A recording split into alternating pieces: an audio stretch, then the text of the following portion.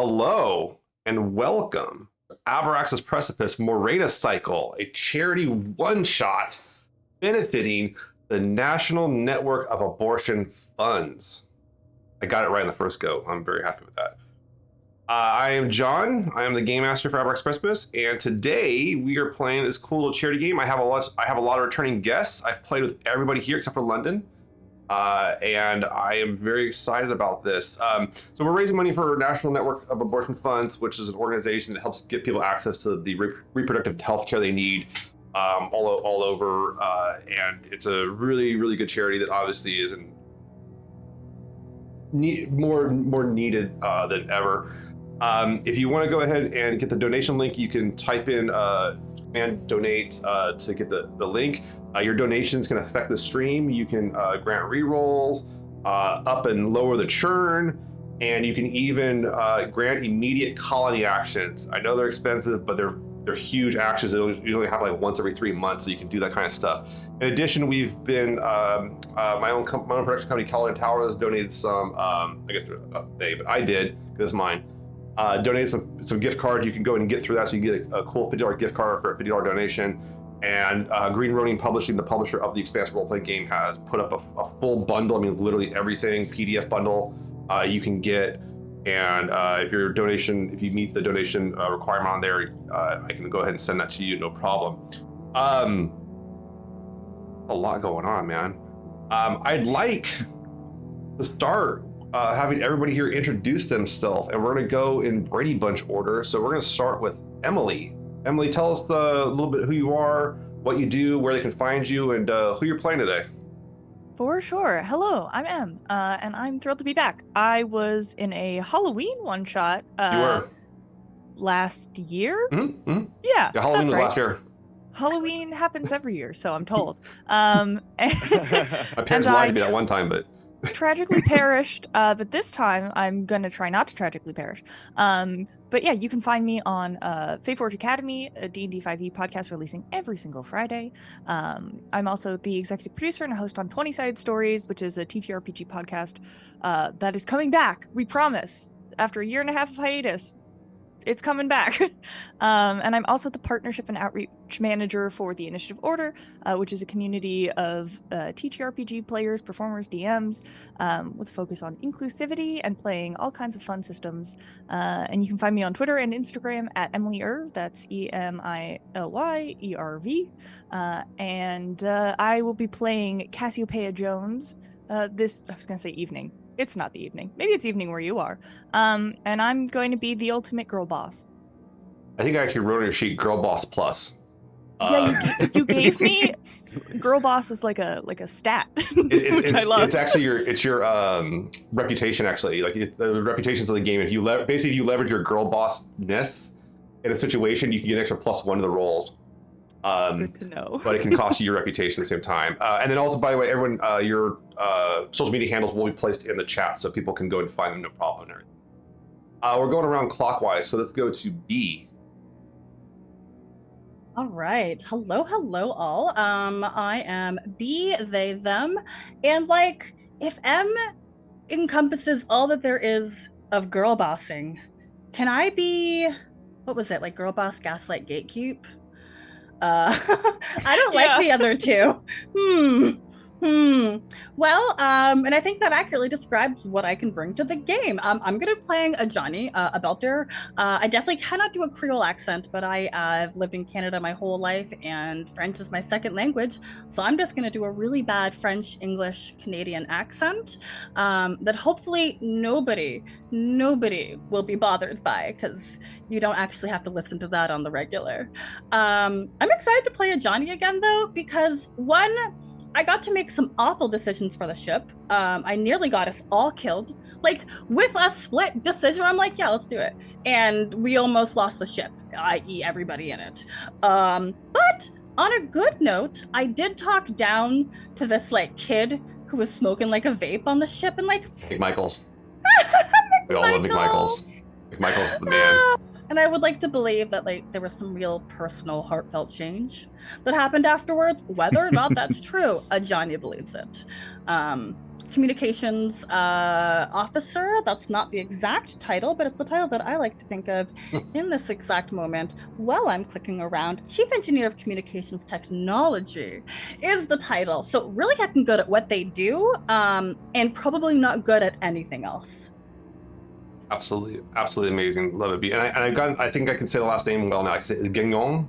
Gagnon, exactement. Okay. C'est parfait ça. Non, merci. Thank you. I only know the only French I remember from my class was un petit chien. A little dog? Little dog. Not even like où est la salle de bain? Like where's the bathroom? Just a little dog. It's a little You'll dog. find the dog, but never the bathroom. All right. Let's go. We're going in clockwise here. Let's hear from our good friend and whose idea this whole thing was, Josh Simons. Yeah, hey, that's my name, Josh Simons. You can find me on the internet everywhere at Joshua M. Simons. I am the community and content manager over at Demiplane. And beyond that, I do some fun things here and there on my own channel. Twitter's the only place that I would post about that. So that's the place to check stuff out.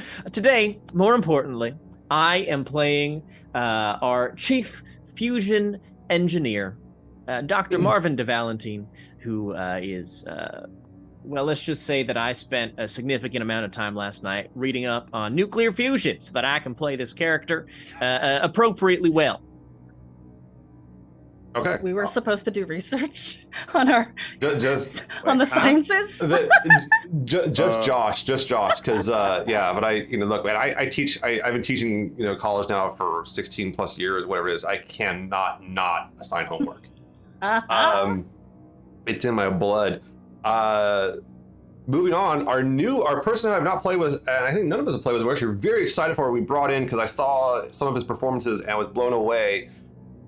One, London Carlisle. Carlisle? Did I say it right? Carlisle. Carlisle. I'm trying to overpronounce it. Yeah. It's a confusing last name. Everybody has different pronunciations. Carlisle. That's okay. So, Carlisle. but London, please tell us who you are, where they can find you, and what you do, and even who you're playing today. For sure, yes. Hi, everyone. My name is London Carlisle. I am an actor, improviser, and TTRPG performer based in New York City. I am the game master and producer of Spot Hidden. It's a Call of Cthulhu game. I also am on the Call of Cthulhu podcast. I ain't slayed nobody. Both sponsored by Chaosium. So I love spooky vibes. I love doing that thing there. Also got some cool stuff coming out with 3 Black Halflings soon, and with Paizo for some Starfinder goodness, which we'll hear about very soon. I use he, him pronouns, and today I will be playing Strato Oliver, the new governor. Strato has done a lot of grassroots work on Earth due to a housing crisis there, but that is no more. He's on to new horizons, and he's now with this crew and going to govern the hell out of this place. So, thanks for having me. I think actually getting the hell out of the place is our next person's job. It is our good friend Legal Kimchi. Kimchi, let's hear about who you are, what you do, and who you're playing today, and where to find you and all that stuff. I'm Legal Kimchi. I am a YouTuber who specializes in TTRPG subjects. I do video essays on various topics in and around kind of the geek space, specifically towards TTRPGs. I've done essays on bioessentialism, representation, consent in gaming. So if those types of topics are the type of things you'd be interested in getting a deep dive into with an extraordinarily long video on YouTube, I'm your guy. I use he, him pronouns. You can find me as Legal Kimchi on Twitter, YouTube. I also was a consultant on Elf and an Orc Have a Little Baby and its sequel, Elf and an Orc Have a Little Baby 2. Working on some other TTRPG projects that I don't think I can talk about right now, but you can follow me on Twitter to catch up on that. And not to be a one-upper, okay, but Josh, 20 years ago, I went into a Jesuit seminary in research of this role because I knew. Hey, commitment to the bit. I stand one-upped. That's literally a thing that happened. I was in Grand Coteau, Louisiana, at a monastery there for a little while. Wow. Ended up not doing that. But I was so excited to bring back my character, Ignatius Zhang, to the game again. He is of mixed descent and a Martian, but just trying to spread the good news throughout the galaxy. You are the chaplain of this colony. You are the community leader, supporting the spiritual community needs of those working for IceJar Fusion. This should be amazing. Thank you. That was awesome. Last thing I want to say about this has been, I've been working on this for 3 months, and I'm really excited to do this finally. And I thank all of you for taking your time out here, and we're going to do it fun. And then also a big shout out to our moderator, Jorge, TTRPG gifts, however you want to say it. We appreciate you coming in and hyping everybody up in the chat, and making sure we have a good time and keeping the links flowing. Donations are open, and we're going to get ready to go to it. And I'm going to run the opening credits. I hit the button here.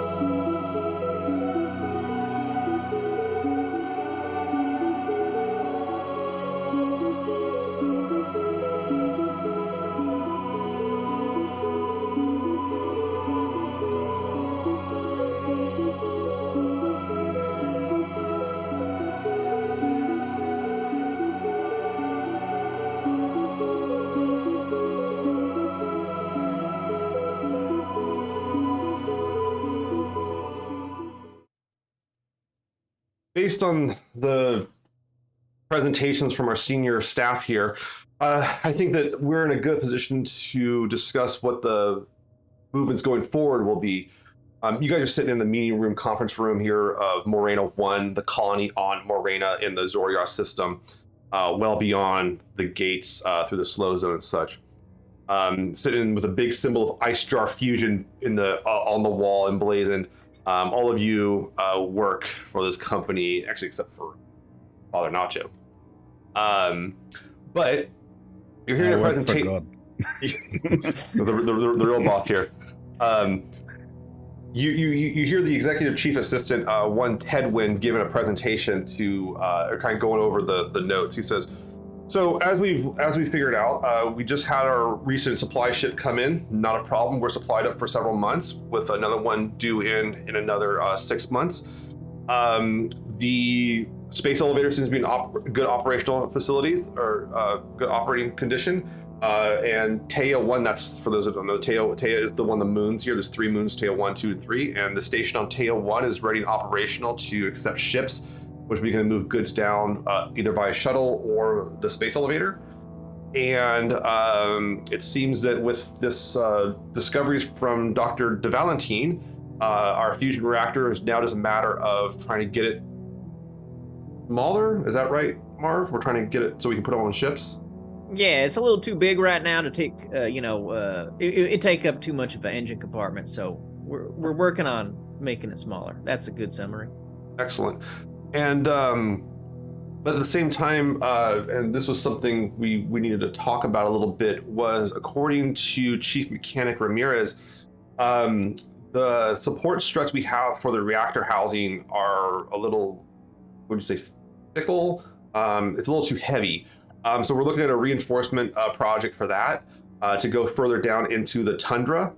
If we can penetrate the ground a little bit better and make sure the thing can support, and if we do decide to do some more testing on it, we don't have another potential tipping over thing. So yeah, we don't want to have that happening again.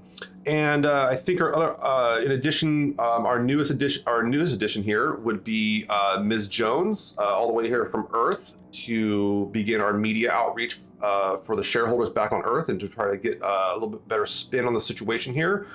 Our little interactions with Ringhold weren't the best. It didn't go over the best, but we'd like to try to remedy that situation. And with Governor Strato here, I think we're in a good position to do so. And with the completion of our community center overseen by Father Zhang, the people here are super happy. I can't believe you persuaded corporate to put a basketball court in there. Well, we got to keep children preoccupied when they're in the facility. You know, it helps to have play along with the sense of community. Okay, feel happiness together. That's the whole point. Plus, the optics are amazing. I have to say, seeing a 12-year-old dunk in the little bit slightly lower gravity is pretty impressive, actually. For those that don't know, the gravity of this planet is only 0.85 of Earth. Well, I think the most pressing matter we have is what the locals are calling the ooze. The ooze, from our understanding, is both an organism and its excrement. It seems that this organism was in a smaller amount on the planet, kind of on the surface here and there. It's all microbial, very small stuff. But it is thermal synthetic, and it seems to have been feeding off of our colony, and Mar, Dr. Venta Valentine, I think you said it's starting to clog up some of the exhaust a little bit, or some of the workings. You know, it is an inconvenience. Yeah, one that people are kind of tired of stepping in. So I wanted to discuss. I think we wanted to discuss that, Governor Oliver. What kind of ideas might we have about how to deal with the ooze, our most pressing matter, I suppose, at this point? Have we Yes. tried to communicate with the ooze? Yes, that was going to be my suggestion as well. Yeah. Is there any way to We could, communicate with it at patch all? Some It's- wires. Not an intelligent being. We don't believe it has any kind of hive mind or anything like that. It's just, I mean, really nasty kind of moldish type stuff, I guess, going on, but we Makes can't sense, exactly makes sense. starve it is the problem. Ah, yes. Well, I say that we collect as much of it as we can, figure out some way to disperse it in small numbers, and then multiply that to a larger sample size. Okay. If does anyone here kind of have an idea? I mean, we could certainly mobilize more people in the community if that's something you're interested in doing. We try to get like the local populace, maybe the kids. I mean, the stuff's not dangerous; it's a little bit irritant to the skin, but it's not hazardous to humans, as we found, at least. Right. Is it hazardous to anything else that we know? It's mostly just clogging up exhaust ports and stuff like that too, where the heat's coming out of. So some of the buildings are overheating a little bit. But most concerning is that it won't let the fusion reactor have proper dispersal of heat. And if it got into it, according to Dr. Valentine, that would be a bad thing. Yes. I say we study it at small scale, figure out how to disperse it, so that we can ensure that our fusion reactors are, up to speed. And perhaps let's keep the concept of the ooze clogging the reactor in a harmful way. How about we keep that to ourselves? Would hate for that Yes. to get out and, spun the way things get spun. And they always get spun, and we entrust those investors to continue helping us. So I agree with you there too. Okay, so it sounds we could certainly try to keep the panic down a little bit. Ms. Jones, perhaps some sort of quick media, like some, I don't say not flyers, but like some quick little posters going around to the different people. Father Zhang, if you want to tell some of the kids about how to maybe deal with this, to watch out for it, if they see any of it, to say something, that'd be helpful.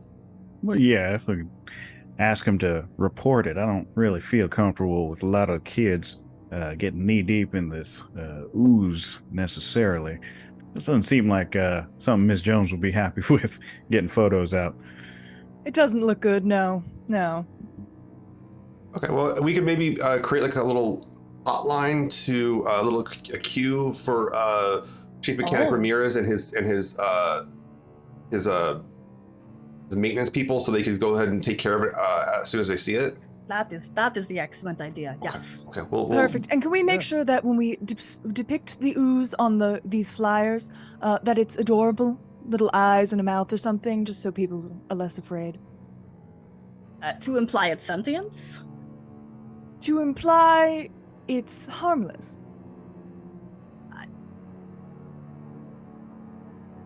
That is an idea. And Taylor kind of says, Yes. okay, well, we're okay. Just to be clear, we're killing this. Oh, absolutely. And Okay, just testing making on sure, it, and I okay. would like to try and replicate it and utilize it. Okay. Yes, no, it is not going to be a pet. No, Excellent. not at all. Excellent. If that's settled, we can go into the next piece, Governor. Okay. Please, let's proceed. Our next issue that we're having is the orbital landing pad. Right now, the space elevator is kind of operating at its peak amount. It's not bad for getting ice off the planet, but bringing down cargo is a little inefficient. And we were looking at trying to build the pad right now we have can only support ships of a certain size, mostly shuttles. We're looking at bringing this thing in bigger to bring in light freighters into the atmosphere. Is this something you want to start working on? And also, do we want to allocate resources to it? Or do we want to focus on something else right now, Governor? What is the main sort of GM question? What is the main export? So the main export of this place is ideally is going to be the reactor tech, but it's still being worked on. It's proof of concept at this point. It's actually powering the whole place right now. But right now they're mostly exporting ice for drinking or for reaction mass. Right. Okay. Let's see. So yeah, I believe our exports is something that should definitely be prioritized as well. So beyond the ooze situations, as we moved on from that, I believe that this is another sort of primary concern for this colony, the export. So making sure that is also 100 is something that Strato would definitely want to focus on. Excellent. Okay, so we can start working on that. Unfortunately, that's the issue with the landing pad is that we're still trying to take care of mechanics is trying to take care of either the ooze or the landing pad. The only other option on building the landing pad would be to hire out for it, which would be a little expensive to say the least. Distance. But we'd all. I'd also.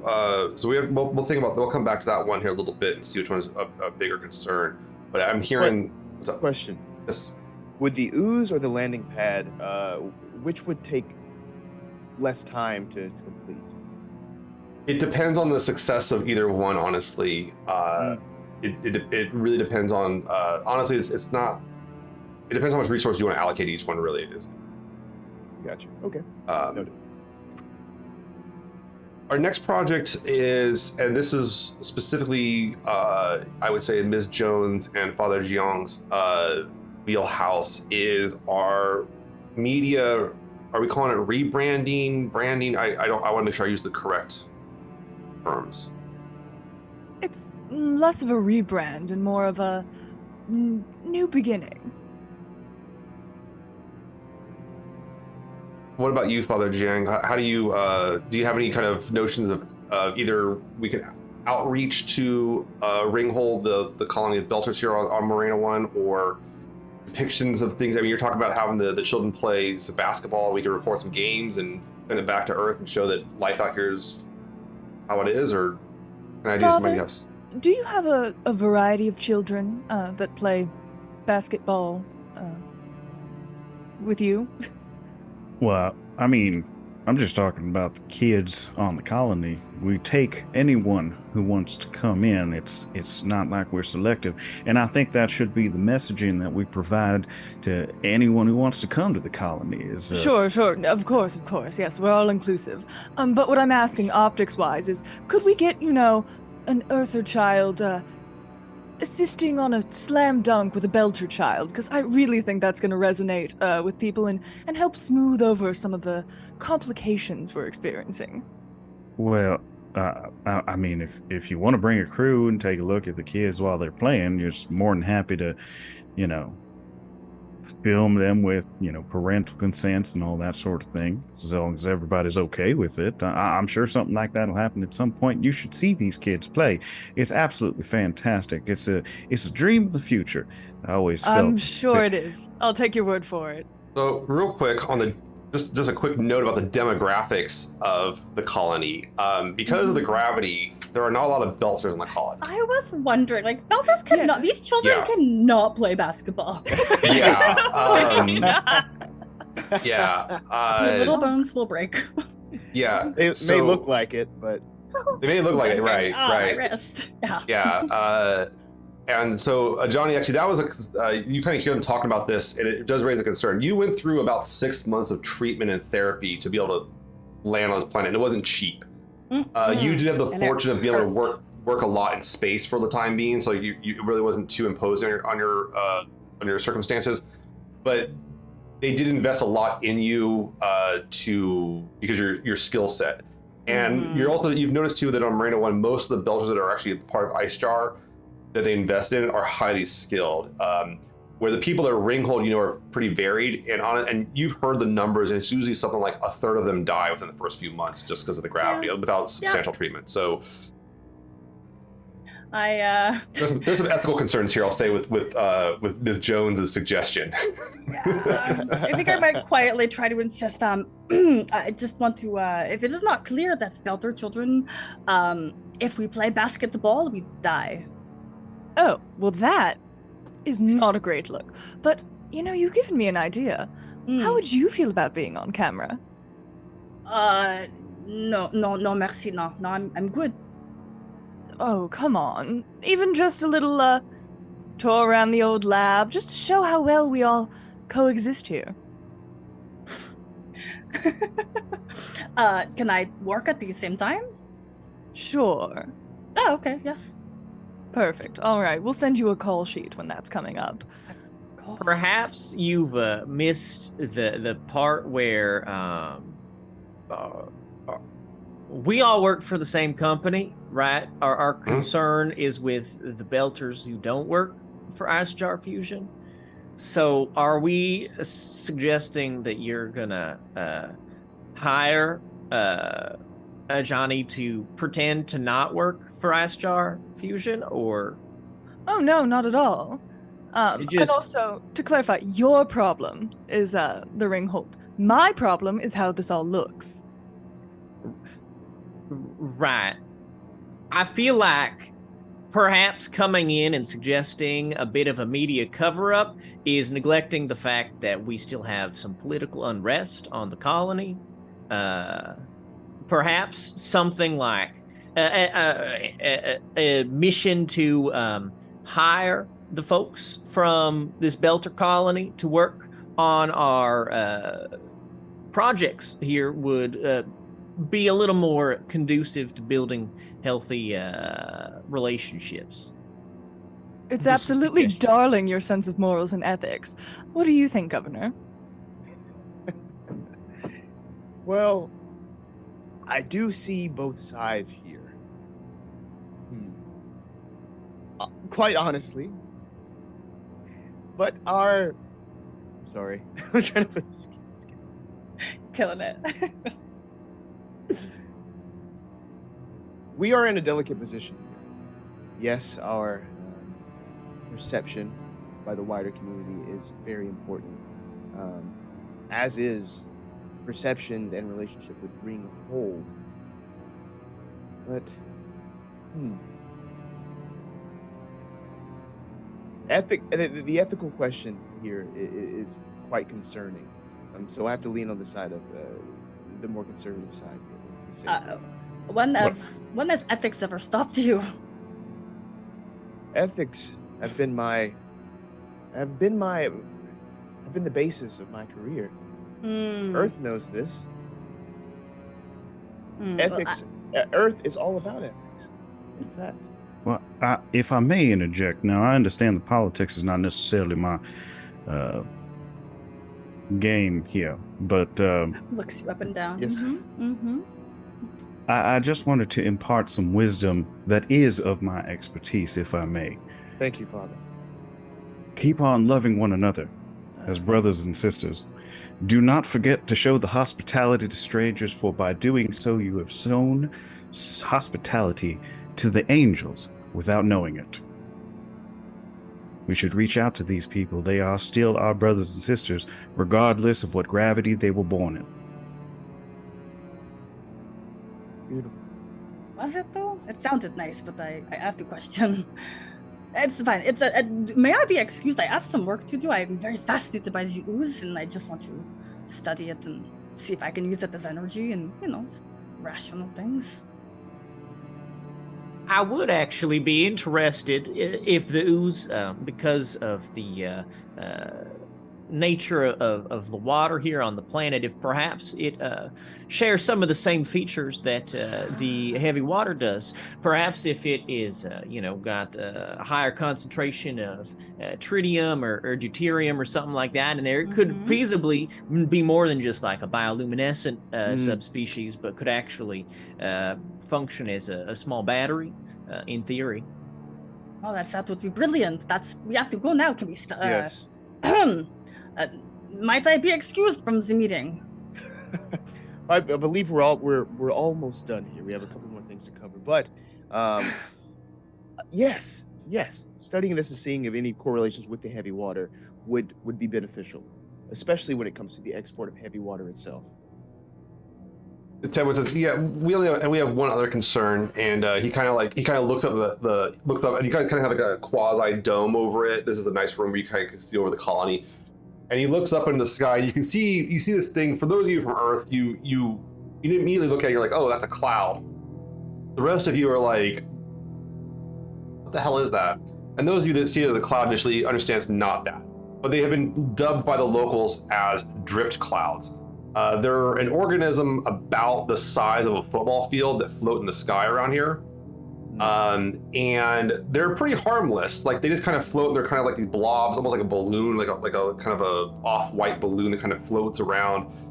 And he kind of looks around to where you can see the space elevator, and you can see that two of these things are kind of wrapping themselves around the space elevator in kind of a flutter like this, kind of a steady pace. Unclear if there's been a lot of theories about this. Some people think they just collide with them and they don't know how to get off of it, or some people think there's some sort of potential mating element to this. It's unclear, but the drift clouds definitely do interfere with the space elevator a little bit here and there. And Edwin said, he's like, so what did we want to do about the drift clouds? Does anyone have any suggestions on handling this matter? I would like to study them. I mean, so far they haven't caused any harm, yes? No, but whenever one collides with something coming down or up the space elevator, it's pretty messy. And the locals seemed fond of them, and everyone's like, to be blunt, and he looks over the chief of security here, Tani Mitsuko. Chief Mitsuko says we can just shoot them out of the sky pretty easily if we want to, but I don't think that would go over well. You say the locals are attached to these clouds, like emotionally? Some of the I think Father Jiang can attest that some of the children have drawn pictures of certain ones and even named them. I mean, there's an affinity toward it. It's a sense of wonder. We're on a different planet. Look, I'm no scientist. Is there a way for us to put, like, I don't know, giant fans and blow them away from the elevator? Depending on the substance, we could capture them and move them, but they might be attracted to the energy that the elevator generates, so we might have to replicate something where they can just be like those lightning rods that you have in Earth. Yes. Or we could also try to predict their movements in order to prevent some sort of incident happening with the elevators right before it happens. Just very preemptively, not too preemptively, but preemptively enough. Try? Yes, yeah, no, that's a possibility. There's and Teoka says, and we have we have a biologist, a xenobiologist has come in who we believe can might be able to wanted to study these things and get some more insights versus just shooting them out of the sky. Yes. I think I think there's one thing that that we all can agree on is that we have learned an extensive amount of lessons from the missteps on Ilus years ago. All right. Barring any other solution, I imagine we could just equip our elevator team with umbrellas. We could have those replicated for you quickly, Dr. De Valentine. That's a boring solution. Make sure they say IceJar on top. Ugh. That is the economic choice as well, though. I mean, that's pretty affordable. Yeah, I haven't. Yeah, I don't believe we have plans that don't have the branding on them. So, and I think the local replicators have a DRM that prevents us from printing things without IceJar on them. So, Perfect. very well. Well, I think we're good here. Let me know. And you guys are sitting there with the chief mechanic Ramirez, and he says, "So, which one do you want us to get working on? You want us to get working on the ooze? You want us to get working on the platform, or do you want us to get working on reinforcing the fusion reactor?" I say fusion reactor or ooze. Oh, I would like to work on the ooze. I call the rights to the ooze. The ooze could be a research project for the foreseeable future, and perhaps in a couple months' time, when you have some results, we could all, read a quick brief and then proceed accordingly. Plus, I have to move significantly less with the ooze, and it's better on my bones. We're gonna go ahead and get into our first round colony actions, colony procedures. So, because you guys delegate and stuff too. I also want to say too, I have pitched this as middle management in Space the RPG, and I just thought of the first. You guys inspired me for my first module for that, which will be the DEI committee module, because that's what I felt like that meeting very much turned into at a point there. It got. I really respect how intense that got at a point. So. All right, so let's go ahead and go into operations real quick. And I'm hearing the first one I heard was the ooze issue, and I'm hearing about the media campaign. So what I'm going to do for Ms. Jones is I'd like you to make a media check for the colony. So what you're going to do is you're going to grab your 3 dice, and you're going to roll them, and then you're going to add our media score, which is a 1. Because of the local, you have what are called so one of the things that this place does have is really good extra solar feed. So if you want to send this information out as propaganda back to the other systems, you're actually really good at that. But locally, the media, people here are still a little distrustful of you and your efforts for Cassie. So go ahead and roll that and add a 1, and I'll give you an extra +2 because you have some skills of this too. So you have a +3 total to it. Great. Which you get, and then you get a roll against the ooze. The ooze does have a media status because it does have a reputation now apparently. Oh no. You wanted to put eyes on it. Does it have an Instagram account? I'm curious. I'm ready to follow. It has a whole PR team. Yeah. Damn it. My rivals. That's gonna be a 15. 15. Okay. Now you may spend your own fortune for this if you want to try to push it, because the ooze did pretty well on this actually. The ooze is gonna, and it's also gonna use create panic. So you put out this stuff, and basically the ooze. People didn't really realize it was that hazardous, and that there needs to be something about it. So you can either start burning your fortune to try to manipulate that roll, or you can let the ooze succeed. How much fortune do I have? What was your lowest number on your? It's at the top of your sheet, but how much? What was your lowest die, like actual single dice? 1. 1. Okay. So if you wanted to push that to, the ooze got a what is it? 13 plus 4? Yeah, 13 plus 4 is 17. You got a 15. You'd have to push that to a 3 in order to succeed. So you'd have to spend 3 fortune points to do that. You want to do that? Sure. All right, cool. Yeah. Nice. All right, cool. So you actually managed to get your you kind of reassure, you put out an addendum, an updated version of it that doesn't quite cause as much panic. And I make sure that it includes what Marv said about how they could be used as a potential battery source and how we're just collecting it because it's a material and it's going to be useful to the colony. All right, so roll 2d6 and add 1 to it, and this is how much damage you do to the stability of this problem. 12. Well, okay, cool. You actually start abating the ooze. You kids kind of get it and make it a game. It kind of becomes the Pokemon Go of Morena I. Spot the ooze is what they call it. I love it. It's all branding, man. Like there's like shirts being made. Did you spot your ooze today or something like that? Like it's it goes over pretty well actually. So this operation was successful. The ooze is still a problem, but it's over the first month, the success rate is pretty damn high. Let's go on over to Father Jiang. What project did you want to work on?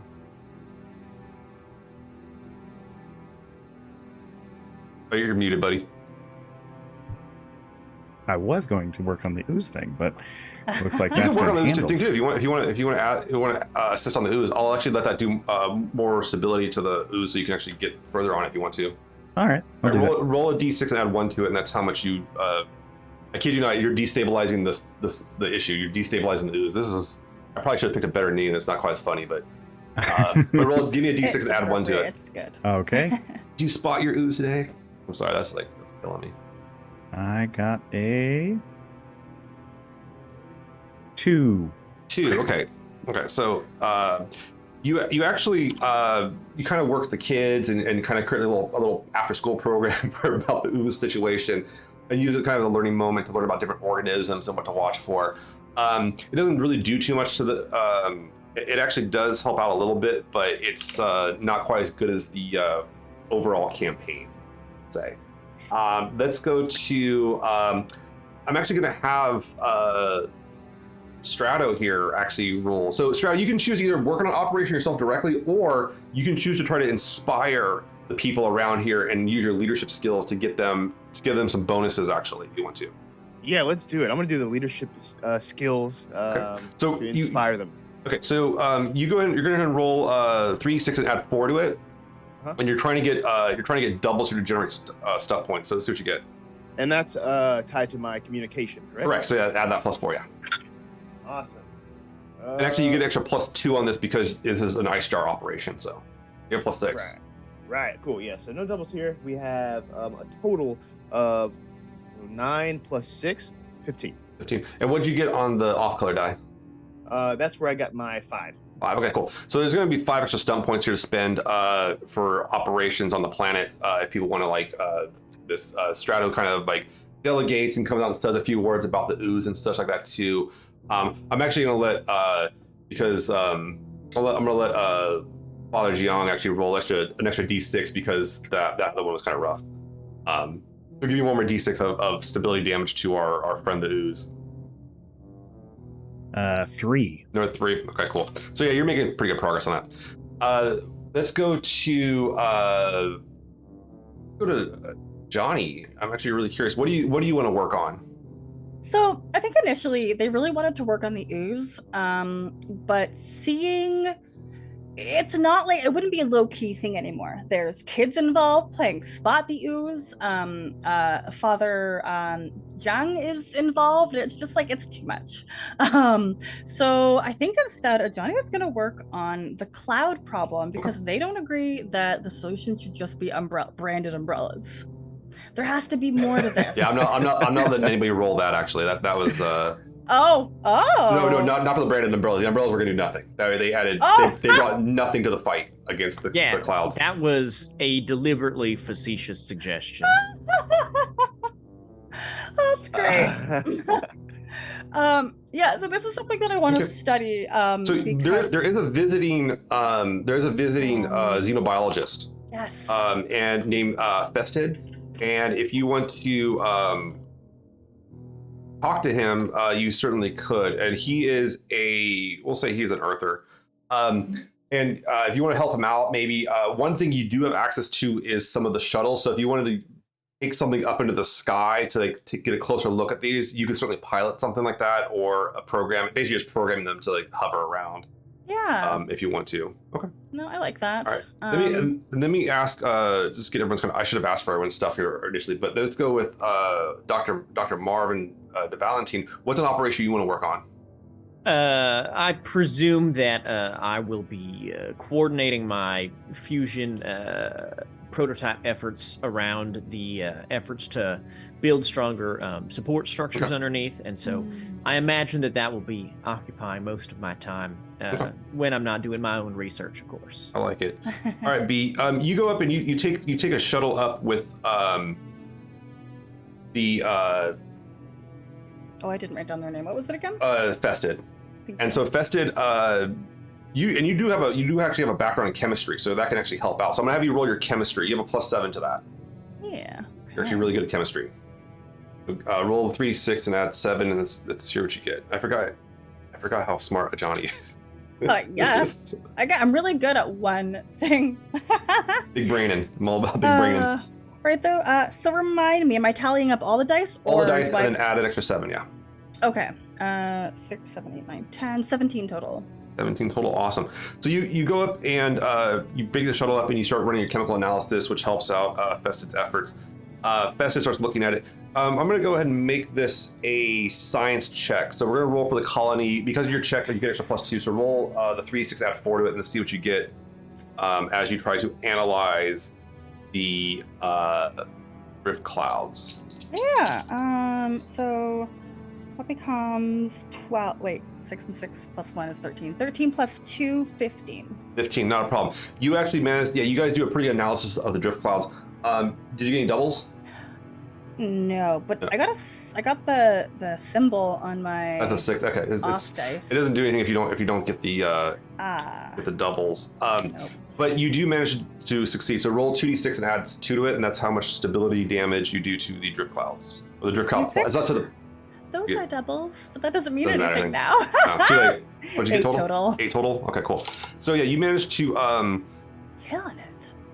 You managed to actually kind of understand the drift clouds a little bit. So he starts looking at them, and he has this idea that they might have something that attracts them. So that means something could also dissuade them.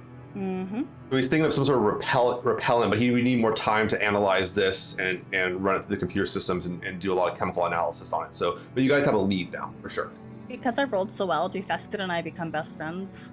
He's you guys are up there in the shuttle for a while, taking time, and Fested, he's a little removed. He's an Earther, definitely a lot shorter than you, but he's much more mobile. Yeah, and his whole thing is that he's actually he's just fascinated by this thing. The idea to study a new organism and be the first one to do it really blows his mind. And you're kind of like, yeah, that's just space, man. Yeah. That's just how it is up in the stars. Isn't that normal? Yeah. There's just weird cloud creatures floating around. You learn to deal with it.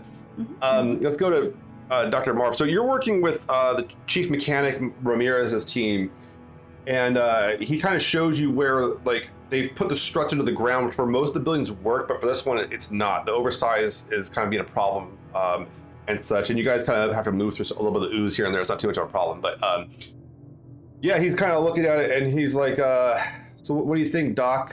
We could drill deeper and harder, but if that's what you want us to do, we can do it. I'm gonna just think back a couple decades back when I was taking some of my basic engineering courses.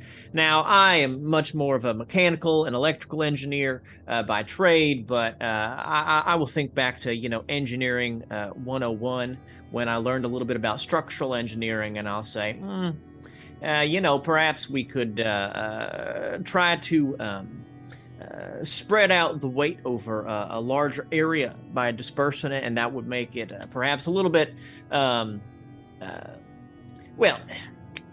think that's our best bet for structural integrity. Okay. I think that's a good plan too. But one of the problems we're having is we get further down to the tundra and we hit something. We don't know if it's like a bedrock or something down there. Whatever it is though, and he kind of looks around and he makes sure the team's like, we can't pull it up, but I think we could penetrate it. Effort. Well, we can't even get like little scraps of it, or We sent a camera down there to look at it, and it's just it's some sort of weird rock formation. We think it's some sort of composite, but whatever it is, I can't bring a sample up here for analysis. That we don't have any kind of gear we can send down there to analyze it. okay, all right, perhaps. He's like, he kind of takes a second. He's like, look, man, we haven't encountered any of the alien shit here on the planet yet, and I don't want to cause a panic, you know. Kids are dealing with the ooze enough, right? Sure. Do you believe that that's what it could be, some kind of alien structure? And he kind of looks up at the space elevator, and he's like, I mean, we built that based on alien tech. These guys had a 2 billion year head start. Fair point. Perhaps before we continue making any concrete plans, we can. I'll draft a missive to send to the rest of the colony's leadership, just so that there's no surprises. I think that's the appropriate course of action here. He's like, at this point, a lot of the preliminary work. So what I think we're gonna do is we're gonna put on some temporary supports, and the kind we would put on to basically before we would actually drill the thing, anyways, just in case. Right. So why don't we get working on that? But I appreciate your candor. But he's like, look, man, I'm not trying to cause a panic here. Everyone's already on tense enough out here, you know. No, I understand. We got enough shit going on. We can take the cautious approach. Hey, look, he's like, I know it's been tense, and I remember when it happened, but even you were here. Do you think that the folks at Ringhold have encountered any of this alien shit? You know, that is a good question. Let me, I met a couple of their population. Let me send a ping over there and see if anyone knows anything. Okay. Yeah, sure. That's for the best. All right. Well, we're gonna get working on this thing here. Marv, I'm gonna have you make an engineering test here, like this is engineering, yeah, as you try to help them plot it out, and then based on that, we'll see what kind of bonus you give to the. Yeah, sure. So my engineering is a +6. Mm-hmm. So is there anything else I'm adding to that from the colony? Nope. All right. Well, I rolled 16 total then. That'll do it. Any doubles? No, but if I use 1 fortune point, I could have doubles with my drama die. And actually, so what's your drama die at right now? It's at a 3, but one of my other ones is at a 2, and so I could push gotcha. the other one up to match the drama die. So to be clear on how fortune works, to push a 2 to a 3 costs 3 points. It costs whatever number you make it. Okay. Yeah, so it's not that cheap. And then the drama die is double. So like pushing like a 6 to a drama die is like 12 points. So, but it's not necessary for this. Okay, cool. So I'm gonna have you give them a extra +1 on their infrastructure check. So go ahead and roll. You're gonna roll an infrastructure test here for the reinforcement. Or all right. Actually, there's actually a force test. So go ahead and roll. What's the force for it? Morena I's force is a 1. It's a +2 total. Yeah, +2 total. Yeah. All right. Oh, that's pretty good, and we're gonna get some stunt points from the double. I like that. It's 12, but then we got doubles of a 4. So. Right, it did not do well. You actually managed to get through the bedrock or the tundra issue. So using some of the fusion reactor's power, you actually managed to soften up the tundra around the fusion reactor.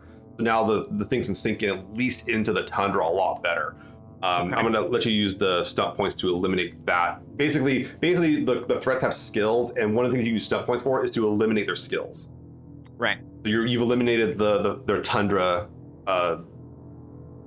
factor. I don't know how that's called. That sounds like an ad for a truck. Okay, cool. And how many stunt points do you have total? It was double 4s, but it was 2 on the drama die. Okay, so you managed. I'll let you do what's called policy shift. So you somehow managed to mess with their policy, the tundra. So, okay, cool. Okay. So that was the first round of our checks for the colony. The first month or so going over pretty well. Marv, you have this idea of reaching out about the aliens. Hopefully you guys are having fun playing middle management here.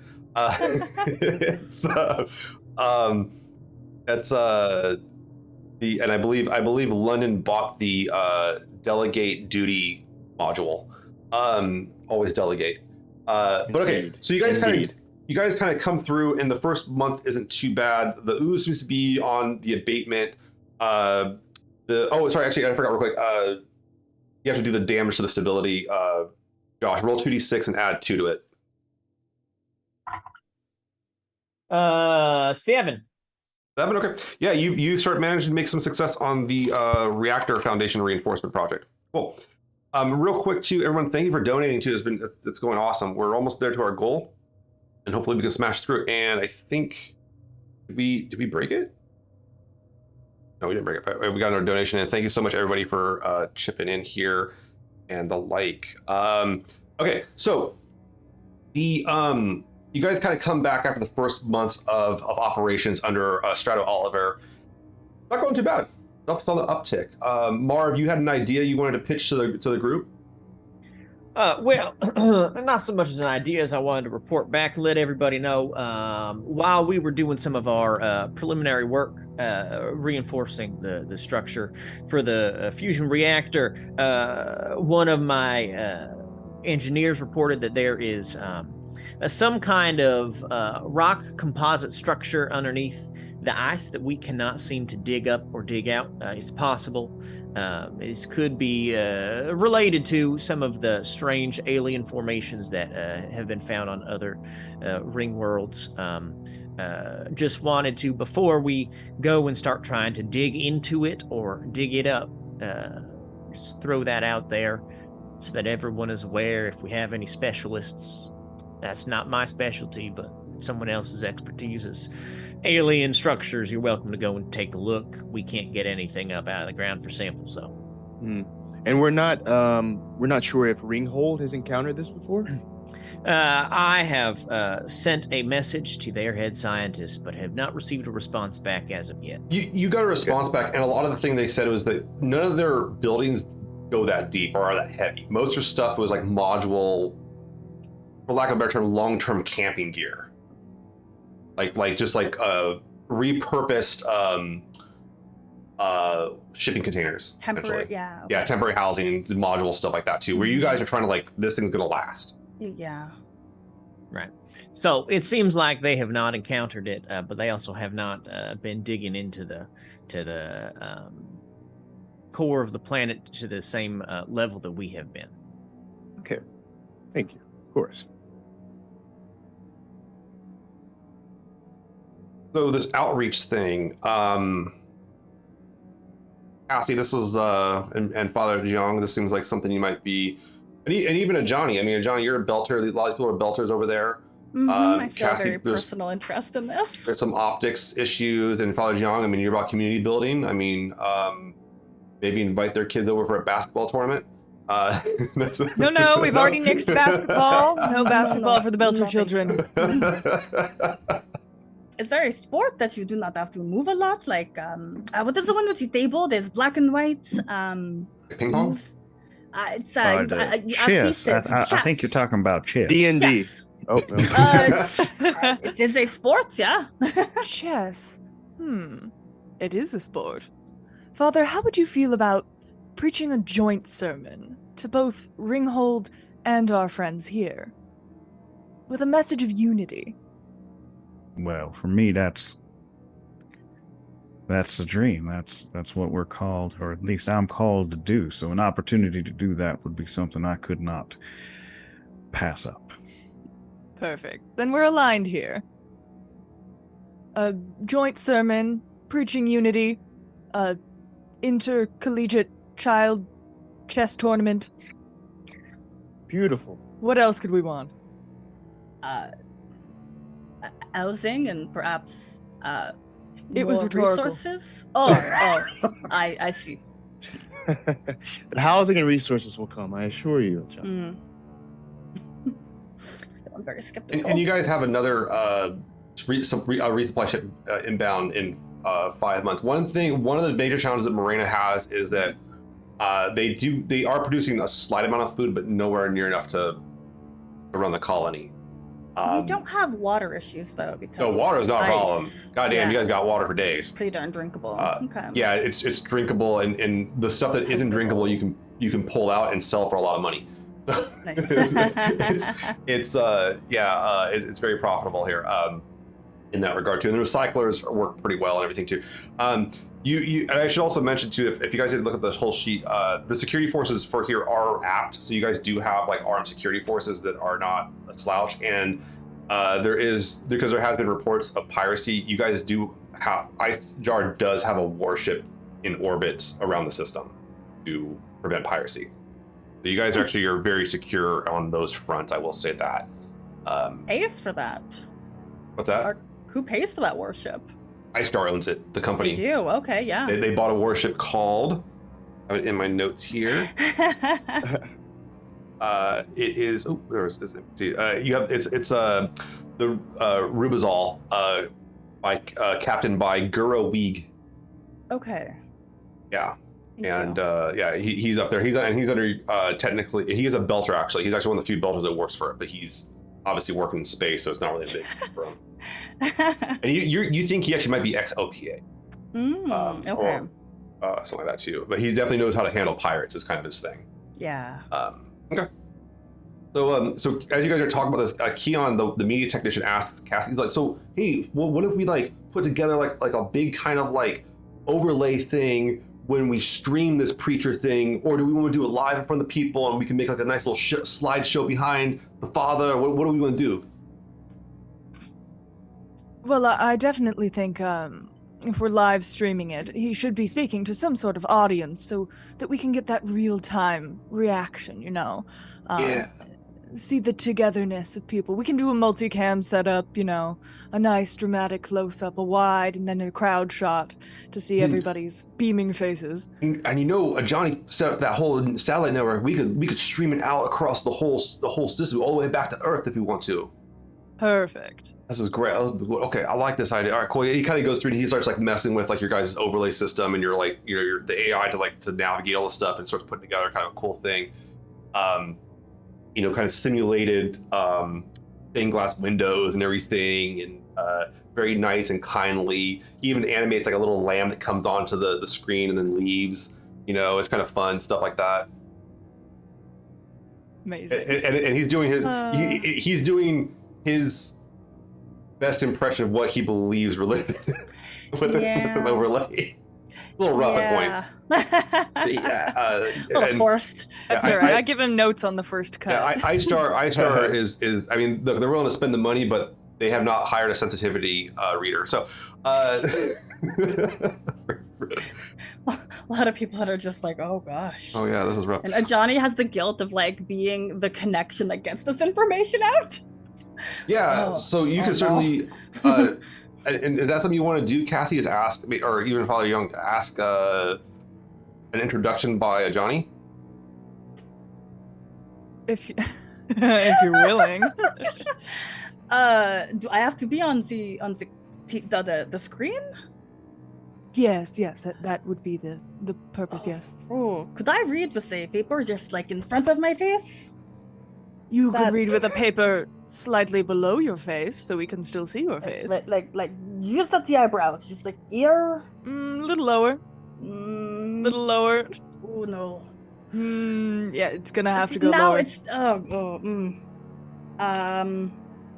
I do not think that I can do that. I just. You don't want to represent this company? No.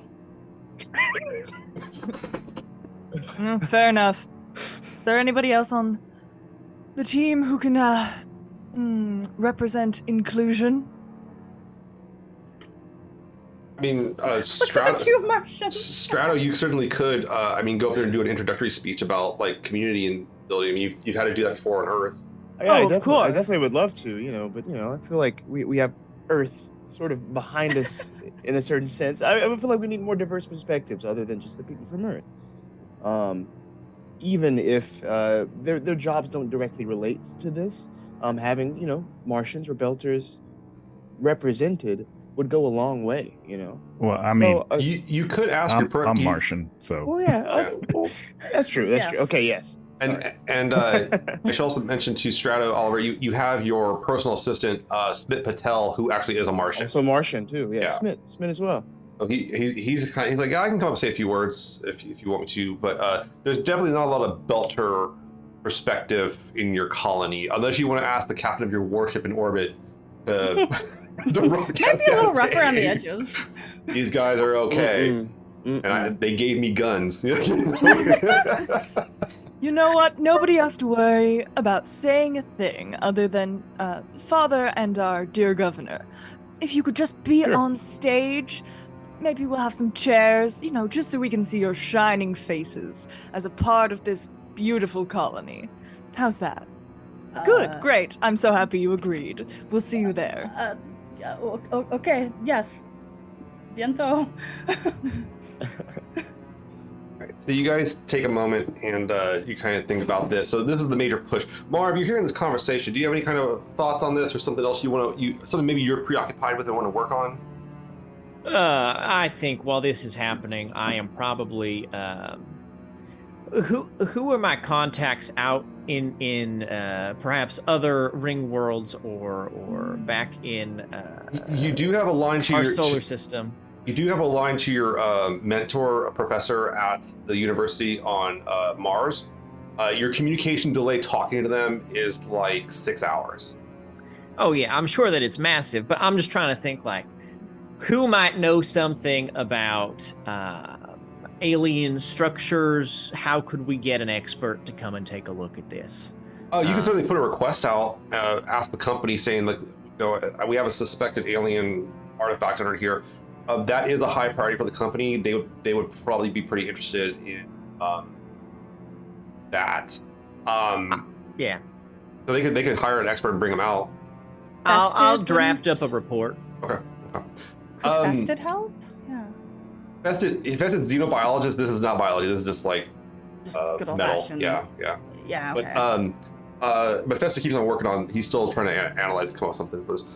Strato, you get some notices in your position as an oversight for this colony. You do get some stuff saying that Marv's like shooting some messages back home to IceJar.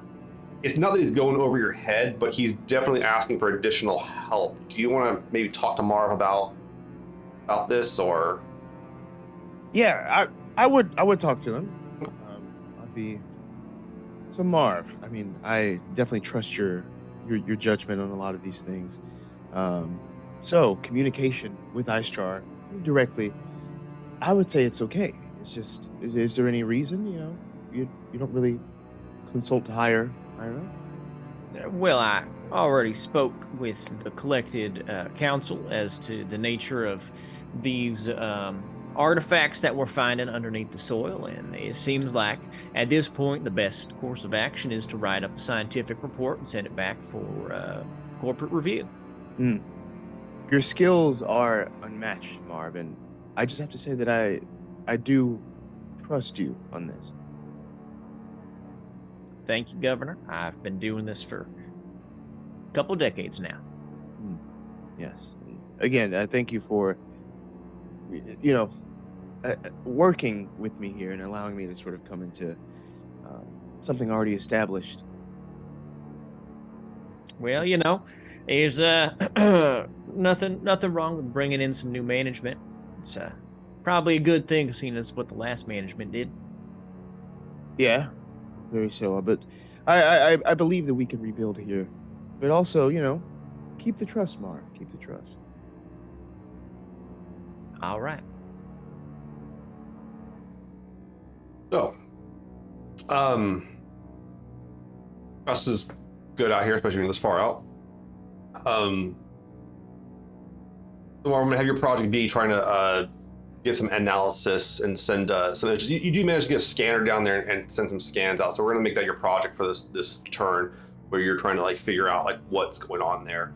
And then the rest of you, sounds like this outreach to Ringhold is the big thing. Governor Oliver, you actually get a direct line of communication with the Reeve of Ringhold 1, Val Toptani. She's obviously a Belter woman. She has a lot of the tattoos there. Probably in her like late 40s. I think everyone here is actually much. I think the youngest character on here actually is Cassie's character.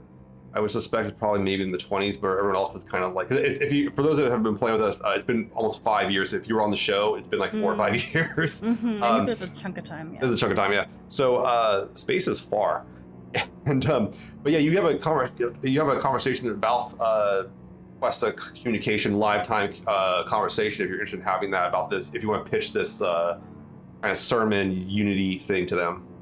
Yeah, I definitely would go in and pitch. Just not go into too much detail about everything. All of our logistics, but well, they come on the conversation and they go, "Greetings, Gopeng. What are we talking about today?" Yes, we would like to talk about this stream that we're having. We're working. Stream? Well, you guys melt the ice? Not a literal stream. Basically, we're trying to open up communications between your colony, our colony, talking about unity between us and with others. We're talking right now. What are we talking about? Well, this is a larger conversation that doesn't involve just us two. We would love your cooperation in order to help you be a part of this event that we are having. Okay. Tell me about this event, man. Yes. So, our father, I'm trying not to be too, trying not to confuse the stream. Yeah. Confuse it by saying father. I don't want to confuse. So, yes. You got one. Yeah, we heard you got. We saw those videos that come out and come broadcast out. Man, you got one of them big pampas that tell people about bigger pampa. Pampa is like grandpa. Yes. Yes. Yeah. Yes, indeed. We'll be leading this event, and we would really love for you to attend. And just your presence being there will be inspiring to other people. You want us to show up? Or you want us to hear or just watch? Yes, we would love for you to show up. And if that is not an option, just watching will also be appreciated. I'm willing to show up, but a lot of my people they kind of worried. We know about what you guys bring in. We know about your ship up in the sky. We think we get a little nervous. Bells get a little nervous. You got a lot of guns right now, and reasonably so. And so we don't want to walk into nothing like that, man. But you promise to keep your people's you keep the straps off from us and make sure no one there like that. I hear your concerns, and I understand that it might be sort of a frightening situation. You have my word that you will be taken care of here. We want to start this relationship off on the best foot forward, and you have my word on that. Okay, man. I'm hearing you, man. Let me think about that, man. Because but I can't. We all gotta work together. That's how belts work. We all work together. They say, we have a saying. It's say the more you share, the fuller your bowl will be. And we know we gotta sooner or later start working together with you. Especially trying to survive out here. But I gotta make sure my people don't see me as some Walla. London, have you watched Expanse? One episode. Okay, so Walla is like a derogatory term Belters use for other Belters. That it literally translates to gravity well worshiper. Yeah. So I've gotten that far. This guy's like, look, I can't have my people like seeing me as kowtowing to Earthers. What I would be doing. Mm-hmm. Yeah, exactly. Like a sellout, basically. Right. So he's kind of like he's like, all right, man, but I'll bring a few people over. I'm not gonna bring everybody. I'll bring a few people over. Okay. Go ahead and give me a persuasion check, London. To see how persuasive you can be here of them. And you can. I'm gonna definitely let you make a contact out of this character, Balth Topani, and I will paste this into our fancy middle management spreadsheet so you can get an idea of who's on Ringhold there. Right. And I'll say, I don't want to harm your reputation or the reputation of your people. as I do this. So, I got double ones. Snake eyes, I guess. Okay, we're gonna burn some fortune here. Maybe you won't be that successful. Other than that, it was a 6. Okay, so you have a 1 on one of those dice. You're gonna spend 6 fortunes. So you have like a fortune score on your sheet. Spend 6 of that. That's gonna and that'll push your roll up to a total of a 13. Then plus your 6 to a 19. That's actually pretty good. Do you actually do? Trust me, you're good. This is something you want to spend your fortune on. You really want to. You don't want to not have this work. You go ahead and you kind of get them to they kind of agree. They think about it and they're totally game to do this and everything. And they're going to bring a delegation over of a few people. It seems like mostly they're not necessarily their senior staff or all of them, but people that are willing to come over. They're probably going to bring maybe like 6 or 7. And your best report is that colony has maybe about somewhere between I think 50 to 75 people. It's not big. You guys have close to like 200, 300. So, with possibly more on the way. Okay. All right, so that's going to help enable this whole media operation, which I'm very curious to see how this media operation goes. Everybody, if I'm here for one thing, it's to hear a sermon from Legal Kimchi. Oh my word, yes. It's for charity. All right, cool. So you guys, you hear about the Belters coming out. Dr. De Valentine, you get some. You manage to go get some scans off this stuff here too, using your science knowledge and everything like that. You're going to send back. So your operation is going to be largely trying to figure out what's going on beneath the surface of this planet. The rest of you are going to be doing this outreach. Let me hear from Cassie. What kind of stuff do you want to do? It sounded like you wanted to kind of like produce this sermon or produce this thing or like have like crepe paper. I mean, I don't know what's going on. Like, yeah. I assuming I have the resources to do this, I want to essentially set up well, what's the deal? Can we all be outdoors, or is this gonna have to be indoors? Okay, so the ambient temperature out here is pretty damn low. Yeah. It wouldn't be comfortable, and you guys have this brand new state-of-the-art community center. Perfect.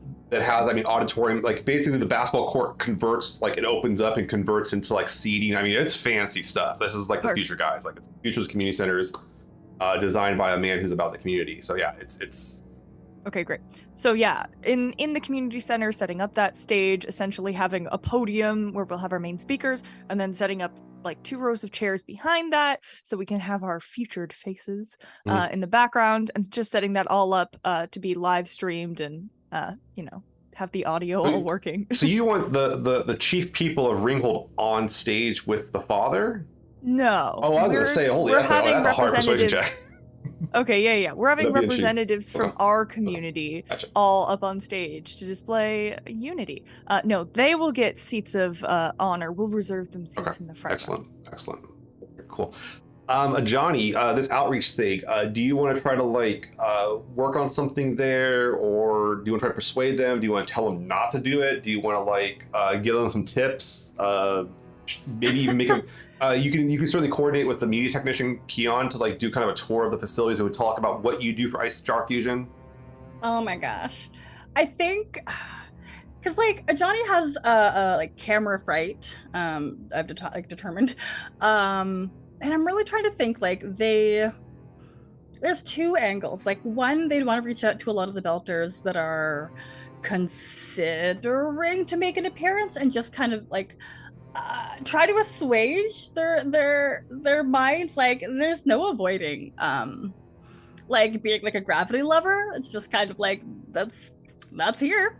Or I don't know, that seems too social, too interpersonal. They make friends based off of the bonding of engineering and technology and biology.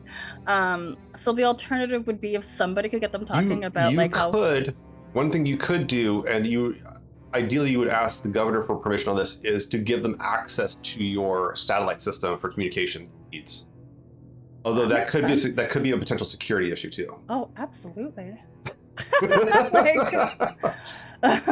So do you want to pitch that to the governor? I think so. Governor Strato, you get a meeting. Smith comes up and he says, you having a meeting today with our chief communications engineer. They wanted to speak to you about the satellite system and access to it. You're muted. Yes. Yes. Okay. Please bring a Johnny in. All Yes. right. So Yes, Johnny yes. comes on in, and Smith presents some like nice bowls of tea, whatever you guys prefer to drink, tea or coffee or something like that, and leaves the room. The two of you are sitting or standing or however you want to in Governor Oliver's office.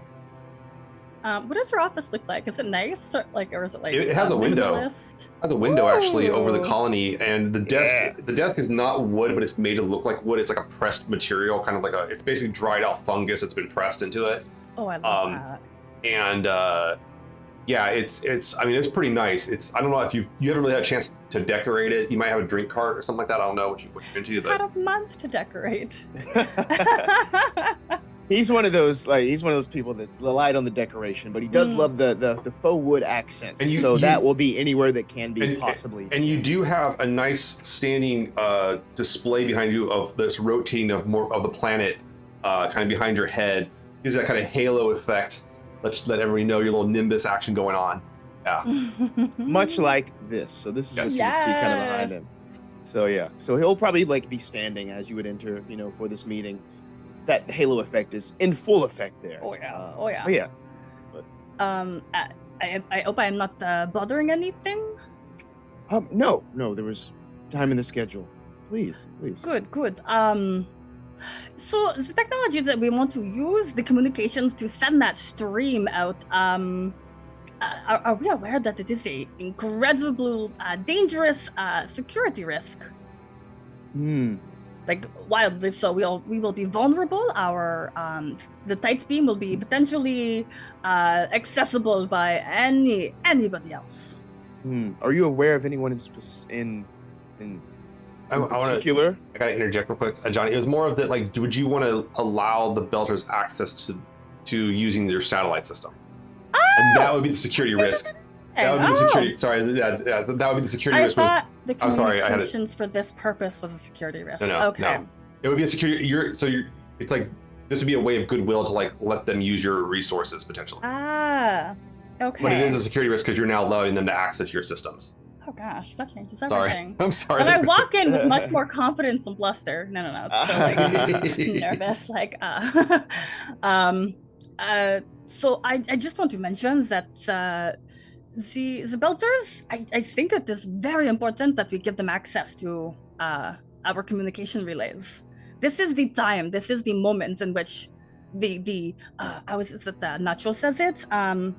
The forgeries of relationships can happen. Yes.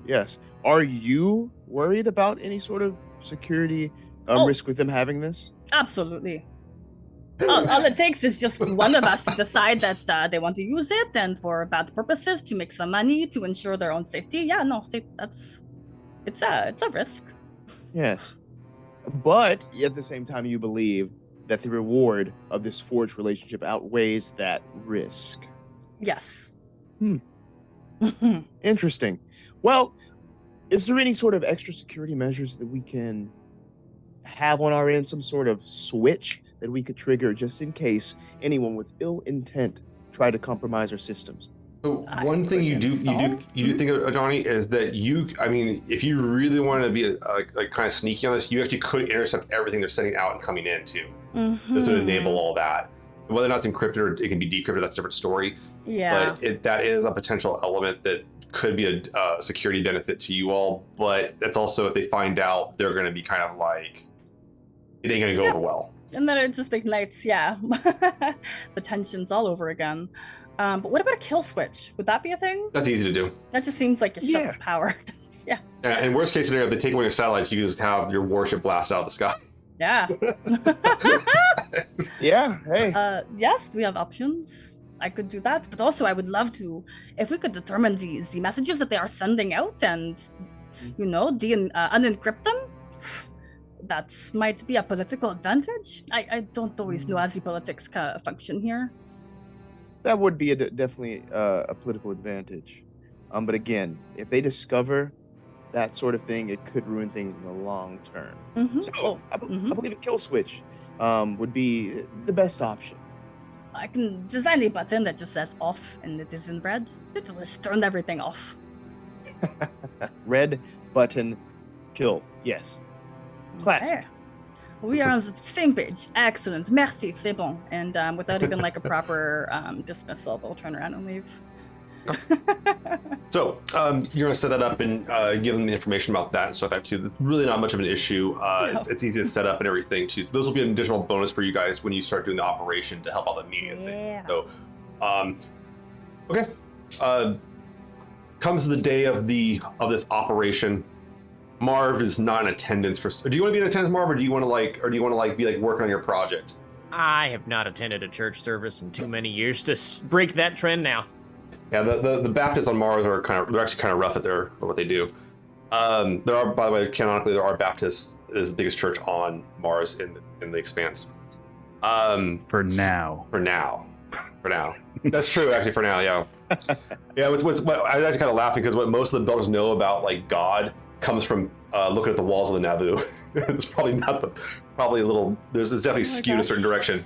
All right, so day of the sermon. You put on this really good faith effort to, and you get word of this, Cassie, that the Belters have access to the satellite system now too. How does that go over for Cassie? I'm kind of curious. Does this align with your I mean it's fine. plan? Yeah, it aligns with our message of unity and trust. Mhm. But I think I might have a separate little side conversation with the governor just to make sure Okay.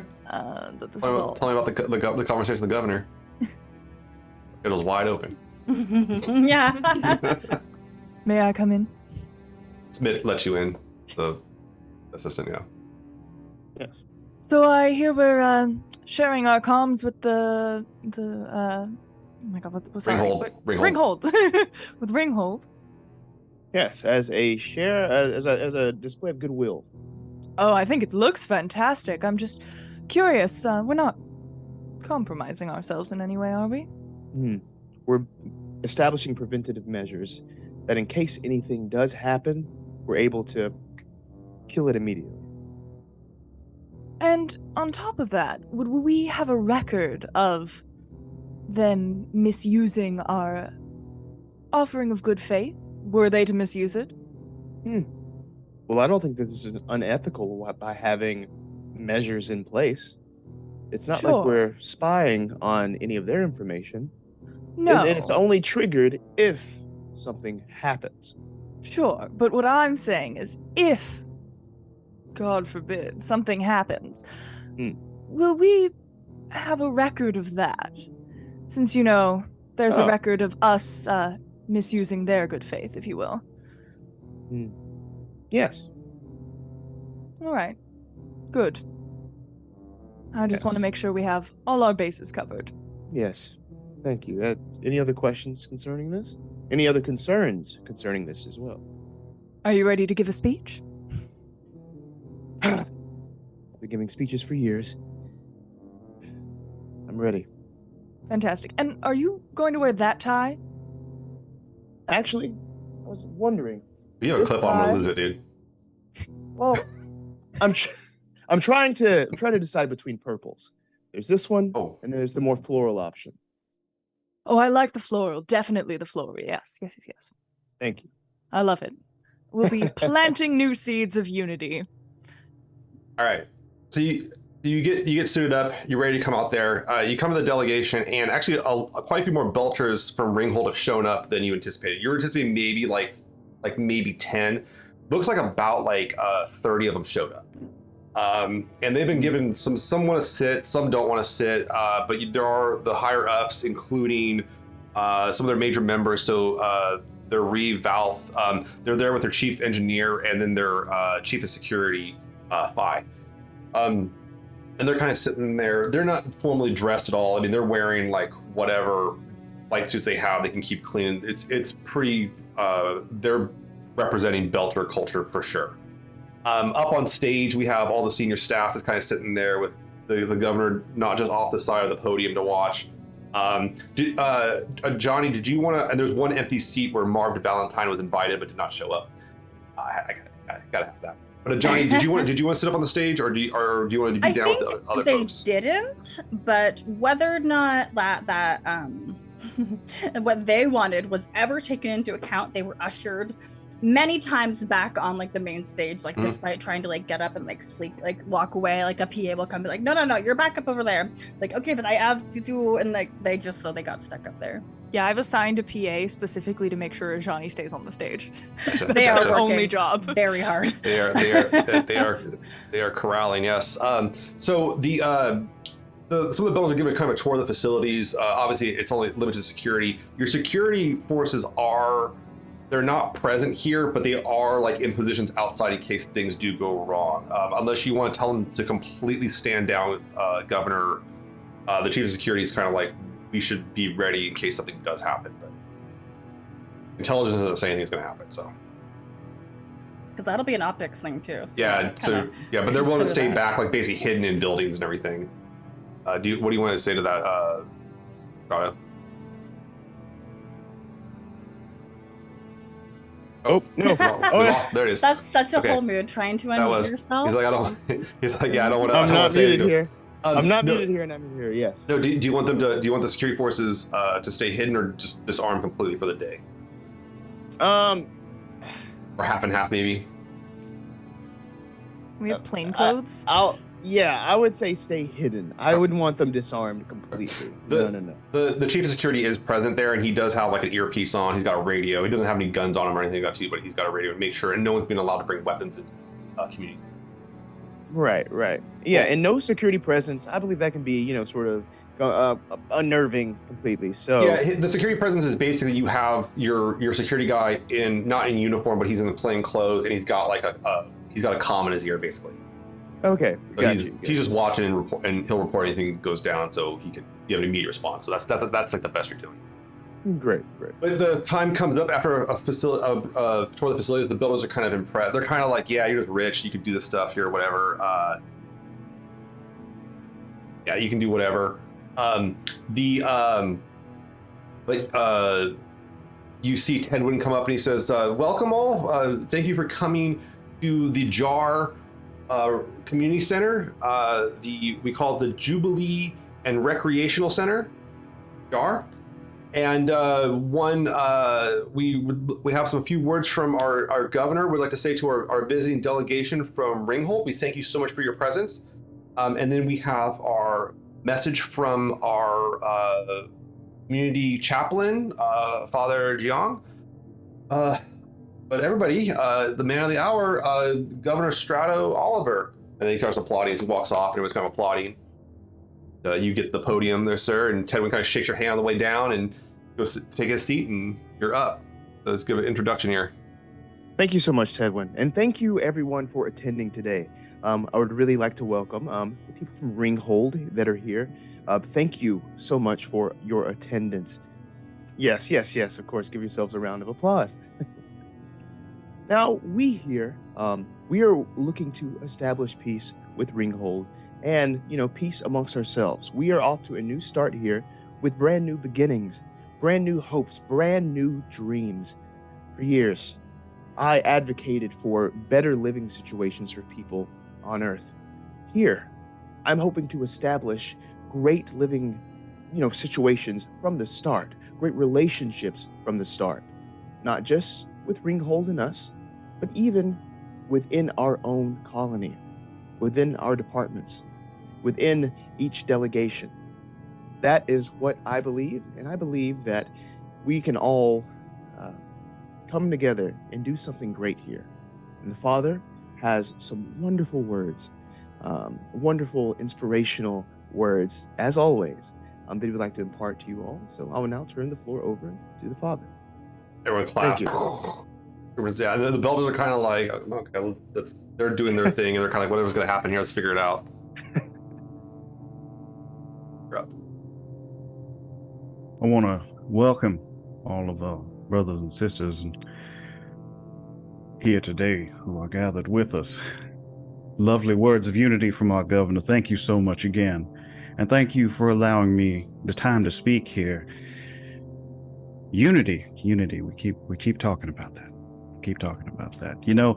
My mind drifts to the book of James, where it says we are supposed to listen to each other, quick to listen, slow to speak, and especially slow to anger. Look, I know some of you may not be of the same faith as myself, and let me clear the air before I begin. I'm not here to convert everybody. That's not my job. Well, it sort of is my job, but it's not what I'm trying to do. As the book says in James, even the demons believe in God. It is not that which makes us righteous, simply belief. No, it is the deeds that we do that create righteousness in the eyes of God. And our pursuit of peace. Now, peace is a funny word. It means a lot of things. It's something that's been elusive in my life as well.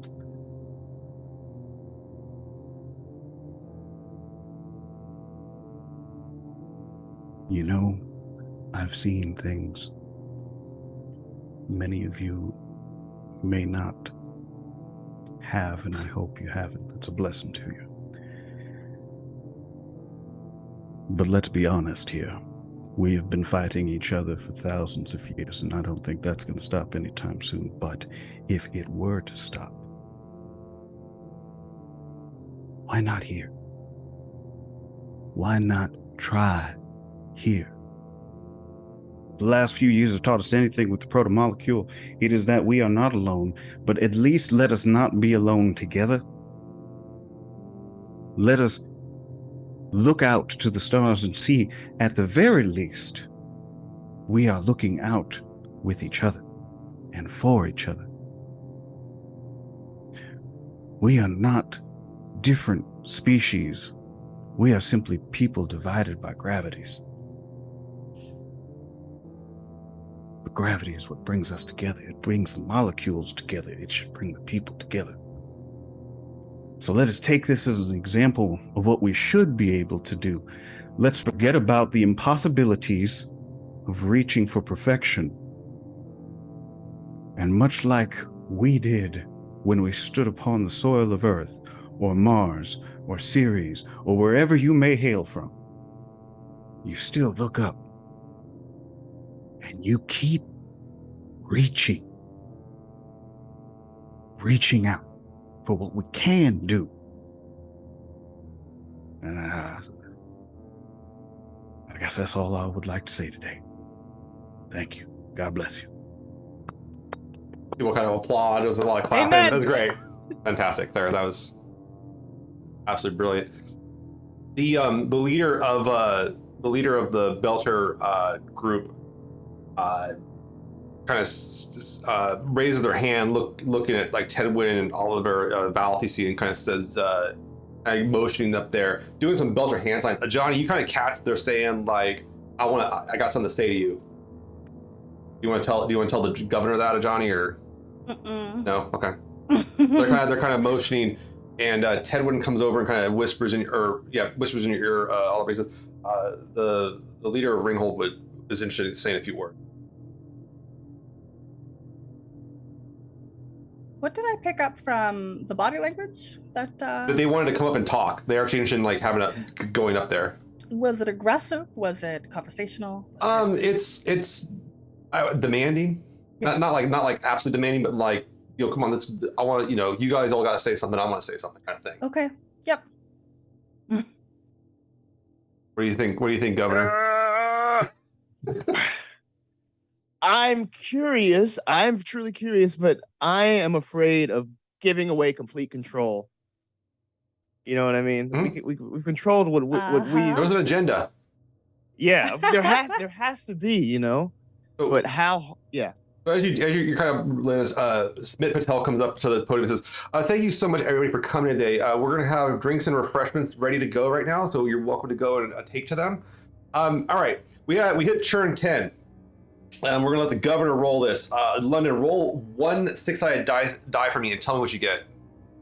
All right. One die. Jumbo. Oh, 1. Okay. you guys kind of stand there, and the stuff's set up, and the Belters kind of talk to each other. They're going hardcore into Belter Creole, but they're also starting to use their hands a bit. Johnny, you're picking up. They're basically saying like, "Fuck this place." Mm-hmm. They want to come up and talk pretty and do all this shit, but they don't want to hear what we have to say. They don't want to hear the real truth. This guy comes up and talks about the truth of God. The real truth is what we do on a daily basis. It seems that while the platform, they thought they might get a platform, this real talk of unity was going to happen. It's not happening today. And so they kind of, some of them maybe grab a little bit to eat here and there, but they kind of just walk out and pocket some food and then leave. Pocket some food and just kind of walk out and stuff like that too. Johnny, give me a perception check. Give me a seeing perception check. All right, let me double check. You have a +2 to this. Thank you. That's gonna be a total of 5, 6, 7, 8, 9. 9. Okay. Meh. You kind of glimpse out of your corner eye. You're not sure if they did or not, but you're pretty sure one of them threw the hand sign for Well Walla at you on the way out. Yeah. No, that wouldn't be the first time. They kind of shake their head and they're walking out and seeing you on the stage and everything. You're willing to sit down. Yeah. So they're kind of like, yeah. Yep. All right. We're going to do some colony actions here. Let's see how this operation went over. And just before we go on, I guess, by the way, guys, London, Kimchi, that was... All right, so let's go ahead. We're gonna have we'll put Kimchi in charge of this one since you were the media operator, and you got some bonuses from Cassie's efforts and the efforts of the colony to kind of put this thing together. The governor's introduction to you. So I'm gonna give you a plus, and your speech. I'm gonna give you like a plus. It would have been like a +7, but because of the churn event, it's gonna only go down to like a +4. So this will be a media thing. Let's go ahead and do. Do you want to? We're gonna do 2 of these. Roll one that's a +5 real quick for me. This is how you went over with Ringhold. Now this is a 3d6 or 1d6. 3d6. 3d6. 3d6, sir. All right, 15. 15. Wow. Okay. Your speech did not persuade Ringhold really at all. It didn't go over well with Ringhold. But we're now going to roll the one for the extra solar feeds back home. This one you're going to have a +9 to. So it's going to go over well everywhere but here. So give me a roll the 3d6 and add 9 to it again, and let's see what you get for the rebranding efforts here. 20. 20. Okay. That's pretty damn good. Well, oratory is one of my skills on the character sheets. That's True. What did That's you? awesome. That's why you guys have a high bonus on this. What did you? Did you get any doubles on that? Oh, yes, I did. Would you get Double double threes. Double threes. Double Okay, threes. cool. You actually managed to eliminate the bad reputation. You showed that IceJar is willing to make a really good effort here and everything. So you've eliminated the bad reputation they have. So it's gonna be a lot easier to do media tests in the future for them. But roll 2d6. Let's see how much you actually cure the relationship, the branding here. So 2d6, and this is how much stability damage you do to the bad. 8. 8, very nice. Yeah, you make a pretty good impact on the rebranding, Cassie. This was a huge success You're as far welcome. as your job, but so far as actually healing the relationship with the Ringhold, not so much. Oh well. Marv, you get a hold. You get some samples here and everything. This is going to be a science check for you. You're going to get a +4 to this total because you've been doing some serious kind of engineering, rigging up some machinery to like go down there and really take some samples of this. You send off these materials to back to someone, try to figure out what's going on there. Give me roll as a +4 into what you get. That's a 16 with double 5s. That's damn good. That's damn good. Whew, I rolled 3 1s on that one. Wow, that was harsh. So yeah, you pull up some serious analysis of whatever's going on beneath the tundra. What they figured out is that the tundra is accumulated just by asteroids hitting this thing for 2 billion years, but the tundra was not here originally. there's some sort of holding system or some sort of system underneath it, and it's suspected that based on the resonance you kind of pull back and what you send back is that whatever it is, it's similar construction to what the rings are made out of. It is the same. It is a confirmation of the alien technology being existent here. It's not active. It's not like the rings. It's all powered up. It's dormant, whatever it is. But trying to cut through it is going to be extremely difficult. You're going to have to bring in like some heavy gear and such. However, though, having access to that kind of material could certainly be lead to some revelations. And your curiosity too is, the hell is it? Yeah, now just for my understanding, right, so the ring gates are not made out of the protomolecule, or they are made out of the protomolecule makes it. Right, The protomolecule is basically a program to engineer the ring gates, right? To build the technology, whatever they are. Right. And so the mass that the ring gates is made out of is just kind of whatever the protomolecule gets hand on. Okay. Yeah, and repurposed to its usage to be locked into that. Yeah. I'm just trying to figure out what exactly the kind of biological composition of this material is. Thank you. And it's not bio at all. It's not alive. It's not active. Right. But it does have a configuration. There's something going on down there. This would certainly be valuable to whoever, and IceJar would want to know about this pretty immediately. But they give you back some analysis, and this does help with your project. We're going to roll the project test real quick then too. So roll. Add a total of 5 to this because you actually did a lot of effort on this to get this to this operation work. Yeah, sure. Oh, that's gonna be very good. 19. 19. You obliterate any doubles? No. Okay, cool. Well, you do roll 2d6 and add 2 to it, and tell me what you get. 8. 8. Very nice. Okay, so yeah, you start making some progress on the reactor up here. All right, we got one last roll, and then we're going to take a break here. We're going to do the big check, the colony growth check. Did you attract more followers to the colony? I'm going to have the governor. Do we want the governor to do this one, or do we want someone else? Does someone else want to have a crack at this? I think it feels right for the governor. Feels right for the governor. Okay. I want you to handle that pressure. Okay, the pressure on me. Good. All right. So what you're going to need to do is you have to use the highest stat that the colony has. In this case, the highest stat they have is their economy or their science. Which one do you want to use? Economy or science? Let's use science. Yeah, let's use science. Using science tends to work pretty well, actually. It's pretty shocking. Okay, so you're going to use science here. And you need to roll the 2d6 and add 2 to it. I'm going to give you a bonus 2 to this because of the rebel. Do you want to let the public know, that IceJar know back at home that you guys have access to this like alien like material here? Yeah. Okay. That'll give you an extra. I'm going to give you an extra +4 to this. So you have a +6 to this check total for the growth check. Okay. So roll the 3d6 and add 6 to it, and to see if you can. You have to beat a number. You have to beat a 13. Got it. Okay. All right, we got 2 doubles. They're 2s, and then a 6. So 10 plus 16. That'll succeed. And what was the odd color die? Because you got doubles. It was 6. It was 6. Oh shit. Okay. Wow. The colony, you succeed, and the colony has growth. So you can use those points to either. You can actually increase one of the abilities of Morena I. What's something you would want Morena I to have more of? Like basically economy, force, infrastructure, media, or science. Which one do you want to have more access to? I would say infrastructure. Really want to work on yeah. That is a good one to take. Okay, yeah, then we'll do that then. So infrastructure goes up by 1. So the overall infrastructure of the place gets a lot better. Between that, the community center, the fusion power, it's pretty damn stable. And then you also get,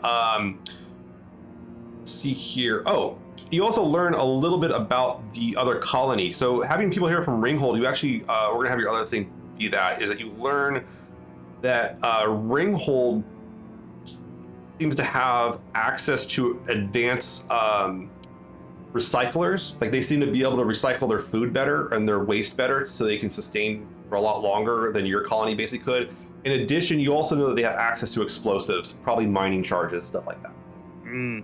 So this is information you've learned about Ringhold during their visit here as well. But an overall successful time where your infrastructure has been upgraded and the like. All right, we're gonna take our first break, everybody. We're gonna be back in like a few minutes. I have a countdown timer that goes here and everything. Great first part of the session, but we will be back in about 10-12 minutes or so. We're all gonna do what we need to do here, and we broke our goal, guys. By the way, we broke our goal. We're at $650. I'm gonna raise the goal to what should I raise it to, guys? What do you think I should raise it to? 1,000?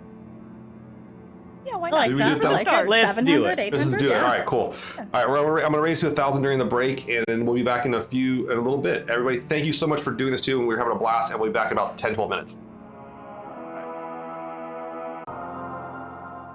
And welcome back. We had a quick emergency to take care of, so they might come back on, but we understand, and we are always understanding of our players when they have needs. So the colony does pretty good here. Actually, projects are going well. The Ringhold thing is still pretty tense. It's not getting to the position where you want to, but it sounds like back home people are liking what they're seeing. You get the first numbers back, Cassie, and Oliver's numbers are strong. People like the friar, the father. I was going to say friar. Sorry. And Marv, you're you're on the cusp of something here. We might even say the precipice. Sorry. Oh, he said it. The joke is that if I ever need to make some money quick, I'll sell the name to a podcast about cliff sides. So anyways, but you guys kind of set it up and everything. Stuff's going pretty good. Johnny's out doing the operations, using one of the shuttles to go and take care of the various satellite systems, making sure the Belters can use them to access you promised, which you guys are continuing to provide to Ringhold.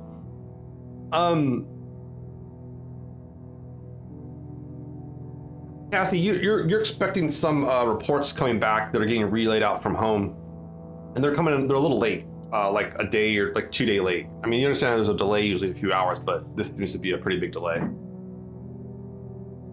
And is that something that would come over our satellite system? Yeah, by all means, yeah. Okay. Then I'm gonna pop in to see the governor again. Which I imagine I do all the time, and he's so sick of me darkening his doorstep. you have a standing meeting time, yeah. There's a standing 30-minute meeting, yeah. Office hours, yeah. Yeah. So I breeze past Patel this time. I'm like, no, you don't have to announce me. Hello. Hello again. Hello again. Just checking in. Some of my missives from home, they've been quite a bit delayed. Now, I know there's sometimes an hour, 2 or 3, but it's been over a day, delay-wise. I'm just curious, since we opened our satellite systems up to other parties, if perhaps something else is at play here? Honestly, I'm not sure about anything new that has been happening, but is this a sudden change? Has it just been since the broadcast? I mean, it's been about a month since the broadcast, and you have to kind of wait for stuff to hit in. But yeah, there's like some reports that like are coming. They come through, Cassie, but like they come through corrupted. Like there's something wrong with them being the way they're being broadcast through. You can certainly you do ask like a Johnny for like a report about it, and Johnny tests the systems and comes back and says systems are A-okay, like everything's working on our end. It might be whatever's going on beyond the ring. So I should have mentioned too that when you broadcast through the ring gates, you can't just shoot a signal through them. You have to have a relay. You have to have a piece that's halfway through each side, because there's a disruption of signals as they go through the thing. So Gotcha. Okay. it is literally a relay system. Sure. It's just that certain messages have been corrupted and not coming through correctly. And I spoke to Johnny. He said all systems are fine, but it does seem like perhaps something that should concern us all. Most definitely. I think we should look into those messages specifically, seeing if we can, decode any information off of them. seeing who might be interfering, if there is interference. Okay. Looking for any sort of tags or You wanna- traces of anything. You can ask your media tech to do that kind of stuff if you want to, Cassie. Okay. I'll have Keon run some tests, and I'll get back to you with what we find. And in the meantime, if you learn anything of other people using the communication system, do let me know. Will do. Question. Do you believe that we should send out some test messages just to see, what comes of that? I don't see the harm in that. Okay. Sure. I'll have Keon get right on that. Great. You data pad over to Keon, and Keon's like, yeah, no problem. He starts pinging out stuff, asking for some test requests to Medina Station out in the slow zone. If they're having problems or whatever it is, asking their people, because you guys IceJar does have a contract with them, and such. Okay, the Marv, you're getting some stuff back about the materials here, trying to look into ways. The mechanic Ramirez, he's getting through that's going to be difficult. Do you want us to keep on trying to get through it, or do you want us to just keep on jury rigging this thing until keep on jury rigging this thing basically?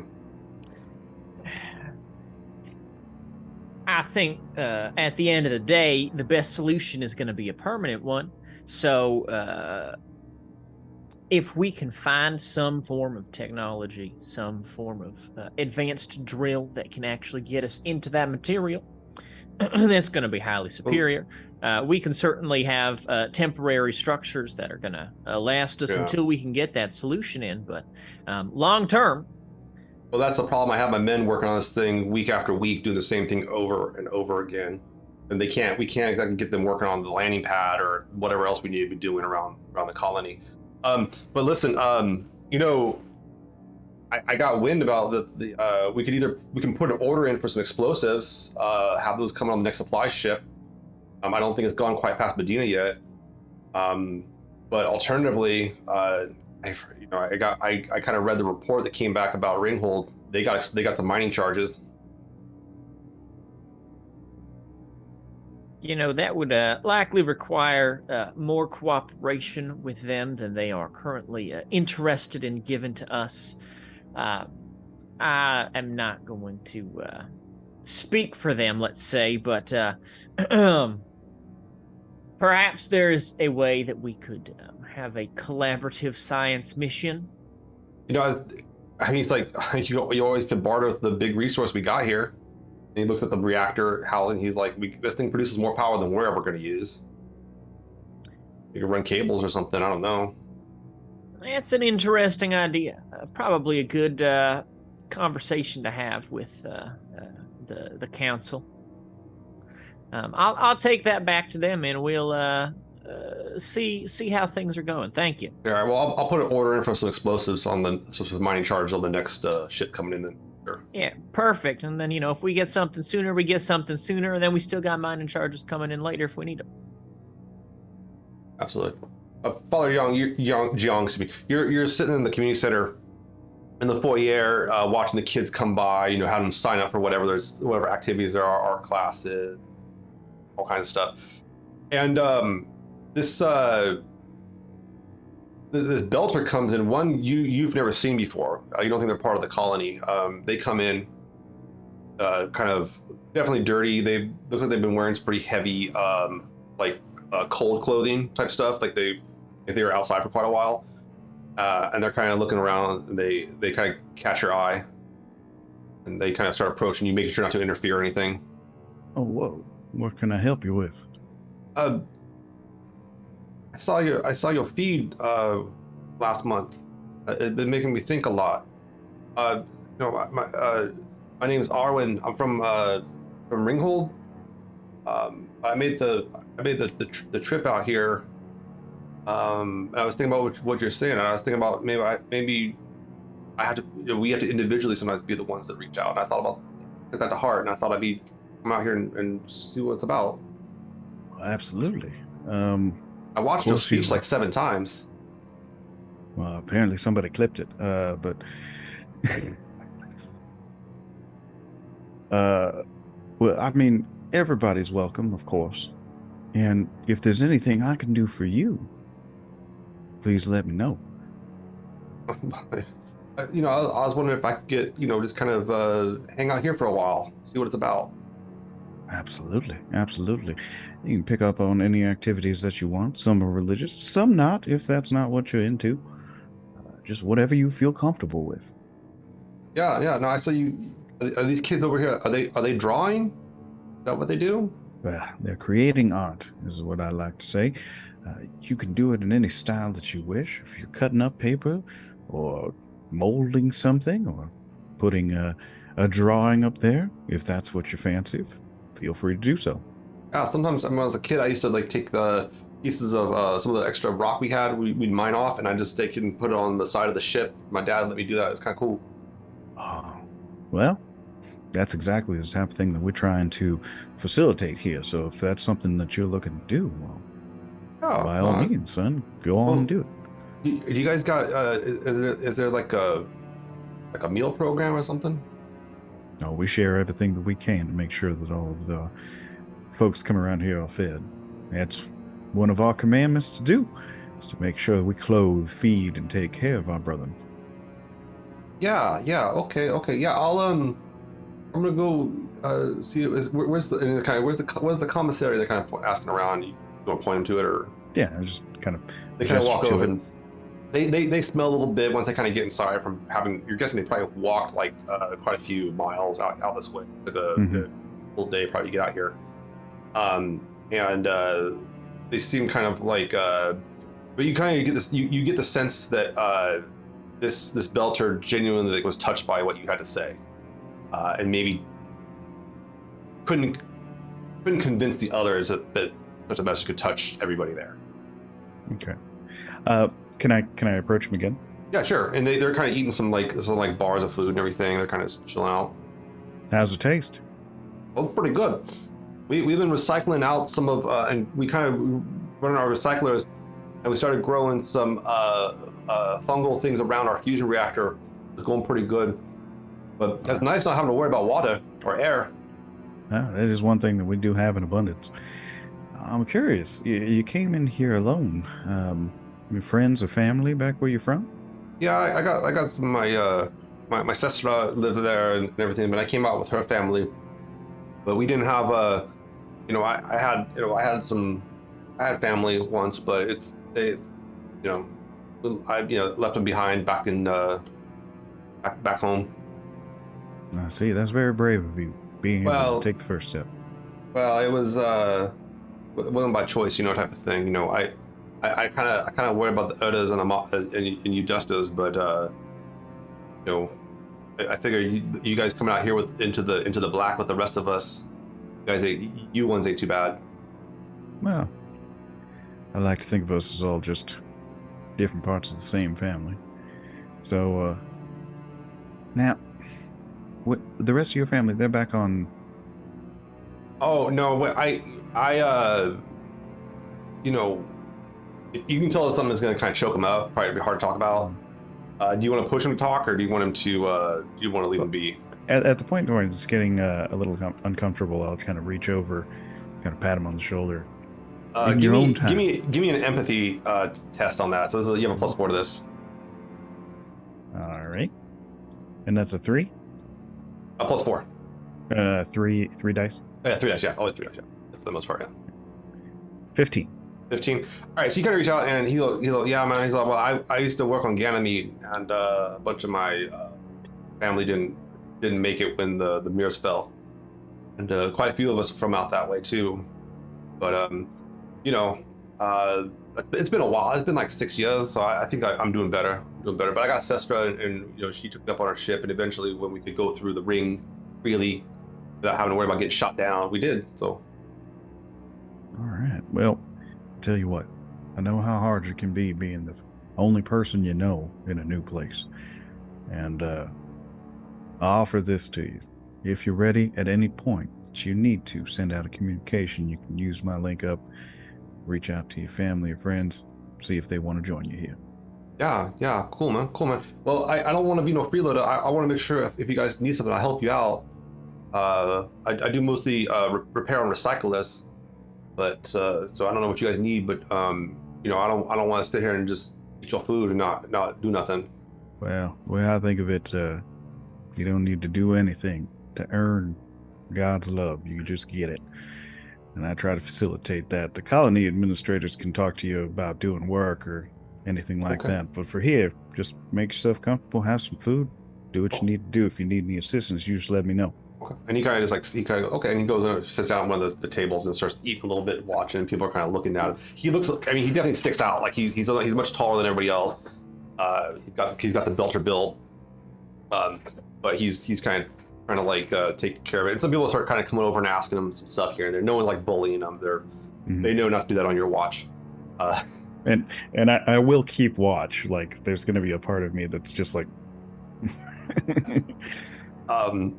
Okay, so the where was I gonna go with this next? I totally forgot. I had a good idea and that got really good.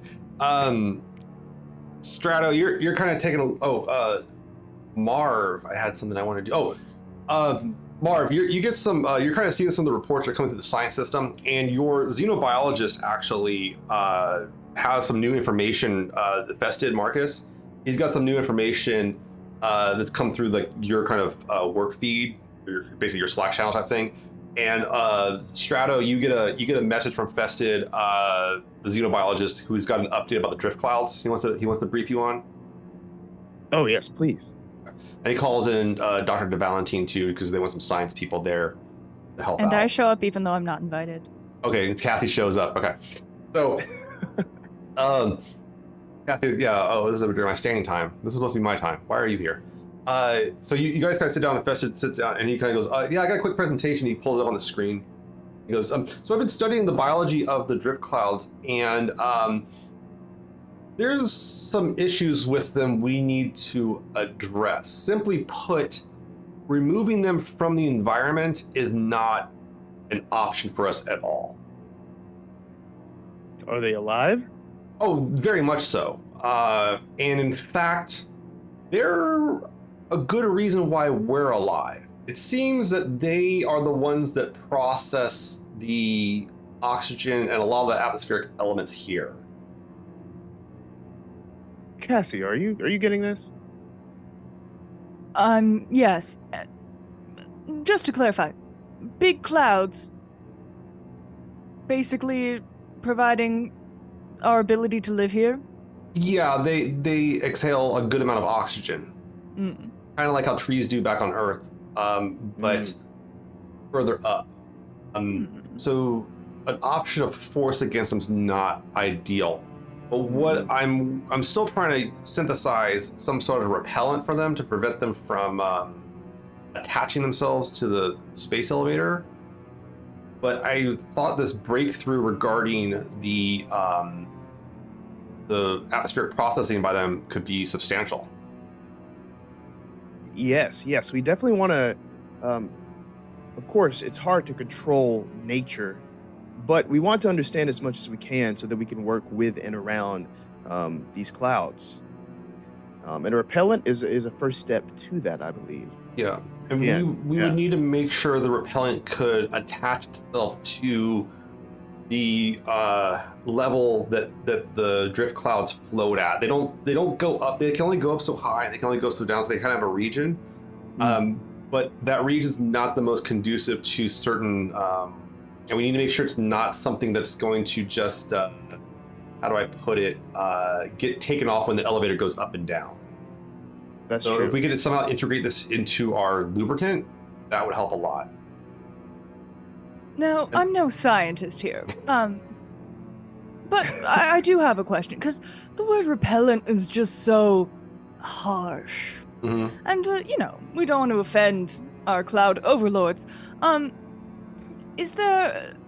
Somebody had said a while ago that they were perhaps attracted to the sky elevator. Is there any way we could attract them elsewhere, rather than repel?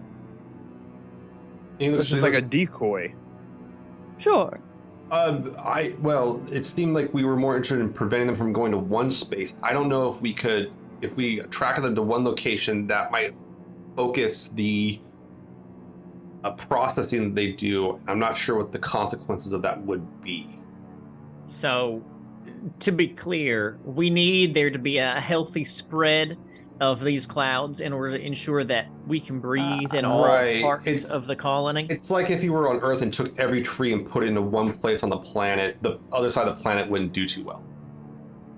And so Okay. I'd be a little worried about that. Plus, I'm also worried, and we would probably want them to be closer to us than others. Yeah, because this could potentially also impact Ringhold. Exactly. Our actions Exactly. around this. True. It's bargaining chip, though. But No, I'll it stay really out of is. politics. Really, but it's really they're fascinating organisms. I mean, they're, as far as I know, the largest living thing we know of that's actually mobile. I mean, there's some trees and some fungal networks on Earth that rival it, but nothing like this. And they're not sentient, are they?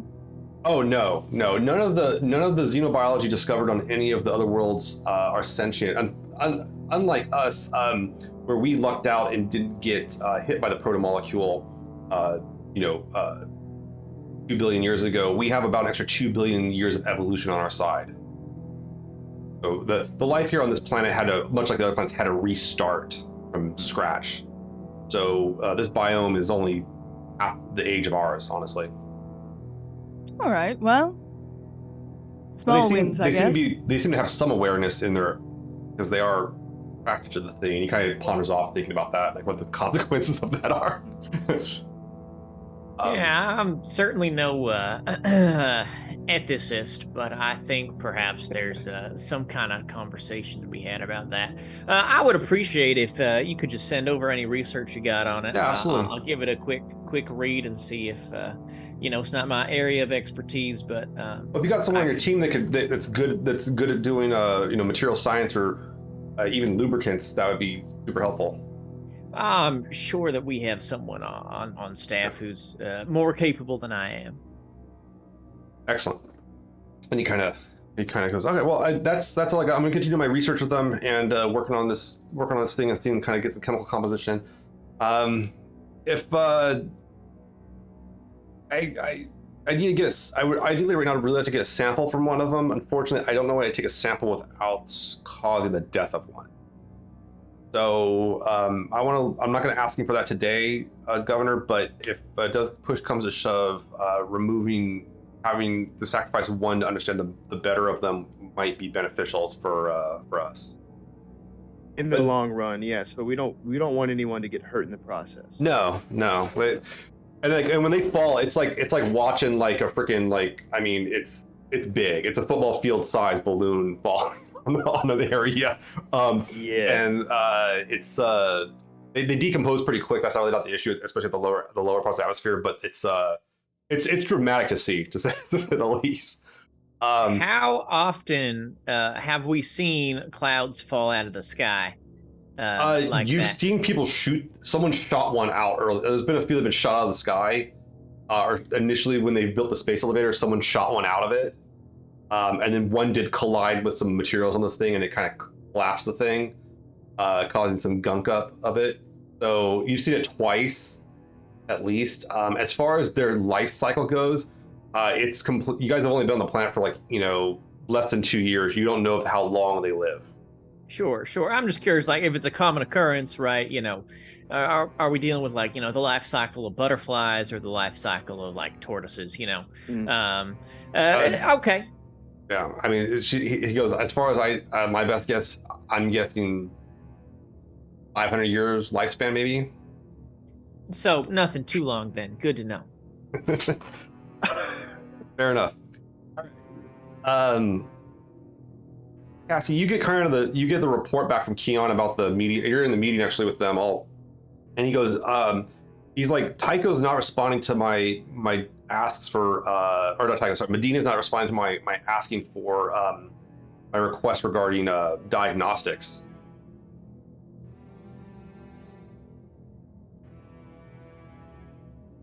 What do you mean? Like the guys we contracted with, nothing. I send the message, as far as I can tell, it got there. They're not talking back. Huh. How far away is Medina from? I mean, Medina's in the slow zone, so it's outside of this solar system and through the gate. I mean, it's a pretty, as far as like the communication time difference, it's maybe like an hour and a half. Sure. But it's Is been that like a day or so. Is that somewhere that we have the capability to physically go? Like, And you want to go through the ring, back through your ring gate into the hub. You guys could grab like your you guys do have like some spaceships up on the moon you guys have that has the spaceport. And then you also do have the warship too if you really want to go actually physically go there. Right. Is the governor in the room for this? Oh yeah, you guys. Yeah, you're kind of talking Still to here.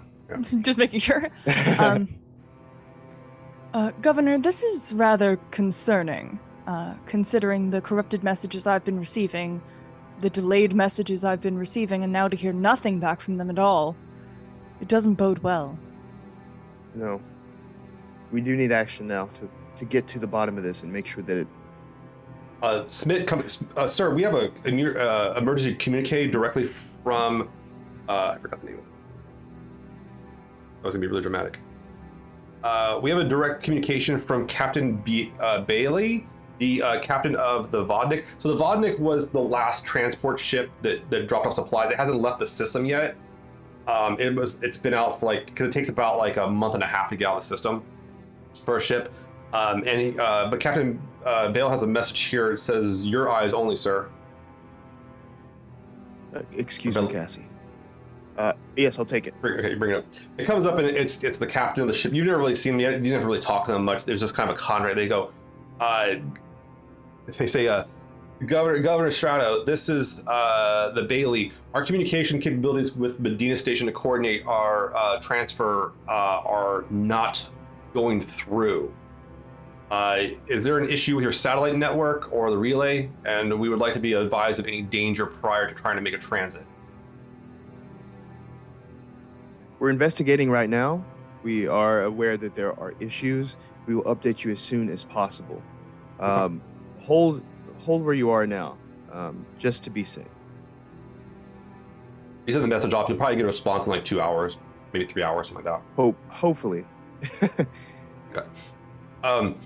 So you get that kind of information. They're having trouble too, it seems. Yes, this is a problem, Cassie. How soon can we shut this down, reboot it, reroute something in order? Do we have any fail safes, any backups to our community? And you get a message from a Johnny. You shoot a message to Johnny real quick, and Johnny comes back and says, as far as our and everything's working, there's something up with them. Something's going on. As far as I can tell, basically talk about the relay that goes through the ring gate to send it to Medina Station. That's working, and and they're saying that Medina's getting the messages, but they're not responding.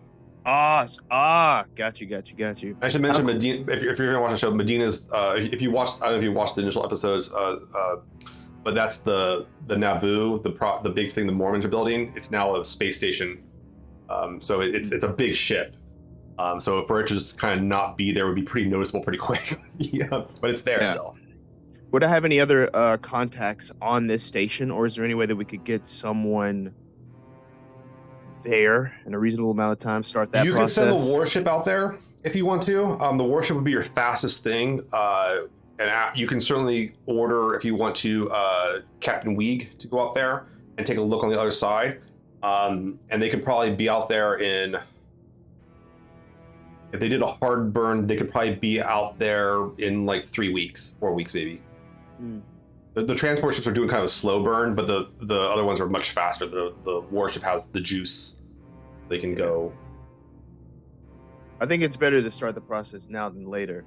But do we have any opposition in the room? I'm still in the room, correct? Yeah.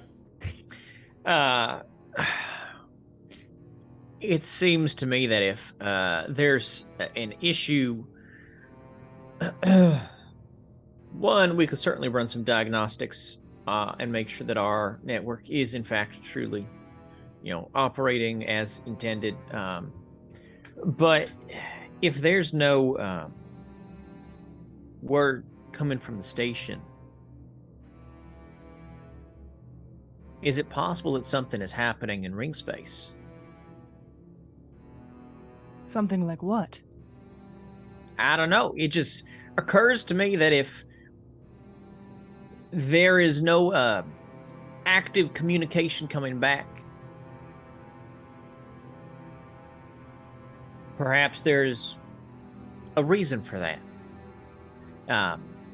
And then, John, remind me, is it like public knowledge that when the ring space initially opened up, right, there was some weird physics and things in there? Yeah, the physics. Yeah, there was a weird physics thing where they had the slow zone incident where they had the speed limit inside, where nothing could go faster than 600 meters per second, and that's over.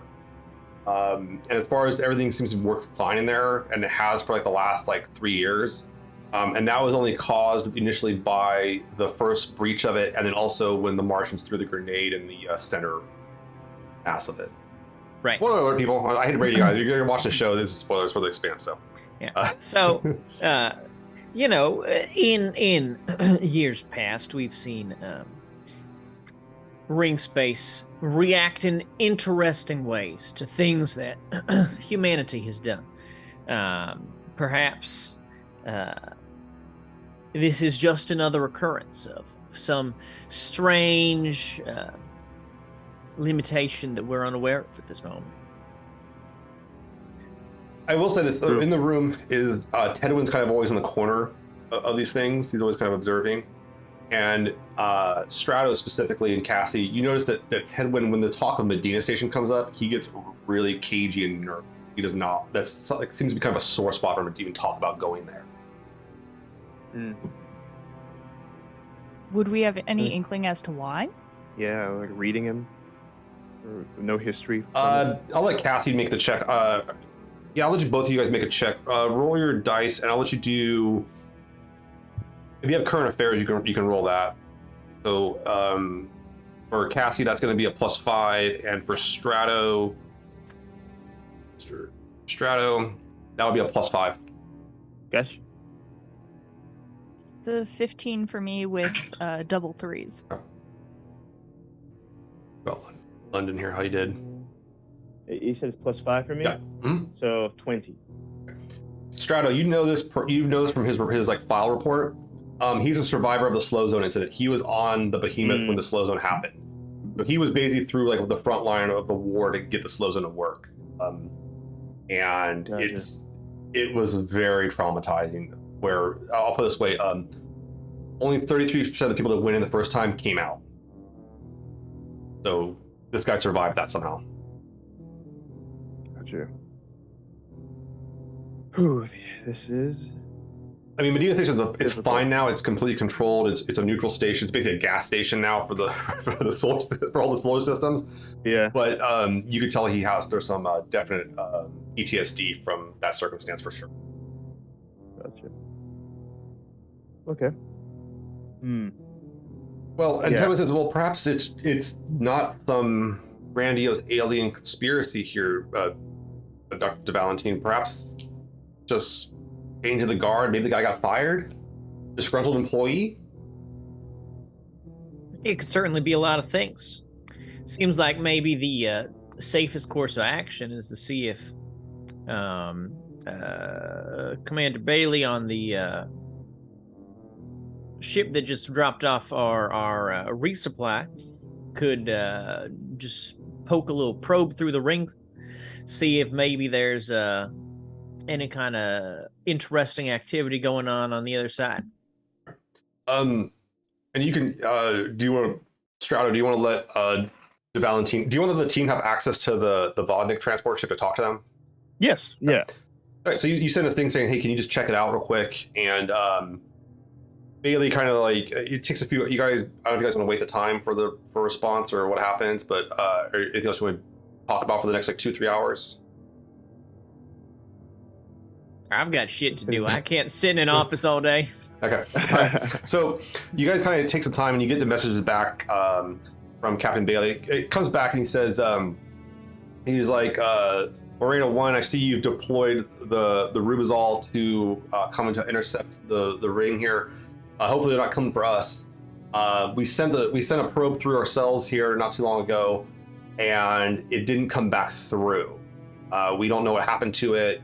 Basically, they can't see what happened to it. Once it goes through, they can't completely perceive what happened to it. But we suspect that something's going on over there, and the like. But there, and he's like, but we will not be transiting blindly. If you want to send your own ship through it, you're welcome to.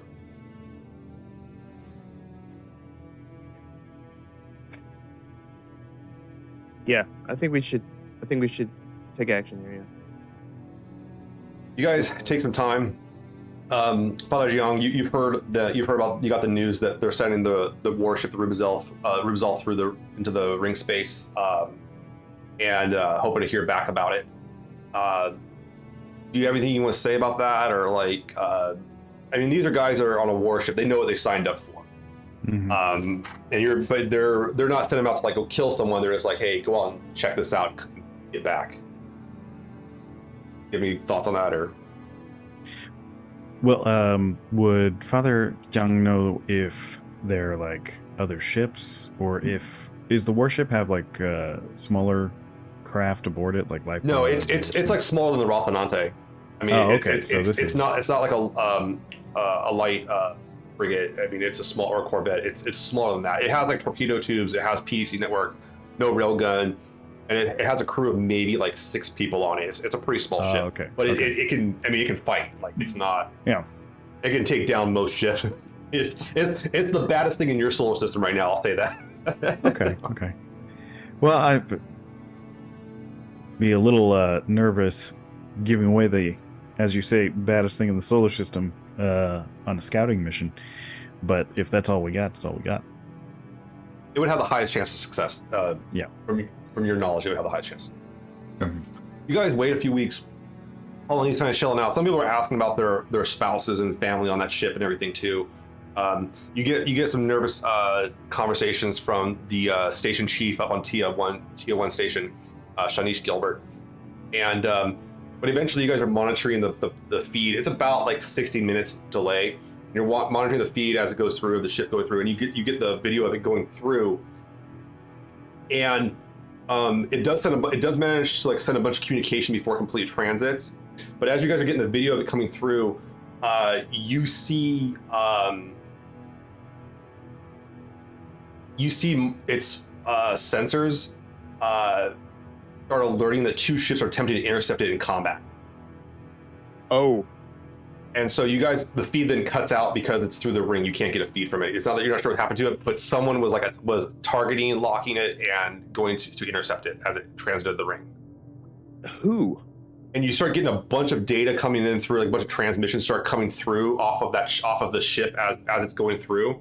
They just come in rapidly, and you get some like emergency news feeds from Earth stuff. You guys like, it seems like it's been like a few days old, but it's all kinds of stuff from like Earth about rapid news. Do you want to keep on watching the ship, or do you want to look at the news feeds that are coming in? Surely we could, have one person watching the news feeds and then one person watching the ship. All right, Yeah. Cassie, you're seeing that there has been several very large asteroid strikes on Earth. One happened in North Africa, killing a few million people. Another one happened in the North Atlantic off of the coast, not too far from the northeastern coast of the American shared interest zone, killing millions of people along the coast, including New York City, Baltimore, etc. You see that another strike happened, and it seems like the UN government is in complete lockdown trying to prevent repeated asteroid strikes happening every few hours on Earth. All right, well, this is not good. No. There's nothing we can do for Earth right now. We have to focus on what's happening here. Right. Yes. Focus on what we can control and help out the best that we can.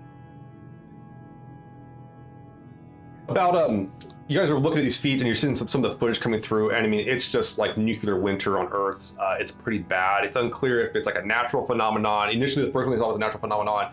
You do get a report that the UN president, UN Secretary General Nancy Gao has been killed in these strikes.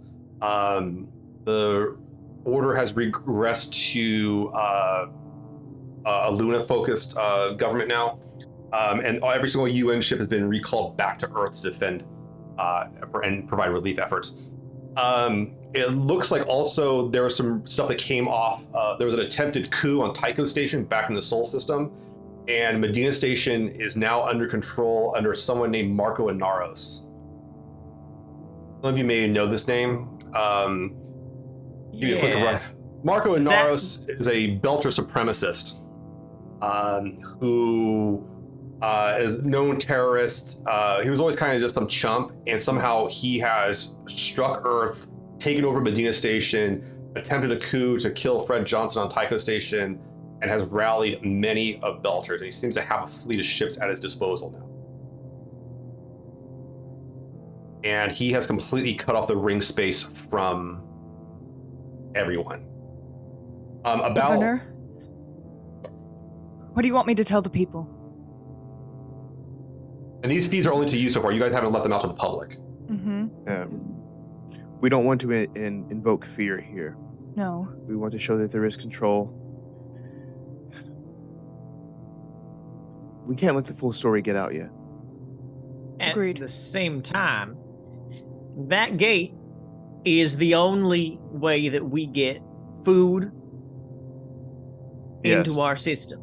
So we are if things do not return to normal in a relatively soon time schedule, we could find ourselves eating very, very little. Well, there's no need to tell everybody that now. Right now, what do you want to do, Governor? Should we tell people to get to safety, to stay inside? What's the move? Yes, I believe everyone should get to safety, should stay inside. And as far as the situation that's out there, do we have any more sort of firepower that we can send, or did we all send it out already? I mean, you guys have an armed force. You don't have another warship. You guys have. You guys do have like a few like light freighters up there, and they have weapon-wise. They have the PDC cannons. They have like networks of Gatling guns, but they don't have torpedoes to fight at long range. They would get shredded before they got close to anything. Not built for combat. Right. Yeah, that's not going to help. Okay. But about asking. About 45 minutes after you get this news, you get a message. It's incoming from Captain Weeg of the Rubizal. So somehow you made contact again with him. Yes. You come through. It shows that he's transited back into your system. You can see behind him, like his ship's got some holes in it, like it's leaking out here. You can see some damage. You can see people. He's like, Governor Oliver, we managed to get away from the combative forces, but the slow zone is completely compromised. There's no way we're getting back through there. I got status on our incoming supply ship. It's not coming. They've captured it. It's theirs. Whoever this Free Navy and this Marco Inaros guy is, they got it. It's all theirs. We are cut off. The Rubizal, and he's like, the Rubizal is like, it's still in flying shape, but we're not gonna be winning any battles anytime soon. We need help here. Who would I know that we can call on for help or assistance? Would it be any sort of like other IceJar? I mean, you are IceJar here. Right, yeah. But like any other assets that are in relative proximity. The only other thing you guys have is you have the TIA station up on the moon, which has like a spaceport, and they probably got some supplies up there too, by all means. But it's not like a self-sustained thing. It's more of like a really nice kind of outpost on there, just to kind of help mitigate ships to stop there, load stuff on, and they shuttle it to the space elevator. Comes down, the space elevator comes up, shuttles it back to there. So, and we don't have a way to communicate with anybody back in the Sol system. You can try, but all you're going to do is give the Free Navy information. Your tactical mind starts going, and that's like what you're doing is just feeding them. Hey, we need help. You guys do another broadcast comes through, and it's just the video of Marco Inaros talking about this guy, this Belter, who speaks like the most perfect, rehearsed English you've ever heard. Most Belters always have an accent. This guy has annihilated his accent, and he's just basically saying like Earth and Mars have like drank drunk the true meal in the water and sucked the air from us, and it's our time to take back what is ours. You lived fat for so long. The new colonies are just an invitation to the extinction of Belter culture and Belters as a whole. They start going on about how like basically your colonies are going to like kill his people sooner or later, not just through gravity but through cultural annihilation. Is this a broadcast that the people in Ringhold are now also able to see because we've given them satellite access? Yep. Well, everyone, they would have seen it even without satellite access. It would have come through pretty strong. Okay. Like he turned up everything way up, and but he's in control. And there's no way for us to jam that feed and make sure that it doesn't reach people here? That's an interesting question. You could try. You want to ask a Johnny to do it? Yes. Yep. Okay. Johnny's seeing this. I'm gonna say, I don't know how a Johnny would do that. Johnny's not gonna do it because it feels unethical, and it's kind of deriving. You're taking information away, access away from her people. Yes. She gives you an earful in French. That's great. Can I roll against that? Sure. You want to try to make a persuasion check or something? Yeah, persuasion or bargaining. What are you gonna bargaining implies you have to offer or something? Yeah. No, I'm gonna ask. What would be worth it to you to stop this message from coming in? We do not need to stoke the flames of hate. What we need right now is to make sure that our people can get food and resources. She basically tells you, gives you a rundown of Marco and Naros. So she was part of OPA Navy, so she was part of like when the OPA built up, and they excluded Inaros on purpose.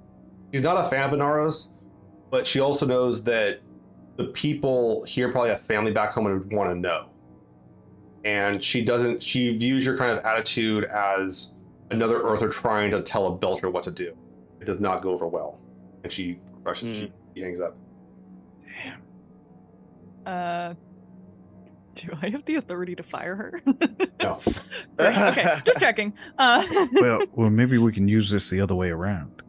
Instead of trying to deny Ringwell the ability to have this information, let's manually send it to them with our own message on it, saying this is what's happening out there. But as we were trying to prevent previously, we are here together. We're not trying to hide this from you. We trust you with this information. That's our best shot. Yes, I agree with the father.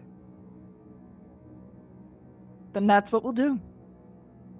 You guys spin up a message here for the colonists and such, or for Ringhold, and they come back and basically say this is a lot to process. We're going to get back to you when we can, and we're going to talk about it with everybody. Kind of have a communal meeting. They actually have enough people to still have community meetings. There's not too many people there. And they'll get back to you like in a day or so. They come back the next day and they're like, well, we're cut off too.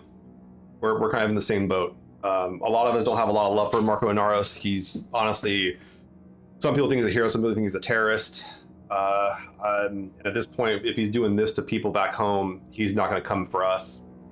He's only going to care about those that never came down the well. I'm sure you're aware that we know that your food supply will be limited. We have brought advanced recyclers with us, and we are willing to share them. However, though, we need an effort of you to share as well. We know about your advanced fusion technology, and if you're willing to supply us power to our place, we're willing to help supply you food. It's all of us looking out for each other, like your father said. And that's kind of their message to you.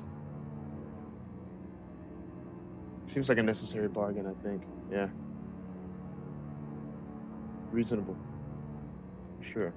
Are we able to just, discern the, again, are the intentions seemingly pure here? I mean, you know that, like, power is always an issue. They have their own fusion reactor, but they basically salvaged it from a ship they had. Got you. Yeah. And so it works, but it's not a pretty setup. And more power is always always helpful. And you guys have, I mean, more than enough power to power this thing for a very long time. It might delay the miniaturization advancements of it, just pulling more power because you're not gonna have time to really shut it down as much as you'd like to. But because you're basically, the fusion reactor exceeds the battery system that you guys have. Like it's that good. I'd rather deal with that than deal with no food. Well, that or them waiting for you guys to weaken too. So there's that. So there's a lot of angles to this. Yeah, for sure. So yeah. All right. So they go ahead and you guys kind of start doing the negotiations. De Valentine, you have a effort if you want to set this up and rig the system. How do you feel about that? Actually, I'm kind of curious. What's your position on it? I've always been sympathetic to the larger builder cause, so I am certainly very much in favor of helping those who have settled here on this planet with us. It might be a little bit of a setback on our scientific developments, but at the same time, we're going to face some other setbacks very quickly if we don't make some compromises.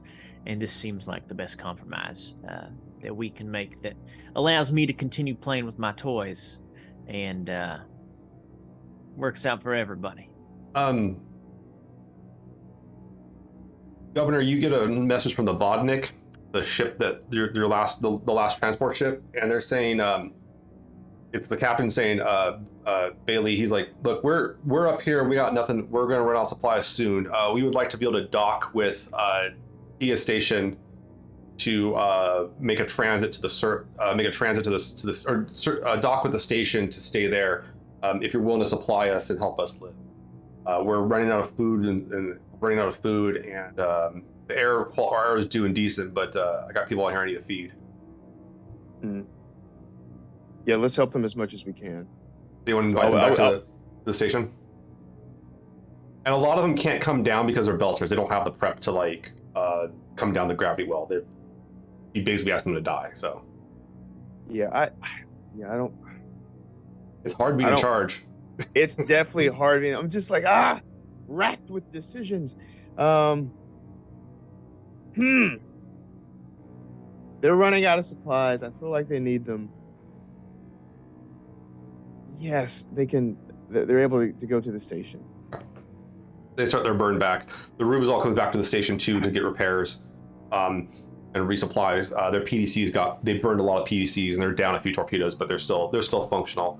That's a question too that for you two, Governor, is do you want the Rubizal where do you want it to deploy? Do you want it to deploy right outside the ring, which is the choke point? Do you want it to be closer to the planet? Do you want to be somewhere in between? They can even hide amongst some of the other planets and asteroids in the system between you and the ring. Yes, I think hiding amongst some of those places would be sort of the best option. That can potentially, the cover can give us some time to assess if we need to relay any messages or change our strategy. Yeah, there's a gas giant named Strirbog. Ways from you, but closer to the ring. It takes them about it's gonna take them about a month to redeploy and everything like that too, but they can pull it off. But they can certainly stay a lot of cover behind that planet for a long time. I should also mention too, the rings don't orbit. For those who don't know, the rings stay positioned; they don't orbit. It's really creepy. All right, so you guys start, Valentine, not a problem. You start running cable from one place to another. It's got to be a few miles long. It eats up a lot of your materials that you have, but you're able to get enough. You're going to have to kind of delay on maybe making the landing pad now.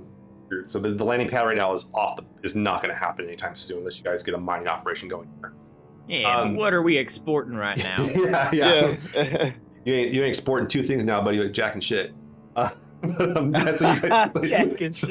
you guys kind of like set it up and you start rerunning cable and the connection comes over. De Valentine, this is the first time your actual eyes have seeing Ringhold. It is not like glamorous at all. You can kind of see what they have going on, but the people are kind of moving around. They have they seem to be eating okay. They seem to be holding up all right. Some people give you kind of a dirty look. There's a few people here probably a little bitter about the Martian conflict, and they know you're a Martian. They can tell by your bone structure quite quickly. Yeah. But you're mostly talking to their person, Miska Elmona, who's their chief engineer. And Miska is actually kind of into like what you're doing. They're actually really curious about what you're doing. And she goes, yeah, this is good stuff, and we're gonna have a lot more power. We have to go and we've been using the extra thermal energy off of a reactor to supply to the fungal curds or the fungus that we're making into curds to eat. It don't taste great, but it's doing the trick. I imagine that when desperate times call for desperate measures, if it doesn't taste good but it does the job, that's all that really matters. Out of curiosity, as you look at your power consumption metrics, will this line that we're running you cover everything that you need? We got our own fusion reactor, and this is just going to be supplemental to make sure that we keep everything charged up and ready for an emergency. Honestly, we were doing okay with that, but now we don't have to do quite as much rationing. Our recyclers can run it a lot higher. Unfortunately, a lot of the gear is kind of belted rigged. We kind of put it together, slapped it together however we could, and it's not the most efficient, but it works. I understand. I've been on more enough power now. I understand. I've been on a handful of belter ships before, and look, I got a lot of respect for the creativity. Let's put it that way. Just passionately curious, because it's one of those things where if you're not requiring full use of your reactor anymore, I'm curious if perhaps there's some materials that we could salvage down the road if we required additional supplies to keep our reactor up and running. We could consolidate a few of the housing units if we needed to, but that ain't gonna be very popular asking people to give up their homes, especially when they just got them. Sure. Well, I'm not saying that we need to do anything right now, but if we continue to be unable to receive resupplies and require new materials, it could be a last-ditch effort. You're approached by a man who you identify as Faye Smith. He's the chief of security here. He's carrying a shotgun. He has it like down to the ground and everything like that. He's not like brandishing it. Yeah. But he's with like a few other belters, and they go, yeah, this is the first deployment of food for you all. And he's got a little pallet here that's gonna go in the back of the truck you guys have. You guys have the part you brought over here. But I don't know how much that's gonna feed your people, but you guys got a lot of them. But hopefully it'll help out. Every little bit counts, and so long as we all have something in our stomachs and can keep doing the work that we're trying to do, that'll make do. I will make a very deliberate and intentional show of appreciation to each person who's delivering this.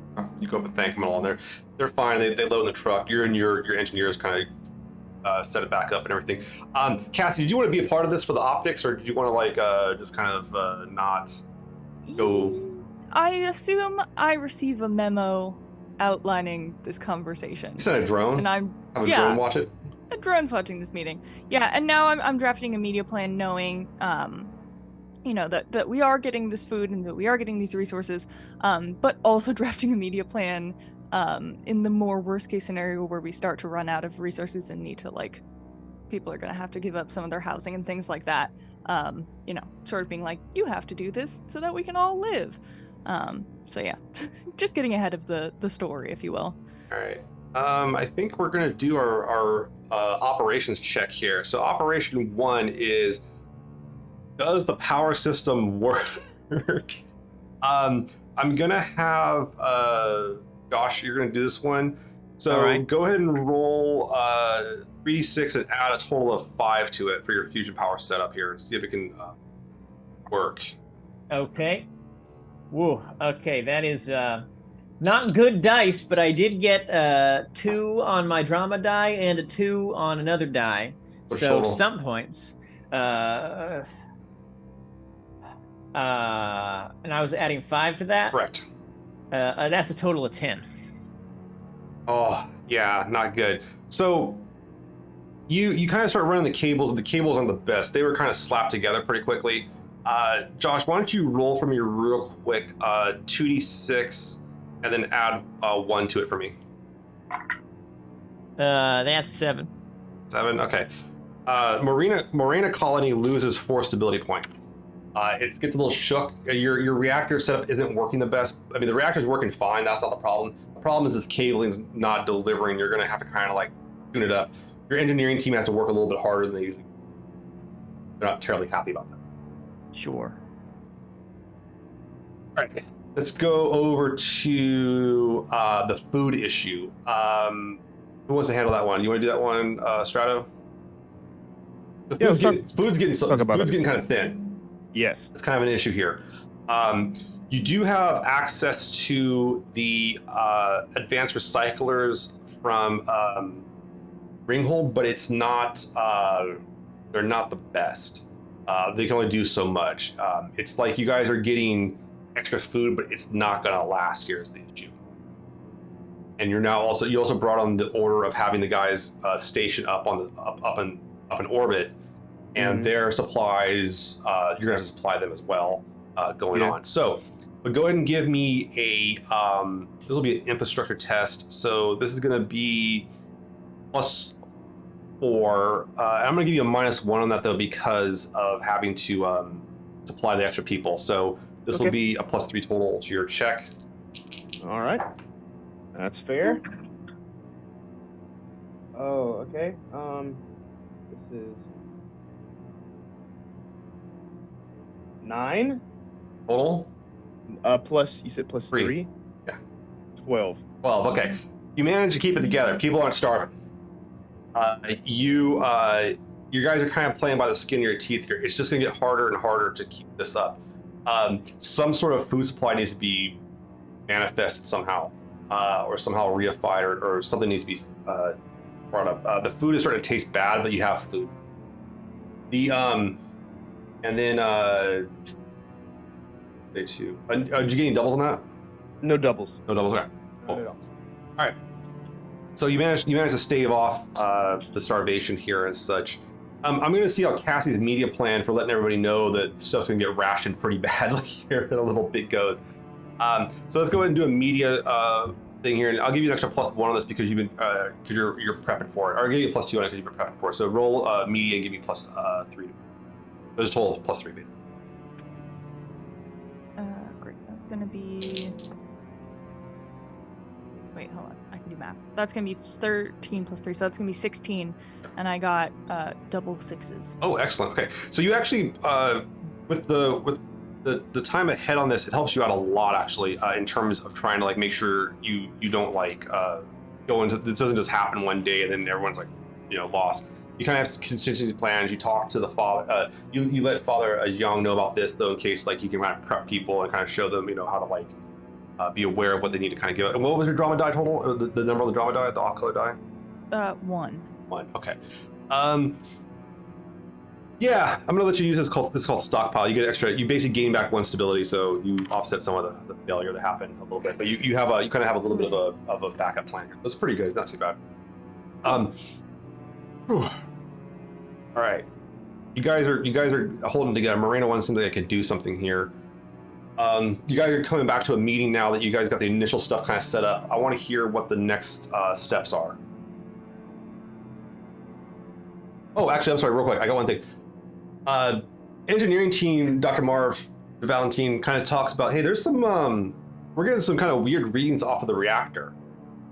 Do you want to take a look at them real quick? Yeah. Send me over the diagnostics. Okay. So you get some diagnostics, and they're showing that there's some, it's not the output, it's not the actual function of the thing. It's more of that, like, whatever it's doing, there's something kind of like its stability isn't the best. I mean, you guys didn't get that stability structures into like the ground, but this is something else entirely. And there's some sort of like weird fluctuation in the power settings on it or something like that. It's still outputting stably. It's still stable. It's not going to blow up or anything like that. There's some sort of weird fluctuation that you've never seen before occurring. Like some sort of interference. Sure. Yeah. Well, let's run a complete scan on everything. Make sure that we haven't introduced any new variables to the equation there. It would be possible if something changed in what we're putting into it, that something could be changed in what we're putting out to it. So let's double check everything and make sure that we're not. They'll do a full report this week for sure. You're Yeah, walking perfect. You're walking to the kind of communal senior leadership meeting here, and Dr. Valentine. Actually, we'll do with Father Yang. And you notice one thing kind of puts you off a little bit here, Nacho. You see that the ground feels a little more slushy than usual. Like there's a little. It's not quite as frozen hard as it has been. It just feels like your feet sink a little bit deeper. Well, that's weird. Maybe and it feels, I don't know, not warm out. It doesn't feel like warm out or anything like that, like the ice be melting, but it's just like it's not as frozen as it once was. And who's with me? Is there anybody with me? I mean, you could be out by yourself. You could have some of your congregants there. Some children could be hanging out. I mean, whatever you want to be. You're going to a meeting with a governor and such. So. Okay. Let's have another person who's administrative in the. Yeah, like one of the what do they call it? The camp counselors or whatever. Exactly. Yeah. So, how long has the ground been like this? Like what? And they look at it and they go, oh, that's a little bit of slush. I don't know. Maybe the kids just running around a bunch or something. I don't know. Maybe they're out here playing earlier. Do we have the amount of water necessary to burn it on water play? Oh, you guys have plenty of. I mean, there's plenty of water on the planet. That's not an issue. No. Like, are we allowing the children to play with the water out here? I'm trying to figure out what causes. Oh yeah, they come slush. out and play in the field and they slide around. They have sleds and everything. I think even Cassie's been really interested in trying to have snowmobile competitions or something out here. I didn't quite understand that, but she brought one with her, I guess. All right. From the distance, I'm like, it's because I'm really good at it. I kind of gotta kneel down and grab some, see if I can feel like any sort of textural difference. I mean, it feels like slushy water to you. Usually the ground's been pretty hard for a long time, but something's up. I just kind of file that away into the back of my head and keep going on. You come into the room, there's Strato, Marv, yourself, and Cassie all sitting around. Edwin's in there, and so is Smith, the other assistant. They say, yeah, well, Tedwin's gonna say, I gotta tell you, Ringholt seems to be taking us a lot better than I thought. Hey, I'm just wondering if y'all been stuck in here for a while. I just came from the community center, and I noticed that the ground feels slushy, and that's not something I'm used to here. Does it have anything to do with the ooze? The ooze has been actually, it doesn't look like the ooze. The ooze has been kind of contained. It's still kind of a problem here and there, but it's not such a significant issue anymore. It was just like straight up water, and the ooze doesn't really collect on the ground. It collects more on like machinery that generates heat. I mean, unless you like lit the ground on fire, like it's not going to really come in that area or something like that. It's smoldering holes or something. But now, again, not one of a scientific mind. I was just curious if there is ice beneath us, and it might be melting. What kind of an effect would that have? Well, maybe we can kill two birds with one stone. Even if there is ice beneath us, it's melting. Is that providing fertile soil that we may be able to grow something on? Well, I imagine it's certainly possible. I also imagine it's kind of hard to grow something on an ice planet. But as you said, if the ice is melting, perhaps there is a cause behind that.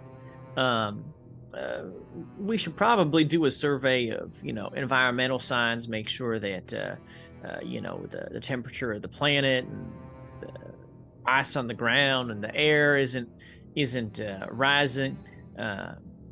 Do we have any idea what's underneath the ice? Well, yeah, kind of.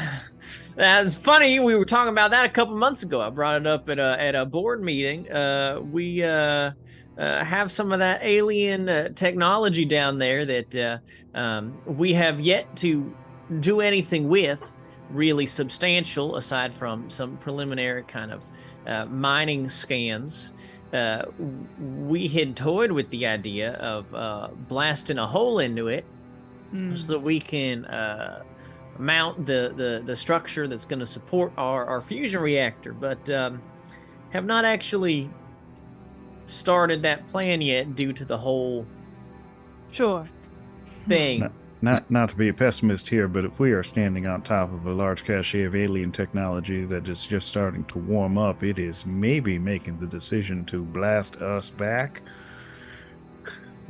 Oh. Well, if it's a matter of seeing who can blast who first, we could probably pick up some mining charges from our friends over at the other Marv, colony. you get a little ding on your data pad from someone on your team, Yeah. and it comes up. You get it's from they go, hey, we just got this message coming in for you, Chief, and it's from Shanice Gilbert, the main chief up on the station. Oh yeah. Marv, you need to look at this, and she like sings you over some numbers, and it's like orbital mechanics of the planet, right? And it's showing the 3 moons. And the 3 moons are evenly distributed. And it is known that on Ilus, the 8 moons of Ilus that were evenly distributed were alien artifacts of some sort. You know, remember how like, and you know that like supposedly it melted one of its own moons to power the change in physics. And she's like, and she shows it over to you. It's nothing like the moons are melting or anything like that. We're not to that degree yet. But she's like,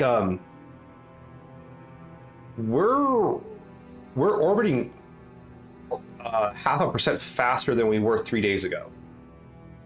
Okay. All right. All right. And what's our trajectory on that? Does it seem like we're continuing to increase in speed, or is it? Well, no. The moons are increasing. It's going to be slowly accelerating. I'm not sure what to make of this. Our systems can handle it. The station can handle it. We're not too worried about it. But the orbit's kicking up a little bit here and there. I'm not sure what's causing that. Is there anything weird going on down there? It's funny you should mention that. It's almost like you timed it perfectly. Yeah, it seems like perhaps the ice is melting a little bit. According to some preliminary reports, the ice planet might be melting. And she goes, hold on a second. She like taps something real quick and says, "Oh my!" She's like, "Oh my god!" And she sends you over a thing, and it's showing scans of like the system from like 4 or 5 days ago, and it's showing scans right now. Morena I is about 0.03% closer to its sun than it was a few days ago. I will make a point of putting that up on our big overlay here in the meeting and take a moment to translate some of the science mumbo jumbo into English. And so, okay, so this number here, right, that is our proximity to the sun. And as you can see, this number from 4 days ago is bigger than this number from today. So we are moving, in fact, dramatically closer to the sun. Yeah, I mean, you're a little bit, but yeah, it's very subtle. I mean, you guys would have quite a bit of time, and I will say the Morena I is actually farther away from its sun than Earth is, so you guys like have a lot of time before you burn up, but it's still closer. But we are advancing rapidly. Comparatively speak, on a cosmic scale, yes. We have a few hundred years probably, but we are advancing much faster than we ought to be. Let's put it that way. There's a baseline, and then there's us, and we are slightly elevated. All right, we're not going to tell anybody this outside of this room. I think they will start to panic and concern if they, like our father Nacho over here, notices that the ice is a little melty. There's some things that are probably worth sharing in the interest of not raising larger concerns by not sharing, if I had to make a recommendation. Noted. But to your point, I don't think we necessarily need to give them all the information. I think that there's a healthy way to warn people that, hey, the temperature's changing a little bit, without cueing them in that we might be hurtling towards impending doom, because there's one thing humanity does, it's panic. That's fair. I am just simply advising that we tell them something and that it be based in scientific fact. Absolutely. We can tell them the truth. Just maybe not the whole truth. Still the truth. Still the truth. There's the truth. And the truth. You know, that is true. All right, so the moons are accelerating, and the planet's orbit is, I don't know, say it's in some sort of decay. Is there a way? Okay, so out of character, the Ringwell is a separate planet, or Ringhold is the colony that they have a colony on your planet. okay. What do we tell them too, right? If you want to. I would advocate whatever we tell anybody, we tell everybody. Especially since we are just starting to share resources in the face of dire circumstances, it seems only appropriate that we offer the exact same information. Is there a way to communicate with our ship that's still in space? Oh yeah, you guys can talk to the Rubesol. It's way out there, yeah. Can they check to see if this is happening to any of the other celestial bodies in this particular solar system? Yeah, absolutely. If the government goes with it. If this is all going to collapse into the sun at some point, maybe we should choose a different solar system. Move while we can. The Rubesol comes back and they said, Morena I or Morena is the only planet in an orbital decay right now. Everything else is fine. Of course it is. What about the moons? Can we speak to what is happening with the moons of other planets as well? They come back and because a few of these planets have like a ton of like moonoids, I think they're called. I can't remember what they're called. Or moonlets. Yeah, like the one there behind has 3 moons and 5 moonlets. And they're all just in orbit, just hanging out. They're just like they're just asteroids as far as you guys can tell. Okay, all right. But Morena is somehow else. special. And the asteroid belt between you and the sun, and there actually is one more planet closer to the sun. They're same orbit, no problem. Nothing's changed on those. Wow. Why must we be So- special? We actually, good news and bad news. Good news, we will not likely have our trajectory intersect with the sun before we are all extinct from the asteroid belt and the other closer planets. So Or starvation. Wow. Or so starvation. comforting. Starvation. So the good news is we're not going to burn to death. We're going to either collide or starve to death. And the Yeah, bad I'm news? definitely not saying that verbatim to the people who live here. The bad news is that we have no idea why this is happening.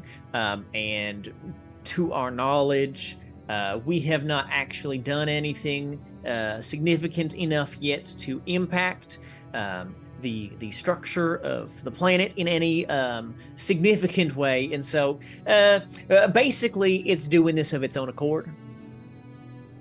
And it has nothing to do with the plethora of alien technology sitting right below the surface. We have only barely scraped the surface of the alien technology, so it is doing whatever it would be doing in our absence, if I had to guess. Great. Well, I would say that given recent events where we have noticed alien intelligences, or I don't even know how to put it, the capabilities previously reserved for the divine being handled like toys by other beings, it's hard to say that this entire planet wouldn't hurtle into the sun tomorrow by just accelerating at a pace that none of us had ever thought even possible. It seems difficult at this point, I would imagine, Doctor, even as a man of science, to predict what anything is going to do at any moment. You make a very fair point. We can, of course, chart trajectories and try to make predictions as to how rapidly things are going to go hurtling towards that great end, whatever that may be. The best I can offer is to have some folks work on some trajectories. I think in the more immediate future, perhaps we ought to take a second look at some of these structures and see perhaps if there's anything we can discern about them. Mm-hmm. Maybe That will take you know, resources once we have more leniency in what we can do.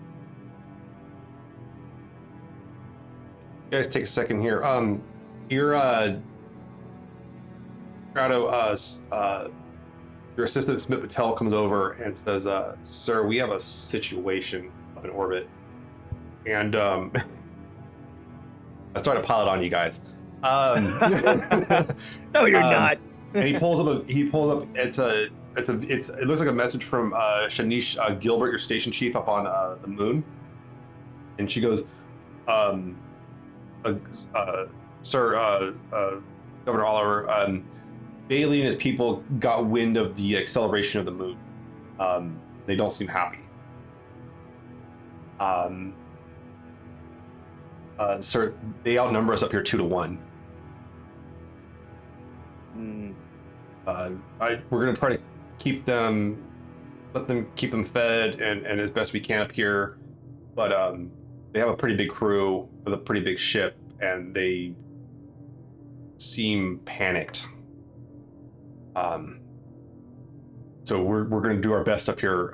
You have our word, but keep an eye out for us, okay? And these are our people. Yeah, Shanice works for you. She's on basically the offsite, the person that manages the station that keeps stuff coming down, that would keep this stuff going on. And she's feeding the people from that ship you guys decided to bring on, the Vodnik. Yeah. Thank you for the update. We're trying to work as quickly as possible to make sure that everyone is as comfortable as possible right now. We know these are difficult circumstances and lots of things are popping up. But we're trying to take control. I've ordered my men to sleep with their weapons. Just so you're aware. Thank you. Is everybody else listening to this? You can certainly just fill them in with the conversation real quickly. Yeah, I'll definitely, fill them in on that. These people are struggling up there. It's a very delicate situation. Whatever we do, we have to do something. Father, Well- you're the expert in human suffering. Damn. It's not exactly how I There's would so put many it. entendres there. There's so many ways we can go with that. God.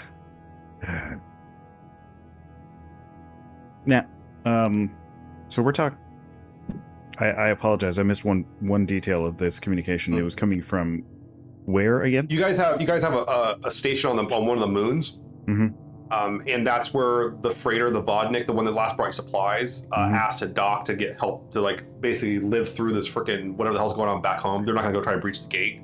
And the people from the Vodnik are they overheard about the acceleration of stuff and they panic. They're starting to panic up there. And there's your people, your IceJar people, the people that work for IceJar are kind of we're not sure if they're gonna do something rash or not. And they outnumber us. So the folks in the station are scared of the folks on the ship. Yeah, who are now stationed and docked with them per Governor Strato's orders.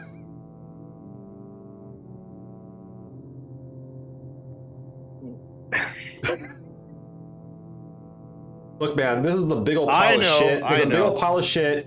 It's got way too much shit on it, and I'm just putting more shit on it. So let's just deal with it. Well, I don't know what we would be able to do at this sort of distance unless we can get a ship out there to the moon. You guys have shuttles that can go up, and you do have an armed, well-equipped security force here planetside. There is that. That actually is one of the features of the colony. And you might know someone who's like, I don't know, a military commando or something too in the place. So, saying. And we also, for the record, do have a warship that's currently getting some scientific studies for us, but I imagine they could do that from anywhere in space, including, docked on our moon base for some repairs. Their issue though is that they don't have they're not built for boarding actions. They don't board. They're more of just like ship on ship. They don't have that big of a team. Looking at ship on ship combat action like that, weapons that they have on that particular ship, if launched against a moon satellite, would probably cause more damage to the platform, causing ancillary damage to our people there. On top of that, you got maybe 6 people, rather insignificant infantry force if they decide a boarding action. I need Strato and Marv to make. Actually, we'll have a Cassie too. Actually, so one of you make a perception intuition check. So if you have intuition, you get the bonus. I think London. Yeah. You have a +3 to it. This is a perception check for you, Cassie, and then Marv. This is just a +3 for you. So you said intuition, or? Yeah, it's under perception. Yeah. I've got a +5. Oh, +5. Okay, sorry. Go for it then. Oh, sorry. I saw that. I totally saw that. Huh.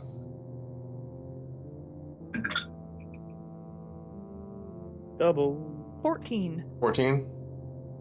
What'd you get? 19 for me. Very nice. And it was like London has to send it off to NASA because it's so high. No, I got 12. But I got double 3s. Okay. 12's not going to do it. Cassie doesn't do it. Marv, you're hearing the father talk about this situation in a tactical way. Oh, I'm sorry, 15. Not good enough. Marv, you're pretty sure the father has military experience. I mean, so does every single person from Mars, basically. So let me put it this way: more, we'll say, advanced military experience.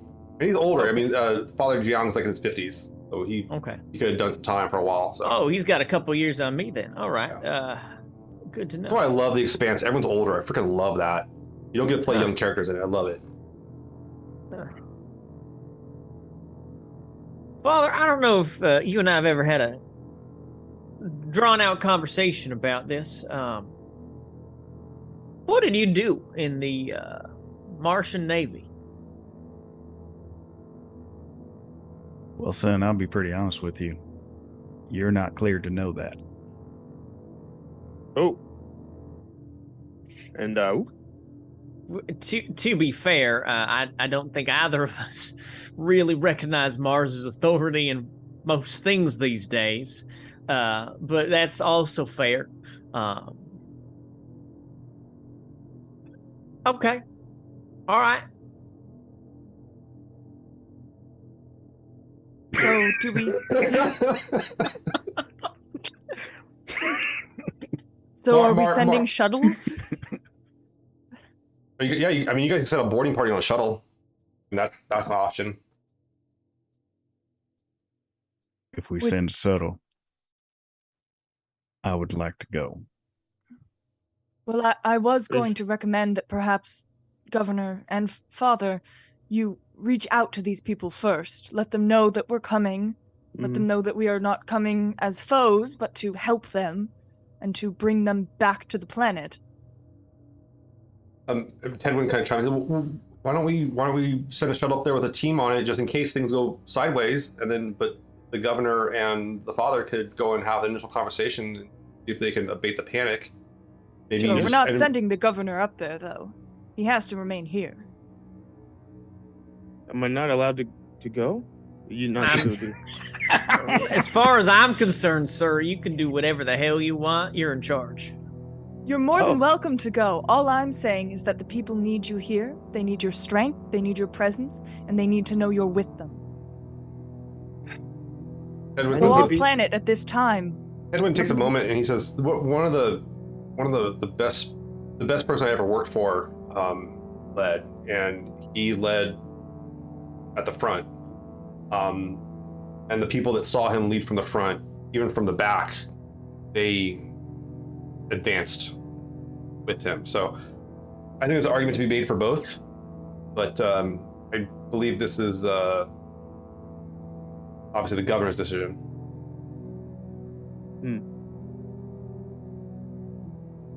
When Tewin said that, so he was kind of like referring to me leaving, for this cause wouldn't necessarily hurt, or It could inspire. or aggravate the people back home necessarily. No, I mean, your people here on they trust you right now. I mean, you've been running it fine and keeping them alive. They're happy with that, and they like the whole outreach to Ringhold's been pretty successful, honestly. But if you were to go and do it, it's kind of like, well, people would be like, well, he's not going to go there because it puts him in danger. But then other people would be like, well, he went up there to actually talk to these people and put the best face forward. There's no right answer. There's a lot of wrong answers here, which would be setting your warship just to blast them all. But there's a lot of right answers you could take up here. So and I see what Cassie's saying there too. But I think that Strato would definitely want to accompany the father there on this.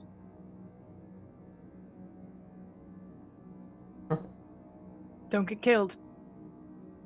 And try my best not to. Do you want your chief of security to come with you and bring a team and stay back, or do you want him to he could come in plain clothes and just kind of be like he could have a pistol with him, which isn't uncommon to bring anywhere, but well, I don't want to bodyguard. go. I don't want to go cold. We'll take the bodyguard. Okay, so you bring in your chief of security. Okay, so you have Tani. You have Tani Mitsuko with you. You kind of bring her into the meeting. She sits down with you, governor, and she's like, all right, so she tells both of you, says, all right, just stay behind me in any kind of situations. If things go sideways, just run back for the ship. Father, you know how to just make sure you keep your head down if the bullets start flying or anything like that too. But if you guys need anything, let me know. I'm gonna have a total of 6 of my men on the ship with rifles and riot gear on. We're bringing all plastic bullets. We want to make sure we don't damage the station. Good, perfect. Are they going to be shooting plastic back at us? We honestly don't have a good assessment of what kind of weapons were on board the Vodnik. It wasn't really in the contract asked what they kept. But based on what Shanish has told us, she's seen a few pistols brandished here, but as far as ammunition, I couldn't tell you what they're packing. That's fair. Maybe a combat shotgun or two, but we'll see. Okay. So how much time do you want to give them before you go up there, Governor? Are there any sort of pressing matters that I need to conclude before heading up there? It's more of just having the shuttle prep. To prep the shuttle to get up there is going to take about 3 days. The team would want to go ahead and go over tactical plans of the map of the station and everything like that too. A lot of them have never been on the station, honestly, or they kind of just pass through it. Father Jiang, it's really just study that you guys get maps and stuff, no problem. It's all IceJar, so they designed it all. Let's prepare to leave by the end of the week. Okay, you guys give it about 5 days. Marv, you start noticing more and more. Yeah, the ice is. You do an assessment. Your team comes back and they say 2 things: the ice is melting and the ground temperature is starting to raise. It's actually not.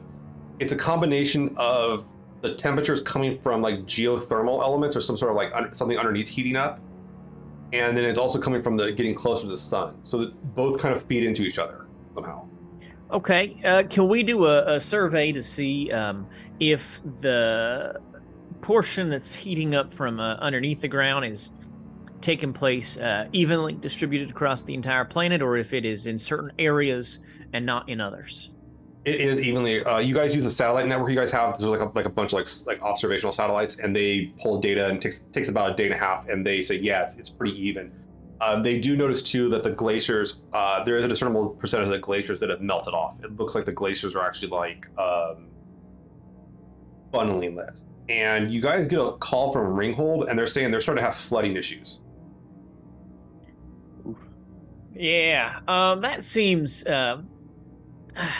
like a fun time. So, I mean, do you want my if I was to make a recommendation to this gathered council, would be to find places for the denizens of Ringhold to come and join us here in our colony, where we are suddenly no longer having to run power across several miles of rock and ice. We can get all of the equipment that they had previously had there and bring that in and consolidate it all, potentially have additional mechanical and technical resources available to us. And then, of course, there's the symbolic kind of thing of, hey, we're all kind of going through this difficult time together. It would require some additional buildings be fabricated on our end, I think, but might be worth it in the long run. I'm hearing here's what I'm hearing. I'm hearing let's consolidate the colonies into one to try to, at least temporarily, and we can bring all your guys' stuff over here. One thing you do have going for your situation here, Marv, is because the ground is kind of slushy, a little more watery, you can kind of ski/float a lot of this crap over instead of having to drag it across frozen tundra. So it is a little bit easier to move, and you guys do have like carts and stuff that can pull. They have a few of those too, but not too many. Yeah, so that is my official recommendation to the gathered council. Right. Okay. Cassie, this is going to be a hard pitch to get these people to give up their own little settlement and bring it over to people they've had an adversarial, we'll say, with. I would add the whole flooding piece as a significant component, and maybe this is where we have a little honesty about why this is necessary, because the glaciers are melting, the ice is melting, and very soon that entire colony could be underwater. It's kind of preempting a humanitarian crisis. Great, we'll frame it like that. Father, who I'm assuming is here. Yeah. I heard that you have a belter from Ringhold among your congregation. That is true. Young fella just came in a week or two ago. Yeah, Alwyn, yeah. And has he connected with others in the congregation and in the community? He's been hanging out, eating, made social friends. Yeah, they've been playing some games. He's trying to build up to playing basketball. He wants to play, but he's not ready for it yet. Oh. Emotional. Take that. I gotcha. Wow. I think perhaps if this is coming from the community, coming from you, Father, backed up with the science and with the truth and with the honesty, we can implore the better nature of our community to help those in need.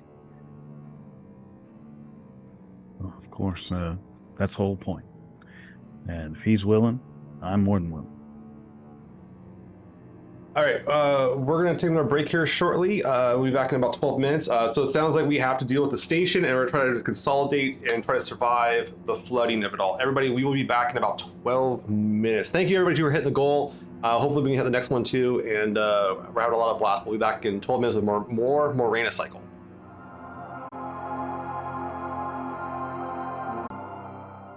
Welcome back to Morena Cycle. Thank you very much. We're being our conclusion here, and we got a little bit longer until about 4 o'clock to play. So the shuttle ascends. You're kind of monitoring what Cassie and Marv are doing, trying to talk to the come up with an engineering solution to bring over more of the belters. One thing you did figure out, Marv, pretty quick was that you could, if you guys do cut off this cable that's running power out there, and along with the extra stuff in the landing pad, you could probably build a pretty good platform for them to set up a good portion of their settlement on. All right, that's promising. It's promising. The materials are there. That's the big advantage. You and Cassie, how do you want to approach them with this? Like, what kind of messaging do you want to do to be like, hey, like, come over here with us? Brochures. Yeah, I definitely want to bring with me the belter who became a part of Father. Okay. Yes, I want to bring him with, just basically as a representative for somebody who is living with us to be like, they're not going to murder you, and also like there's food and shelter here. So bringing him really and like just giving him a little coaching on like what to say, and just presenting to them the idea of like, look, we're all in dire circumstances. We need to work together. We want to help you. We appreciate your help. Let's do this together. You guys come up with an excursion. You bring one of the carts with you.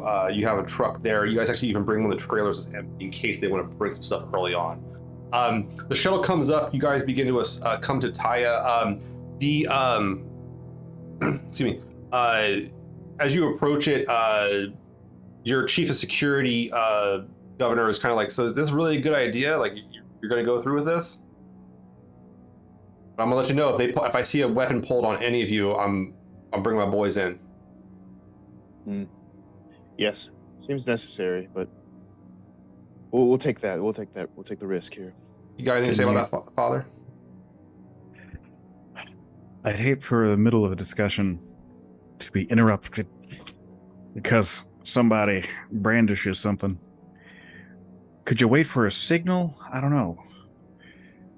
All right. Well, keep your eyes peeled then. I want everyone to come back home. All right. You guys dock up, no problem. You see, as you do, the Chief Shanish is there and says, "Welcome to Taya 1, Governor." And the gravity here is really minimal. There's no spin on it, so you guys are kind of bouncing around. It's a little bit bigger than our moon, but it's still bouncing around a little bit. You can use magnetic boots if you really need to. And you can see the chief of security. She's in plain clothes, but then her 6 men are inside the thing, ready to go at any moment upon signal. And Shanish kind of goes, "Yeah, they're getting a little more rowdy, a little more demanding. They're a little worried about this." And there has been more acceleration. The acceleration is very, very slight, but there has been acceleration along with the heat kind of going up a little bit more on the planet. Not much, but it's enough to start melting the ice and causing the slush problem to go forward. So, Governor, who do you want to meet with?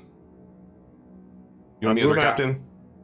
Yeah. Who's another option other than the captain? They also have their executive officer, Emil Flacco, and then their chief of securities, one Budin. Emil's an Earther. Might be the one that would hear you out the most, but Bailey is a Belter and Budin is a Martian. It's a pretty diverse crew on that ship, but they're all, I think everyone's on edge. Yeah. Let's try the captain, and the father is with me, correct? Yeah. Okay. Yeah. Cool. And your chief of security is with. Yeah. We'll hit up the captain first. You get a meeting with Bailey in one of these kind of rooms is off the side. The station's meant to just kind of be functional, so this room you're in is honestly, it looks like it's like a commissary, like a cafeteria type thing. You come on in, and shortly after Bailey and Emil and Budin come in, their whole staff, their kind of senior staff, along with 2 other people that are they're Belters that are part of the crew. You don't see anyone that have. You do see that like quite a few of them have like pistols. The captain, the XO, and the security chief all have pistols. The other 2 don't seem to have pistols, but maybe they have like a stun gun or something on them. Then we go actually to our father. Father, give me a perception scene test. Let's give him an optical pat down.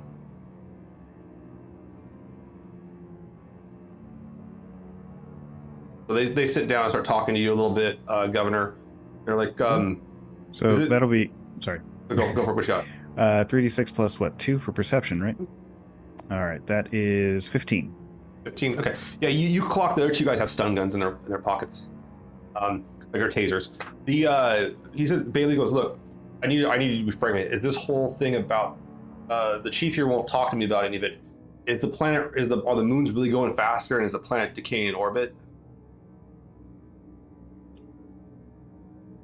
I should have asked my media person if I should be honest with them. I want a friend. No. I mean, you're like, don't tell them. It is a 4-second delay to the surface, so I will say that. Just talk to them. No.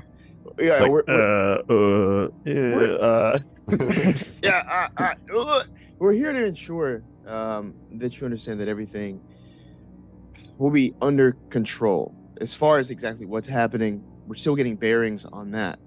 But we wanted to come here personally to address everything, to talk to you and to talk to whoever we need to, just to sort of, quell the unrest here. It's there rightfully so, but things aren't completely out of hand yet. Their exo, Emil goes, so you're in conversation with the aliens to tell them to stop putting the damn planet into the sun. No, of course not. Obviously, that's not what's happening here. Oh. But we are trying to control what we can control.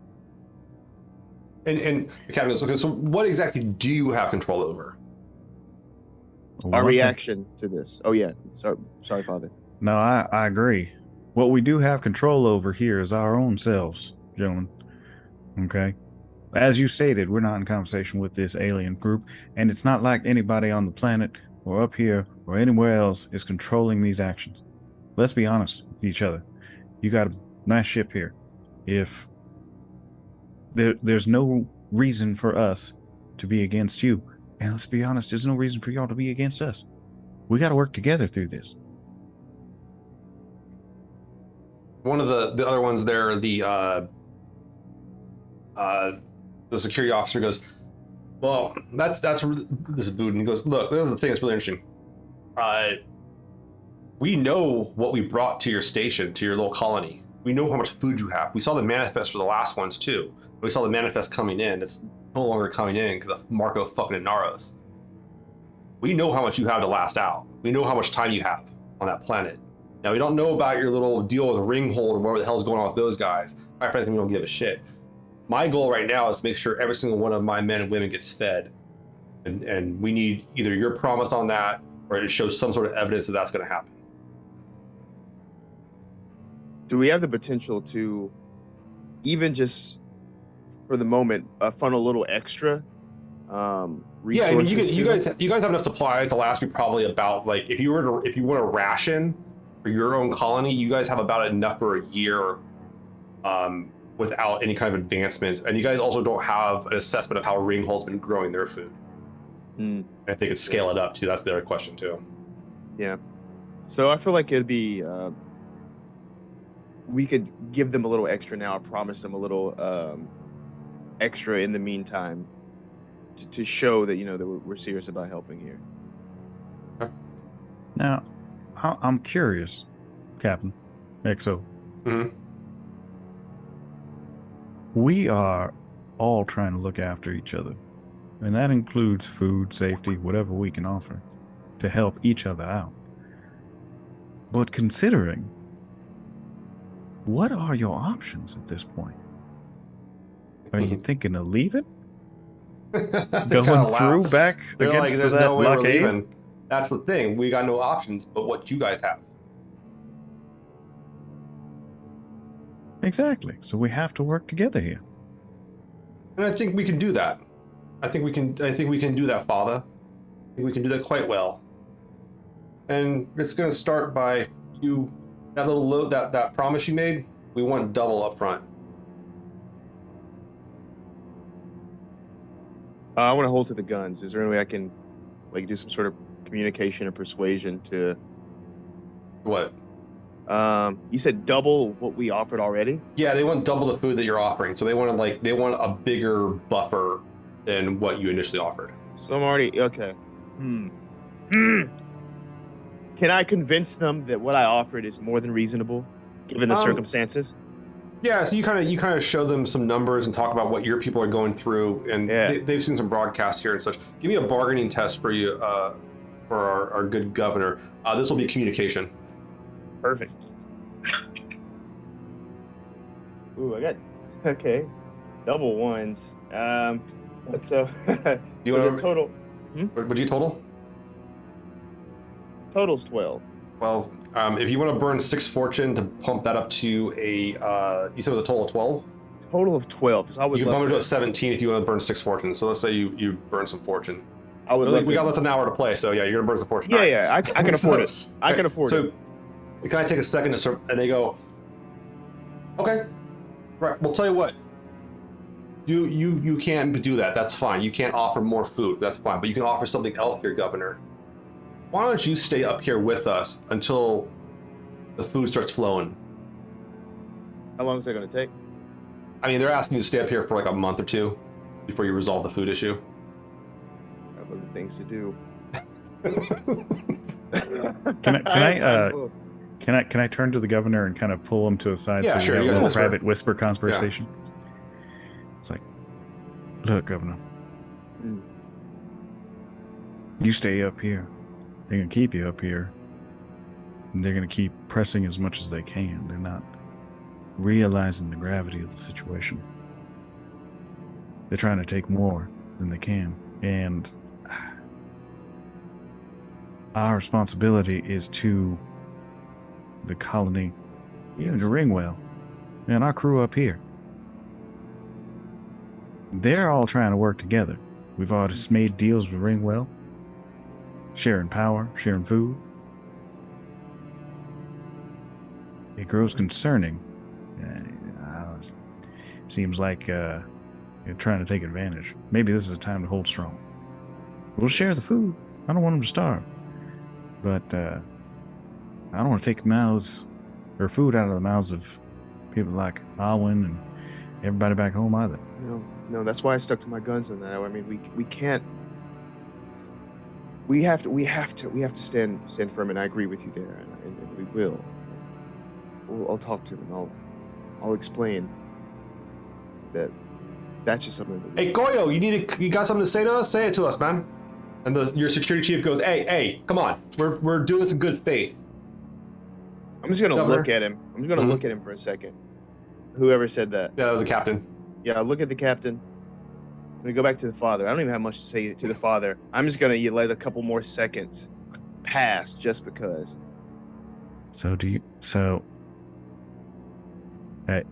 I don't want to take over the situation. You're the governor. No, I agree. What with you. is the signal that you plan to give? A pair of taser rounds fire off from the two guys in the back into your security chief, and she goes unconscious. All right, let's go back to Marv and Nope. Kathy back on Earth. Cool. Okay, or back on the Morena. You guys back to Earth magically. So you guys are sitting there at Ringhold talking to people, and the chief comes out, the Reeve Valve and goes, so what's this whole spiel you guys have? I heard some sort of pitch is coming. You guys want us to watch a video or something? What's going on here, De Valentine and Cassie? Oh, we come with an offering of friendship, and honestly, this isn't a good hour for any of us. And we're only going to make it through if we work as one planet. And we need you for that. And you need us too. Arwen, where the hell have you been? We thought you died. And Arwen's like, no, I'm good. I've been living living on Morena I. And he's like, why? Well, we fed you here, man. We were worried sick. You didn't tell us you left. We thought some stuff missing. We thought maybe you wandered off into the ice things. No. He's like, I've been living out there. Been good. He's been good. safe and sound with us the entire time. We brought him here as a gesture of good faith. He can tell you himself. We have no desire to hurt or trick any of you. We need to work together. So it takes two of you to bring one person back, and you guys have this huge car. What's going on? Something's up. It's kind of fishy. We have a proposal that we'd like to bring to you, and the truck is here in case you hear us out and think it's a good idea. Just in case nobody, I haven't met everyone over here yet. My name is Dr. Marvin de Valentine, formerly, of course, of the Martian Navy, and now I've been working freelance stuff with the OPA for a better part of a decade now. I've been running some numbers based off of the recent warming of the planet that we've seen. The slush, yeah. I heard y'all were reporting some flooding. It's all connected. We believe that with the structures you're living in here, you could very well find yourselves underwater in the course of a few months, maybe a year at most, and we would like to offer you a safe place to come and reside where you're not concerned about this. You can bring all of your supplies, all your technology, everything. We want to make it safe for you to come and join us in our home, and we can share it. Oh, okay. So you asking us to come work for IceJar? We're not asking you to work for IceJar. We're asking you to keep us all alive. We can either fight this battle, the battle being the planet moving towards the sun, melting and revealing God knows what under this ice, and we can work separately on that, sure. But more people will die than need to. Or can come with us, avoid the flooding, which will take down your infrastructure, salvage your technology, save your people, come with us, combine our intellect, combine our technology, and give ourselves a fighting chance. I'm liking all this. Cassie, let me get a bargaining check from you, so you get a +6 to this, and I think you. Let's see if you have anything else here too. Can I roll something to help with that? Yeah, perhaps? and I'm gonna have Marv do kind of I'm gonna have you do an engineering test or a physics test even to like kind of show like how the flooding's gonna happen. Like you're kind of showing like the actual numbers. Like, look, this is the science checks out, the data checks out. So give me let's hear from Cassie first here. Ooh, okay. Wait, sorry. What was that again? It was Yeah, you have a +6 to it. It's a bargaining test, yeah. So that's gonna be 18. Ooh, with a 6 on the drama die and double 3s. Ooh, okay, that's pretty good. So yeah, you actually use. I'm gonna have you use the let's make a deal stunt. And you kind of set it up in a way where you talk to them about this and through, and like you basically make it so it seems like we're doing you a favor by telling you this. We didn't have to tell you this. Yeah. So this is in your best interest, and we're ready to. We can take whoever you want to right now. And they're pretty receptive to this. Their engineering people are kind of like, no, we belters, man, we get through anything, and we live anywhere, we do it fine. Marv, give me that physics or engineering test, your choice. Yeah, I rolled a 13 naturally. I'd like to roll 6 fortune to bump that up to, what is that, an 18? All right, cool. So you bump it up, and you show some serious numbers here. Burn a little bit of fortune. You guys are good. Up the turn for that. Did you get any doubles there? Sadly, no. All right, that's fine. But yeah, you show them the numbers, and they're looking at it, and they're like, "Yeah, boss, man, we don't have enough jacks to get the stuff off the ground that high, man. These supplies be good." And they're like looking at the numbers off the wiring, and they're like, "Yeah, man, we don't got another option. This is pretty good." We have a car here now. We're ready. If you are. The solution saves resources. It's energy efficient. It means that your food recyclers, your air recyclers can contribute to the greater whole that our air recyclers are already working towards. At the end of the day, this is a win-win for everybody. Okay, man, but I got one last question for you, and this is the reeve of the place. We're gonna need the access to that fusion generator. That's been how we've been growing our stuff. But we've been using some pretty close proximity access to the thermal elements of it. Have you guys gotten the ooze situation under control? And you guys have gotten it like respectably, but not absolutely 100% under control.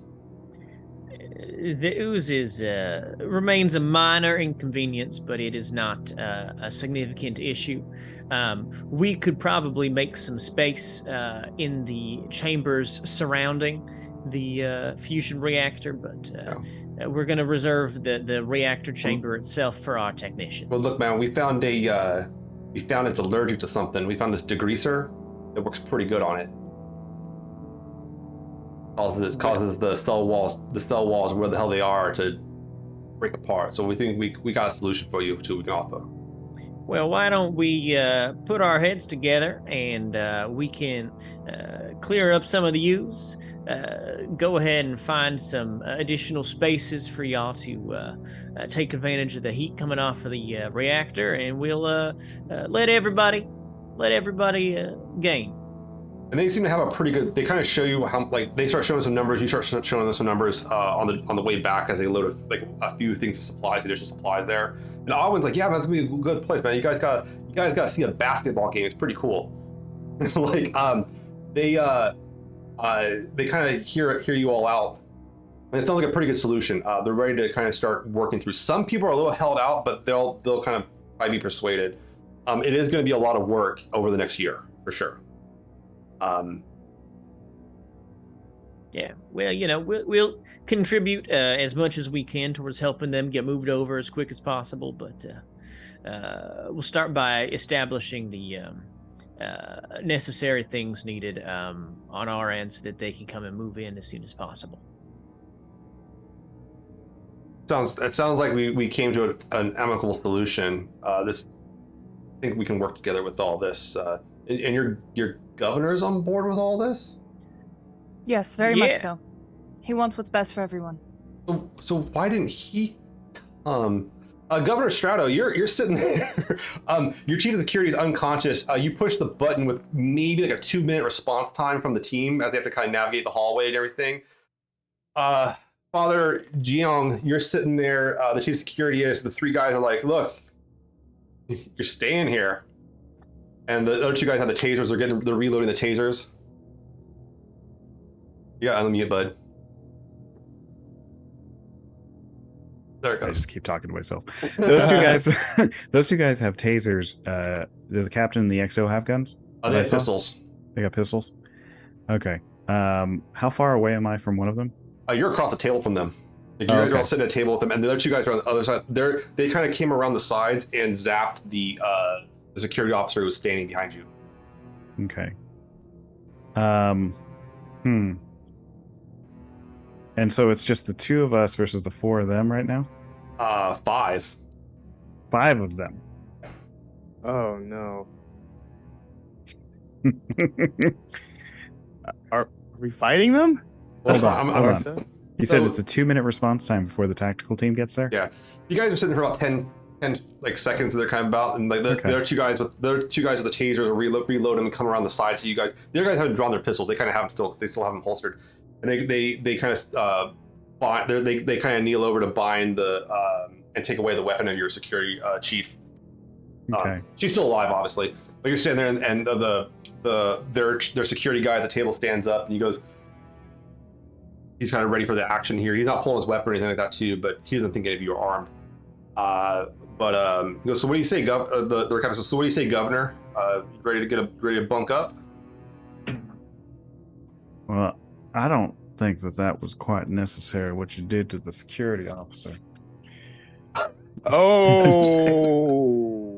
I don't appreciate that kind of activity during a good faith negotiation. Is he within arm's reach of me? Oh yeah. Yeah, their security guy. Yeah, he's standing up. He's kind of like leaned on the table, looking at Strato. Okay. So what about the captain? Is the captain within arm's reach? Yeah, he's directly in the middle of the table, across from you guys. Okay. Can I make a roll to grab him? You certainly can. Okay. So you're gonna roll 3d6 and add 4 to it for your fighting skill. Okay.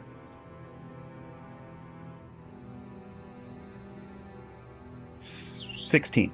16. Any doubles? No. Can you make something a double? I got a bunch of fortune. Below some fortune. What is your lowest number? 2 or 2. 3. Excuse me, 3. 3. So push that to whatever number you need to, and then we're gonna have 4. All right. How much fortune you got? 4. Mm-hmm. Okay. Oh, I got 27. It looks like Wait, on the sheet. what was the off color die? 5. 5. Okay. Oh, excellent. Okay. So you actually as you sit there, Strato, you see the father after he takes off his collar and unbuttons his top button, reach across, grab the captain by the throat, lift him up over the table, and pull a very large combat knife. And you can see this, Emily, it's pretty good. Pretty large combat knife, and hold it to the guy's throat. Oh. Now I think everybody just needs to calm down for a second and put your weapons to the floor. You see their security officer's like, drop it right now. And he's got like the gun almost like pretty close to your face. And then the 2 other guys are still secure and they're getting their tasers ready and shit. Strato, you're kind of sitting there. What do you want to do, Strato? Listen to him. Everybody drop it now. I'm trying to work with you all. I'm actively trying here.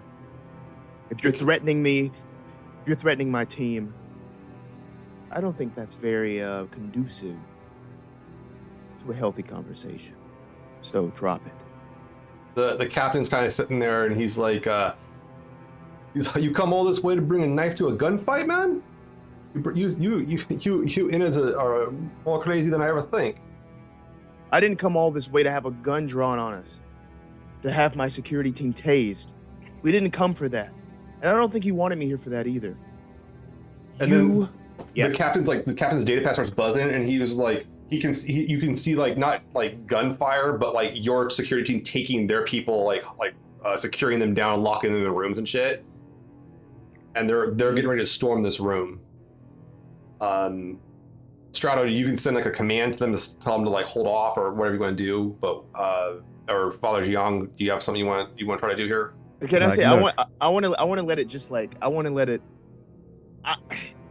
to clock that it's happening, and I want to just hold off anything that I do as sort of almost like an intimidation of like, make your choice. You run out of time. You see it. I don't have to say anything, and then whatever Father wants to do.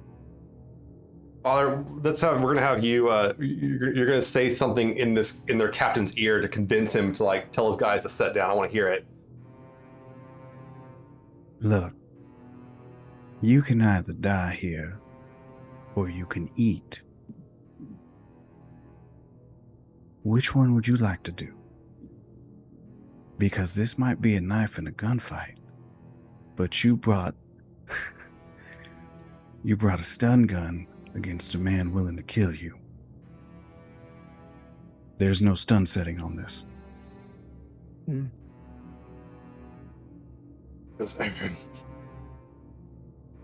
Budin, stand down. Sir, he's like, Budin, put it away. Budin goes away and that's back. The two guys he does the Delta thing to tell the guys to put their stun guns away. And then this team comes in with their guns drawn and everything. And what do you want to do with the guy, Jiang? I kind of like with one of my arms, the one not holding the knife.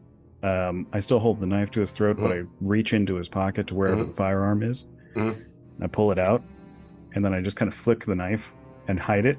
Little sleight of hand thing. The knife just ceases to exist in the blackness of your robes. Somebody on the security team, please take this away. I don't like the person that I become when I have one of those in my hands. One of them grabs it. Yes, sir. And they grab it. Shadow, you had no idea. I mean, you knew Jiang had some sort of weird background, but this is like terrifying. Oh yeah, I'm planning on freaking out about it later. He just casually puts the collar back in. But yeah, he's gonna keep it together. He's not gonna really. He's afraid to cross him now. You know what I mean? Yeah. He's afraid to, but like he's like gives him like a knowing nod and good job. And what are the rest of the people doing now? The security team kind of starts grabbing some of these people and like tying them up, and they're taking the captain out to secure him. The security officer who held a gun on you looks back to you, Jiang, and he's like, I'll see you again one day, Jiang. This ain't over. That's Father Jiang. Father Jiang. Okay. I'm gonna come. Yeah. This ain't over. So he kind of comes out like talking some shit on the father. Didn't really care for that action. The station chief comes back in. What the hell was all this? What was this? Yeah, you're right. We should be asking the same question. I didn't think they'd pull something like that. All right. And I took turn to the father. I'm like, we still have to help the people that are here. But this was unacceptable. Well, I mean, she's like, look, that wasn't the majority of the crew. That was only like, there's only maybe half a dozen that are that rambunctious, but they're getting tense. Of course not. Yeah, of course. Look, I can keep them. We can kind of keep some of them on lockdown up here in the rooms and everything like that too. And I mean, I don't know what you want to do about this security-wise. We keep. I don't. And the team has gotten the security chief back on her feet. She's like still like groggy. She's like still kind of unconscious from the taser rounds, but Yeah, I just want to keep everybody close to me for sure. Keep the security team sort of more aware, more open about their activities here. yeah. And there's a pair of the security team actually out the where the bunks are, kind of situation, the barracks, to kind of make sure no one comes to the other room. Everyone's kind of on lockdown. That's not an IceJar Fusion employee. Yeah. You know, Jiang, you're thinking about this, and you're like, "There's got to be. What do you do with these guys? Do you have any suggestions?" I think the best course of action is to take away their ability to fight, and that's going to be making sure that they don't have weapons. Yeah. And I think making sure that they eat will mend a lot of the harm that may have been done today. We're able to do this bloodlessly. I like to think that the end result helps. So let's make sure that they're fed. Let's take away the weapons, and one half will keep the other half in line. Wise words. Yes.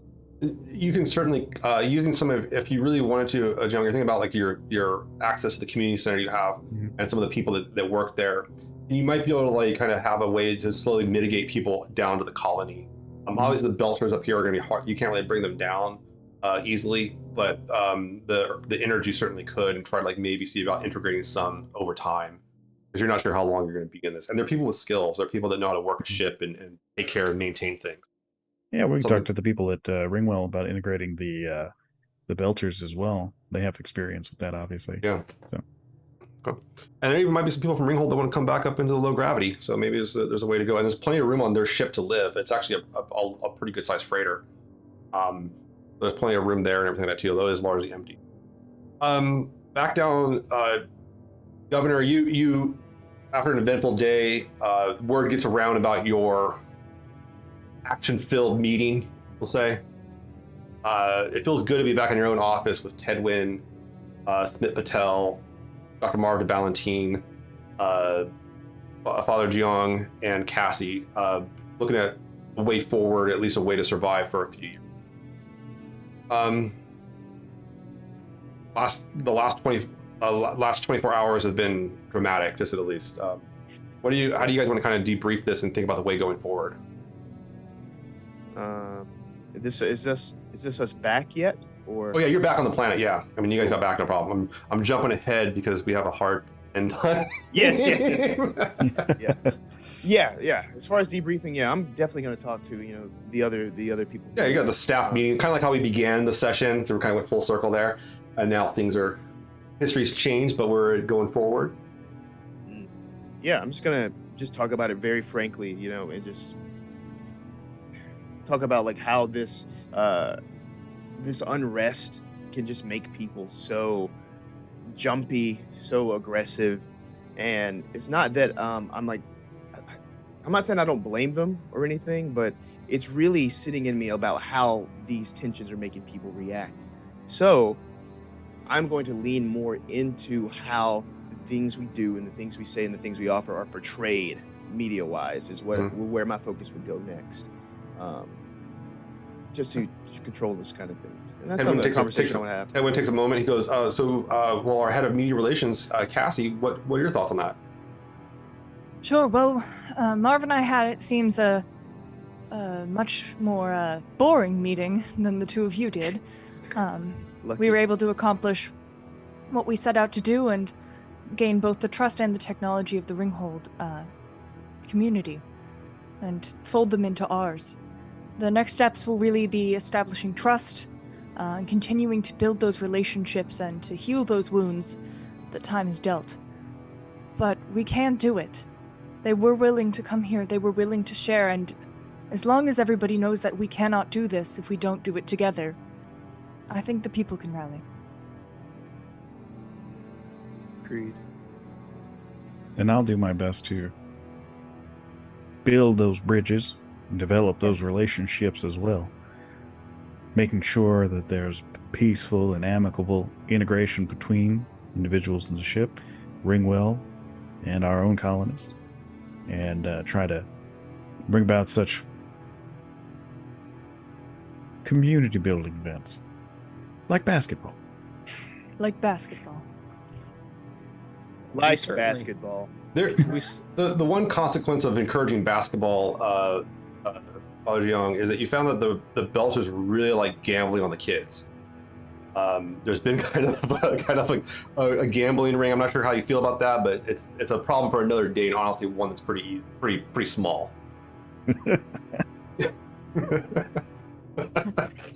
Yeah, Just let it those go. are like- I'll let it go.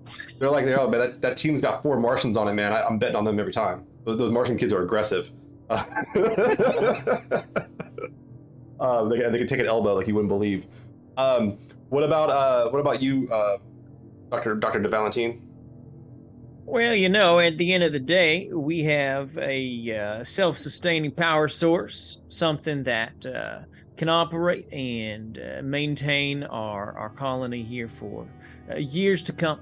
It may be a prototype, but it's effective. And now that we are not diminishing its effectiveness by running power out to our friends over at Ringhold, we got even more ability to lean into our own resources here. We've got some you say this, developments. As you say this, you get a ding on your data pad, and it comes back from Johnny, and it's her telling you the orbit of Morena is actually going closer back to its original orientation, and the orbit of the moons is starting to slow down a little bit. Somehow, some way, you're only... Give me a physics test, man. Give me a physics test. Roll physics here. Let's see the big brain on Dr. Marv here. Yeah. Okay. Well, this may well be my last roll, so let's go ahead and use some fortune to bump a 2 up to a 5, which will give me double 5s, with the drama die being a 5. So it all comes together in your head. All the numbers flow. Everything comes in and give you a bunch of information on this. The planet seems to be reacting to the output of the power of your fusion reactor. You see some sort of correlation that you could, by ramping up the fusion reactor, get the planet to accelerate and change its orbits along with the moon's shifting. Well, that's fascinating. Seems like perhaps so long as we can continue to develop clean energy using our advanced nuclear fusion reactors, we just might be in okay shape. So I think we should reinvest our time and efforts into using heavy water as our nuclear moderators, and then from there, let's maybe start to explore the structure beneath the surface and continue to invest in these renewable food sources. I think the growth of fungus and things like that our friends over at Ringhold have developed may be the way to create enough food for us all to survive. It might taste a little odd, but it's better than nothing. Way to sustain, hopefully, until whatever this thing with Marco Inaros and the Free Navy blows over, until the rings become easier to access. Keep tabs on everything, stuff starts to work, but a way forward is definitely in front of you all. I'd like to hear the governor's words, or the father's words, about, I want to hear that message of inspiration for all these people about sustaining forward. I hate to do this, but I love the father speech from earlier. Okay. Like, I caught the Holy Ghost. I'm telling you. So, if you would like to, please, it'd be great. You're gonna put me on the spot again? Well, I don't. We don't have to. We can. Now, my friends, We have found ourselves here at the frontier of humanity. And even though we've had struggles, violent struggles, we have resolved them not through bloodshed, but through cooperation. We have Belters here. We got Earthers here. We got Martians here. We will be that shining city on a hill. We will do here what they cannot do back home. We will show them the power of what humanity is actually capable of when we work together. And we will show it with everything we do, every single day. God bless you all. Excellent. All right, I think we're gonna stop our game there. I think that's a good place to go on the big high note. Thank you. Everyone, thank you. We beat our goal of $500. We got $650. It's awesome. I'm going to keep the donations open, so if you want to do some late donations, that's great. I saw the Cauldron Tower stuff. I saw some people grabbed the bundles with the Expanse stuff. I'll be sure to get those all out to you ASAP when I can after the stream. Everyone, I can't thank everyone here that's playing enough. I also got a quick shout because we can't forget him. Jorge, TTRPG GIFs, thank you for moderating this. You did a great job. You kept the hype going. People were stoked. You kept up the messaging, letting people know how to get a hold and to donate, and that's what really this is all about.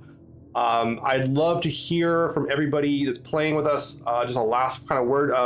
I know some of this is new to you. London is new to you, and some of you returned, but I'd love to hear. Let me go through. Actually, we'll start with Josh. Josh, this whole thing was your idea. Josh messaged me one night and was like, "Hey, how you about having a returning guest and play the Expanse?" And I'm like, "No, I haven't. Let's do a charity game." And then 3 months later, here we are. So blame him. Josh, give me some quick words about playing here, and what'd you think? You know, after some time away from the Expanse RPG, coming back was a lot of fun. You know, it is no secret that this is one of my favorite stories, and the game itself is just a fun one to play. I like the colony rules. I was talking on the last break. I was like, you know, it's super cool. The hard part is like, in theory, the colony should be sustainable and go on forever. How do you wrap up a narrative that never ends? But I think you've done a really good job with that, John, and using the events that you did from the books makes it a really compelling set of conflicts that we bumped into. Once again, the premise of Abraxas Precipice has been schlubs in space. So how do the people, does the common people of the solar system and of the universe deal with the history unfolding around them? And how do you not get affected? Because history is not just a bunch of things that happen, it's how people interpret it and deal with them and move forward. And that's what the Expanse is. It's a history of the future type thing, you know, it's all extrapolation. And I wanted to capture that feel. And I think if I didn't do that, I would be doing a disservice to the setting. I mean, because we could just do ship combat. I will say that I will talk about Marvin. You're actually the only character on this whole show tonight that's actually been fired at by Marco and Naros. Remember in our episode. So you have kind of your opinion's already been formed. Let's hear from Legal Kimchi. Thank you again and brilliant time. Yeah, I'm on mute. I mean, I always love the Expanse. I've loved it since the first book came out. I've been a fan of the series, but I am also a big proponent of the idea that the system is not as important as the people you were playing with. And I would play this group anytime. Like, I had a lot of fun playing with each and every one of you, and it was a little distracting sometimes because I would get caught up in like an RP moment with any of you and lose what Father John was supposed to be doing at the time. So it was like, I actually asked the question in our chat. I was like, wait a minute, am I in the room? Oh yeah, that's right. Because I was so lost in the scene. I didn't remember if my character was there. It was so much fun. I loved it. Awesome. Glad to hear it. Emily, thank you for coming through last minute too. It was, you know, you're super encouraging, and I'm glad to have you on again. I didn't kill you this time, which is awesome. I know, thank you. Were you the last one to die in the last one? I think you were the last one to die, weren't you? I think I was. I think it was awesome. Dying pretty brutally. No, I just sort of got absorbed into the universe. Yeah, the kinda cool, protomolecule actually. absorbed you and had you were used to approach the reactor to funnel radiation into the protomolecule. Oh yeah, I hugged the reactor. You hugged the to death. reactor and Yep, governed the that's safety exactly what containment. Yeah, it was There great. we go. But Yeah, that was good. what do you think? What did you think? This was a very different game, to say the least. Yeah, this was a very, very different game. This is also the first time I've played a TTRPG in a while where I haven't had to fight anyone, like physically. Was really combat light, but in a really fun way with all the political intrigue and all the systems at play and all of that. So this was like a really cool, refreshing way to play, especially for me. And yeah, this is just such an incredible cast, and so cool that this was my first time playing with all of you, and that we kind of saved the planet together. Yay, There you go. team! And that's the premise of the Expanse, is wheels within wheels, and I try to do that. There's no right solution. You guys ignored certain threats, but a lot of them, like those drift clouds and the space elevator, was kind of like, screw that. That's not really a threat anymore. Let them attach themselves to the space elevators. It's fine. So that was super cool, and I really appreciate. But I thought you did a great job coming as a new character and dropping into it. London, you are the first time ever playing this system. You're actually pretty new to the Expanse and checking out the series. Thoughts about being placed in charge and having the responsibility and having the crown upon thy head? Well, thank you for allowing me to have that role, even with all of that you mentioned. But I had a blast. I had a great time. This is my first sort of TTRPG where I've really played with the sort of the larger scale, like we're dealing with not just like an organization, but like with a place. That whole game took place over about 9 months. Almost a year. Yeah. So yeah, so it's a big large element, time scale, everything. Yeah, so I love that, and I loved playing with all of you. And I'm just enthused. I'm just kind of buzzing right now from this session we had, and I'm so glad we could also help people and raise some money while doing it, because this is a very important cause. And thank you for donating, and thank you all for just having me and playing with me. So yeah. Yeah, once again, National Network of Abortion Funds is there to help people get access to reproductive health care in their areas where they don't have access to it. It can be simple as giving someone a ride, and it can be some legal help. It can be all kinds of different things they do, and they need our help more than ever. And I'm glad we could contribute to it. It's a cause that's near and dear to my heart, for myself, friends, family, all that stuff. And so I want to make sure to give back a little bit, and a lot of people gave, and absolutely appreciative. And I don't think we used any of our re-rolls, but that's okay. So we'll bank them for the next time we do one of these. Jorge, once again, thank you so much for hanging out and doing the chat. Everybody, you're all welcome back here on Abraxas Precipice anytime. I will be sure to put this up. And is that it? I think we're done. Do I feel like I might say, did I finish it? Let's give one final little shout out for B, who had to leave a little early. Yeah, B had to take off.